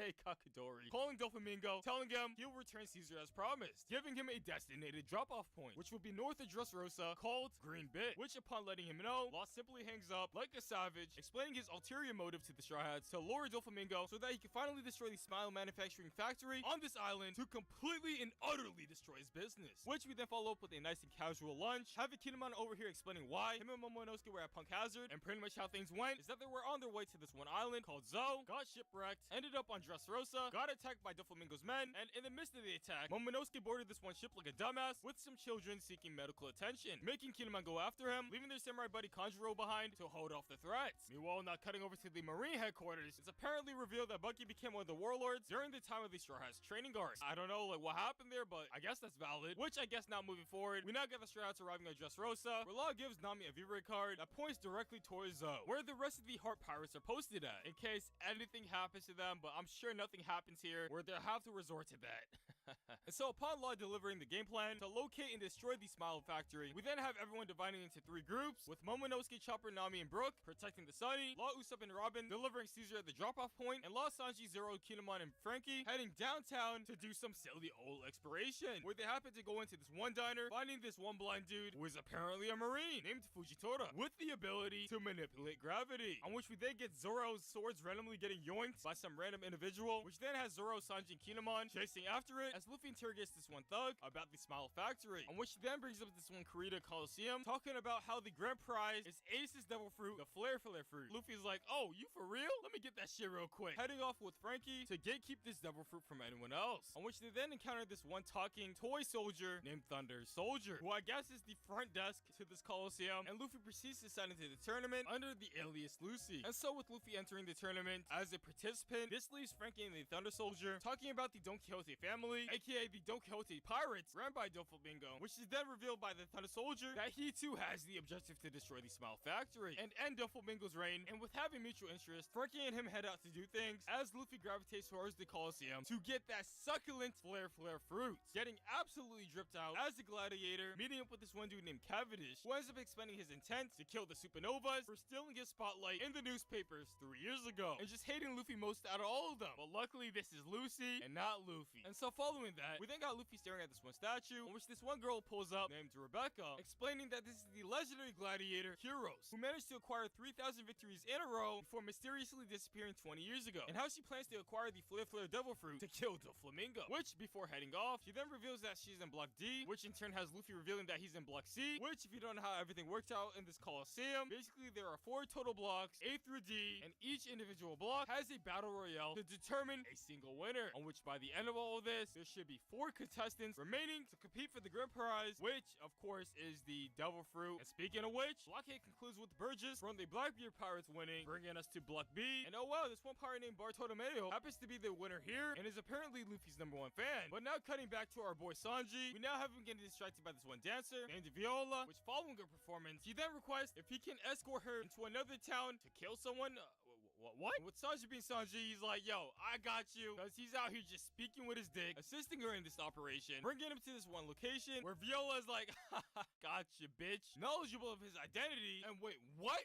She was evil this entire time? And apparently has been working with the Don Quixote family, using her devil fruit ability to look into others' minds. On which she does here with Sanji. But unfortunately finds nothing but Nami R34 in his hard drive, which has her shook. And after a nice little talk no jutsu, Viola then breaks down, turning against her men and freeing Sanji in the end, warning him about the grand deception of Doflamingo and how he actually didn't resign his role of being a warlord to trick Law. Which, now cutting over to Law's group over here, they happen to arrive at Greenbit safely with Caesar, where they notice some marine ships around, on which has him sending out Robin and Usopp around to scout the area as he brings Caesar to the drop-off location. This is when, unfortunately, Robin and Usopp gets attacked by the forest dwarves and captured, waking up in the Tontana Kingdom, a kingdom underneath Greenbit, ran by the Tontana tribe, aka the dwarves, which has Robin over here like, yo, you know we're friendly, right? And with the dwarves being very susceptible to kindness and, I mean, people never lie, right? They're like, oh, alright, let me just free you then. Also believing in Usopp's story of being the legendary hero Nolan, coming here to save them. And so with that, the dwarves then go on explaining how 500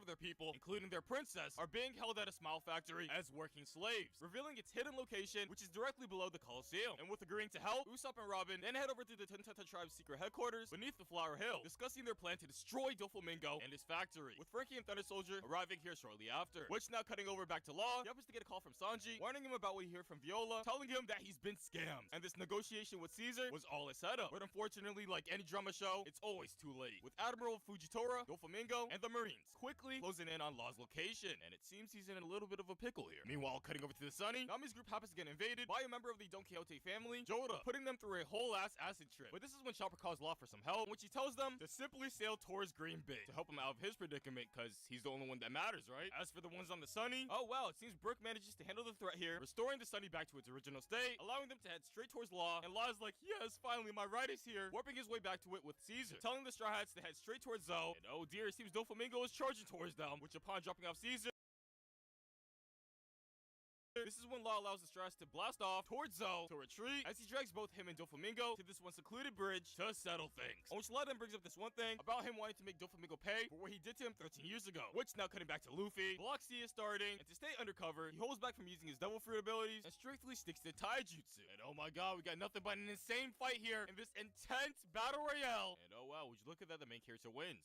How very surprising. Which upon leaving the ring, this is when Luffy gets barraged by some participants, on which Rebecca comes in clutch, dragging Luffy to safety, where she then decides to just go on about her story, about getting the Flare fruit to kill Doflamingo, and have him pay for killing her mother and ruining this kingdom. Also mentioning how Thunder Soldier stepped into Razor as sort of like a fatherly figure. Shortly after, here's when Block D starts, and Rebecca's like, oh, I guess it's my turn. Well, I'ma head out, entering the arena, and it seems everyone hates her for some reason. I don't know if it's about her being the granddaughter of the former king of Dressrosa, who knows, but here we go, the start of Block D, but let's forget about it for the time being, as we now cut over to Zoro, who manages to catch up to his sword thief, which happens to be this one dwarf named Wika, and upon being caught here, she then goes on to how she has to report back to her fellow dwarves about the Don Quixote family's whereabouts, and how they are currently heading towards the Straw Hat ship, and with hearing this has Zoro rushing towards the Sunny, taking Wika along, where they soon after bump into Sanji, Kinemon, and Viola, which after exchanging a few words, Zoro then heads out with Kinemon and Wika to search for Luffy, as Sanji heads out with Viola to do their own thing. And so with heading to the Colosseum, Zoro and Kinemon happen to bump into Luffy's #1 fan, Bartolomeo, who then helps them get in contact with Luffy, which as they're communicating, this is when Law's 1v1 with Doflamingo goes a little crazy, having Law's ass cheeks getting clapped and sent across the globe to the very location where Luffy's group is at, on which he then gets surrounded by Marines, which has our protagonist over here fuming, which shortly after, we then got Doflamingo and Fujitora heading off to the palace, bringing Law along with them to just have a nice talk, having Luffy over here looking for an escape from the Colosseum to save his boy. And yeah, I guess there are these bars he can go through, but something tells me he can't even touch these stones. I don't know why, man. Like, what's up with that? But yeah, upon looking for an exit, Luffy by some luck ends up bumping into this one dude with a top hat, seemingly knowing Luffy already. And what? Is that Sabo? Who is apparently still alive and is here to claim Ace's devil fruit to inherit his will. And with Sabo taking his place in the Colosseum as Lucy, Luffy then heads out with Kinemon and Zoro, heading directly to the palace to rescue Law, having we could guide them. Meanwhile, over at Usopp's group, here's when Thunder Soldier tells them, alright, it's backstory time, revealing that Rebecca is his biological daughter. What? And how 10 years ago, the King Riku lost his throne and the respect of the people of Dressrosa. And the one behind all of this was Doflamingo, of course, taking control of the king one night with his string fruit, having this man Riku slaughtering his own people, even taking control of some of his men to kill even more civilians. And at the end of all of it, Doflamingo then pops out, defeating Riku and his men, appearing as the people's hero and savior, becoming their king as a result. Which, following this story, Thunder Soldier then goes on explaining how the king is still alive, with Viola agreeing to join the Don Quixote family in exchange of keeping her father alive. And so, with bringing this up, Thunder Soldier then brings up his Operation SOP,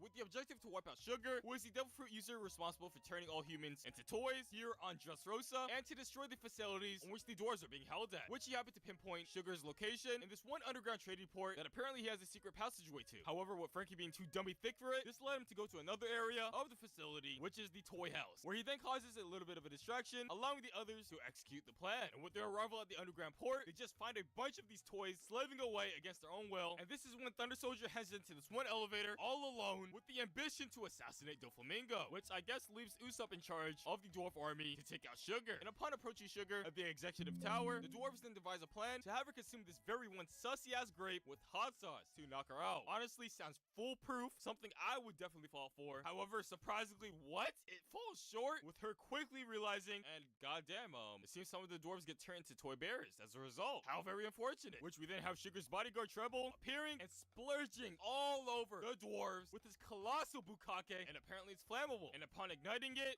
yeah, I think it might be GG here, leaving them all looking very toasted.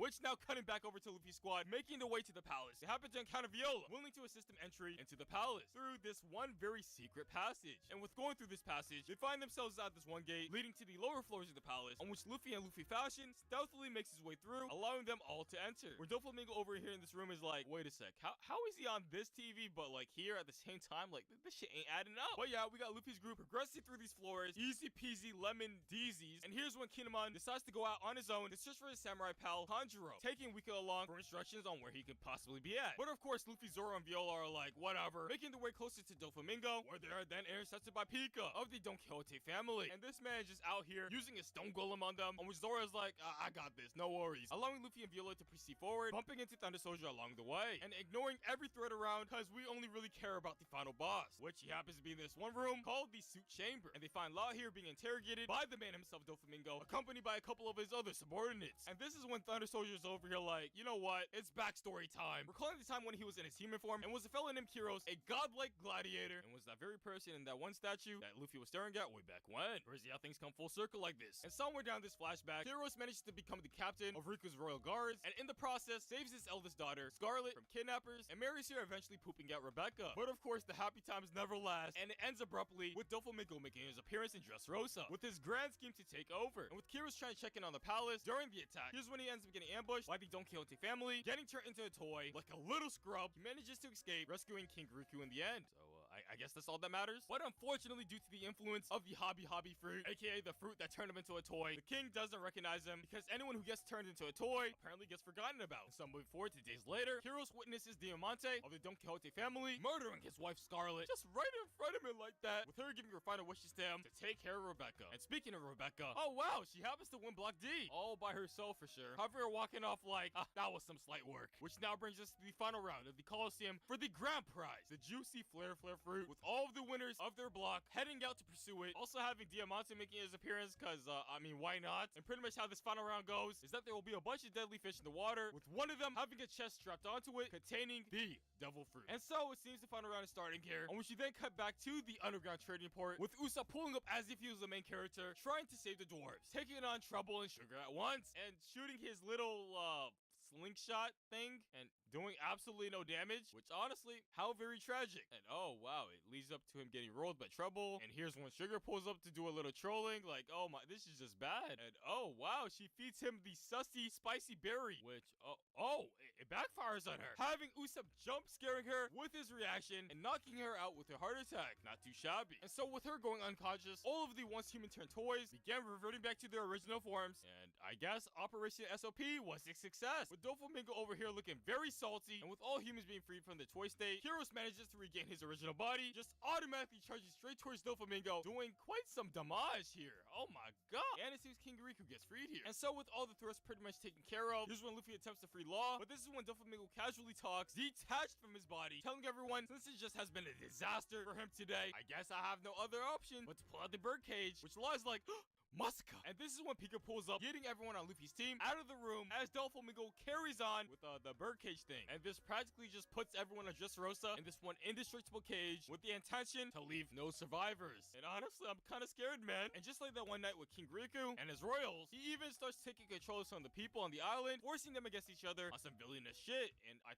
think he's a villain. Which in the process of all this, Doflamingo then has Pika shift the palace to the Smile Factory, and the Flower Hill shifted upwards to give everyone a little challenge to get to him. And yeah, with everything laid out, we now cut back over to the final round of the Coliseum, with Saba just absolutely destroying any competition coming his way, dominating the stage, and oh wow, getting the Flare Flare fruit, obtaining his powers, and who would have expected this, huh? On which he simply just dabs on everyone, burning a hole straight down, having everyone fall into the underground training port, with all the gladiators that were once toys praising their Lord and Savior Usopp for freeing them. And shortly after, we then have Saba and Rebecca grouping up with Koala, Hack, Bartomelo, Usopp, and Robin. And who are these other characters, you may be asking? Well, I'm gonna get to it, okay? And pretty much Saba, Koala, and Hack are members of the Revolutionary Army, which, yeah, it's the same army as Ivankov and Dragon, with the objective to overthrow the world government. And does this Koala name sound familiar? Yes, it is. I mean, yeah, it's that one fucking girl that Tiger dropped off once upon a time, leading to his final L. But anyways, with Saba introducing himself and how the Revolutionary Army is here to stop the distribution of weapons, enabling war. This is when Doflamingo appears on the big screen on some Saw shit, telling everyone, let's play a game. Telling everyone the rules are simple. You just have to kill me, and that he'll be located at the Royal Palace. Also giving everyone an alternative method of winning, which is to kill everyone on his hit list, which is pretty much anyone affiliated with the Straw Hats. I don't know if that comes off as a surprise, and also mentions a huge money prize associated with every kill. And with hearing this, Luffy heads out with Zoro and Law, despite Law not being freed from his cuffs just yet. But I mean, why not just take him out on the journey, right? And with Luffy's little squad heading out, we also got Kiros heading out to take out Doflamingo on his own, cause fuck teamwork. And yeah, with Luffy, Zoro, and Law making their leap towards the surface, they end up encountering Fujitora, on which after having a little battle with him, here's when Pika pulls up on some colossal titan shit, talking some shit, and his voice box is unreasonably high, having Luffy just dying over here from the sheer goofiness, on which triggers Pika throwing a punch directly at Luffy, causing some mass destruction. And Usopp managed to find a way up to Viola and Riku, where Rebecca has a nice family reunion with her aunt and grandpa. How just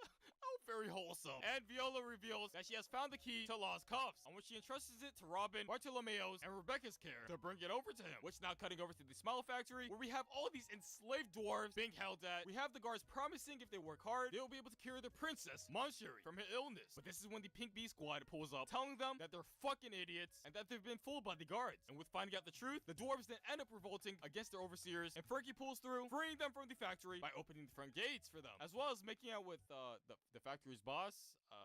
I mean, why not? And so with all of that, this is when the dwarves discover that the Princess Monshiri wasn't actually at the factory this whole entire time and is being kept elsewhere. And upon notifying Leo, he assumes that she's most likely being held at the palace. And I guess it seems he was right, with his rescue mission becoming a success. And so I guess this leaves the other dwarves to handle demolition duty of the Smile Factory, with Frankie taking the lead upon defeating Senor Pink of the Don Quixote family. And with that, we then cut over to Kinemon, locating his buddy Kanjuro in this one underground chamber, having a nice little reunion with them, and shortly after heading off together, utilizing Kanjuro's Brush Devil Fruit ability, painting this beautiful and lively bird for their escape, and managed to make the way all the way up to where Usopp's group is at. Meanwhile, cutting over to Luffy's group, as they are grinding their way towards the palace, they happen to encounter a bunch of deadly nutcrackers just spawning out of nowhere. And coincidentally, as they are fighting these nutcrackers, over the top of them comes Robin's squad, being attacked by Gladius of the Don Quixote family, resulting in Robin and Bartolomeo splitting up from Rebecca, telling her to keep moving forward towards the Flower Hill with the key, as Robin falls straight down towards Luffy's group alongside Bartolomeo and Gladius, telling Law, yeah, your key is that Flower Hill, by the way.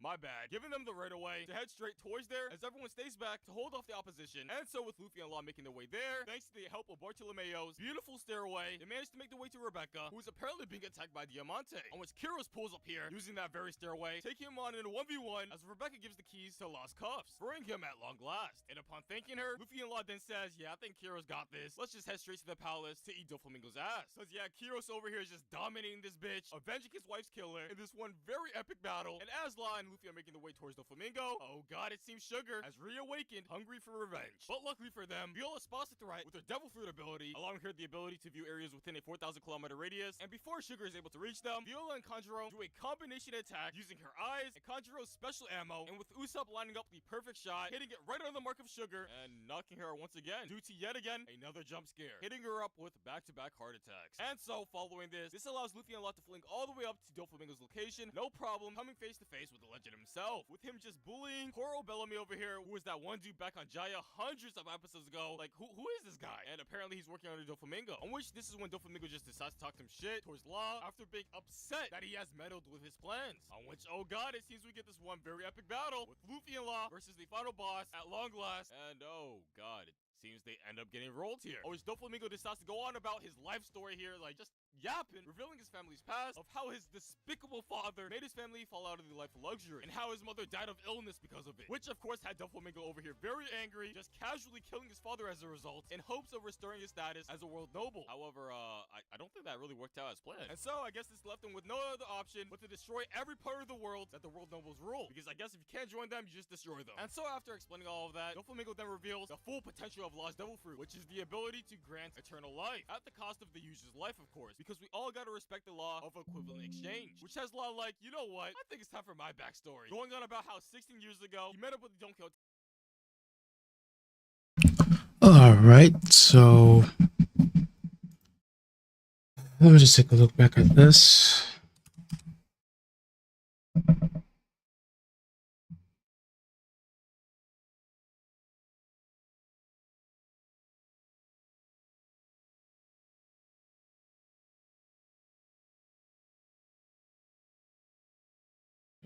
Like, sheesh.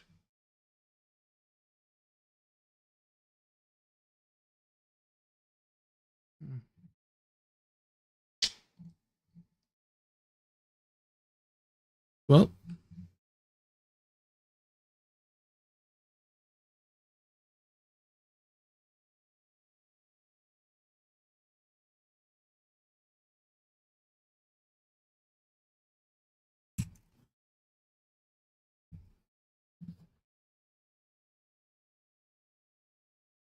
well, that's that. I'm gonna end the stream now. And you know, after re-rolling on 4 different accounts, 5 different accounts, one account 4 times, so I pretty much did 8. I managed to get her. Not really successful. Kind of a waste of time. I said I was gonna go to my bed at 2. It's now 4, pretty much 5 o'clock. So I know I'm gonna be screwed the entire rest of the day. I've been streaming for 4 hours. Sheesh. Okay, it is what it is. Thanks for watching, anyone who's there or anyone who's watching over my stream. Well, see you guys.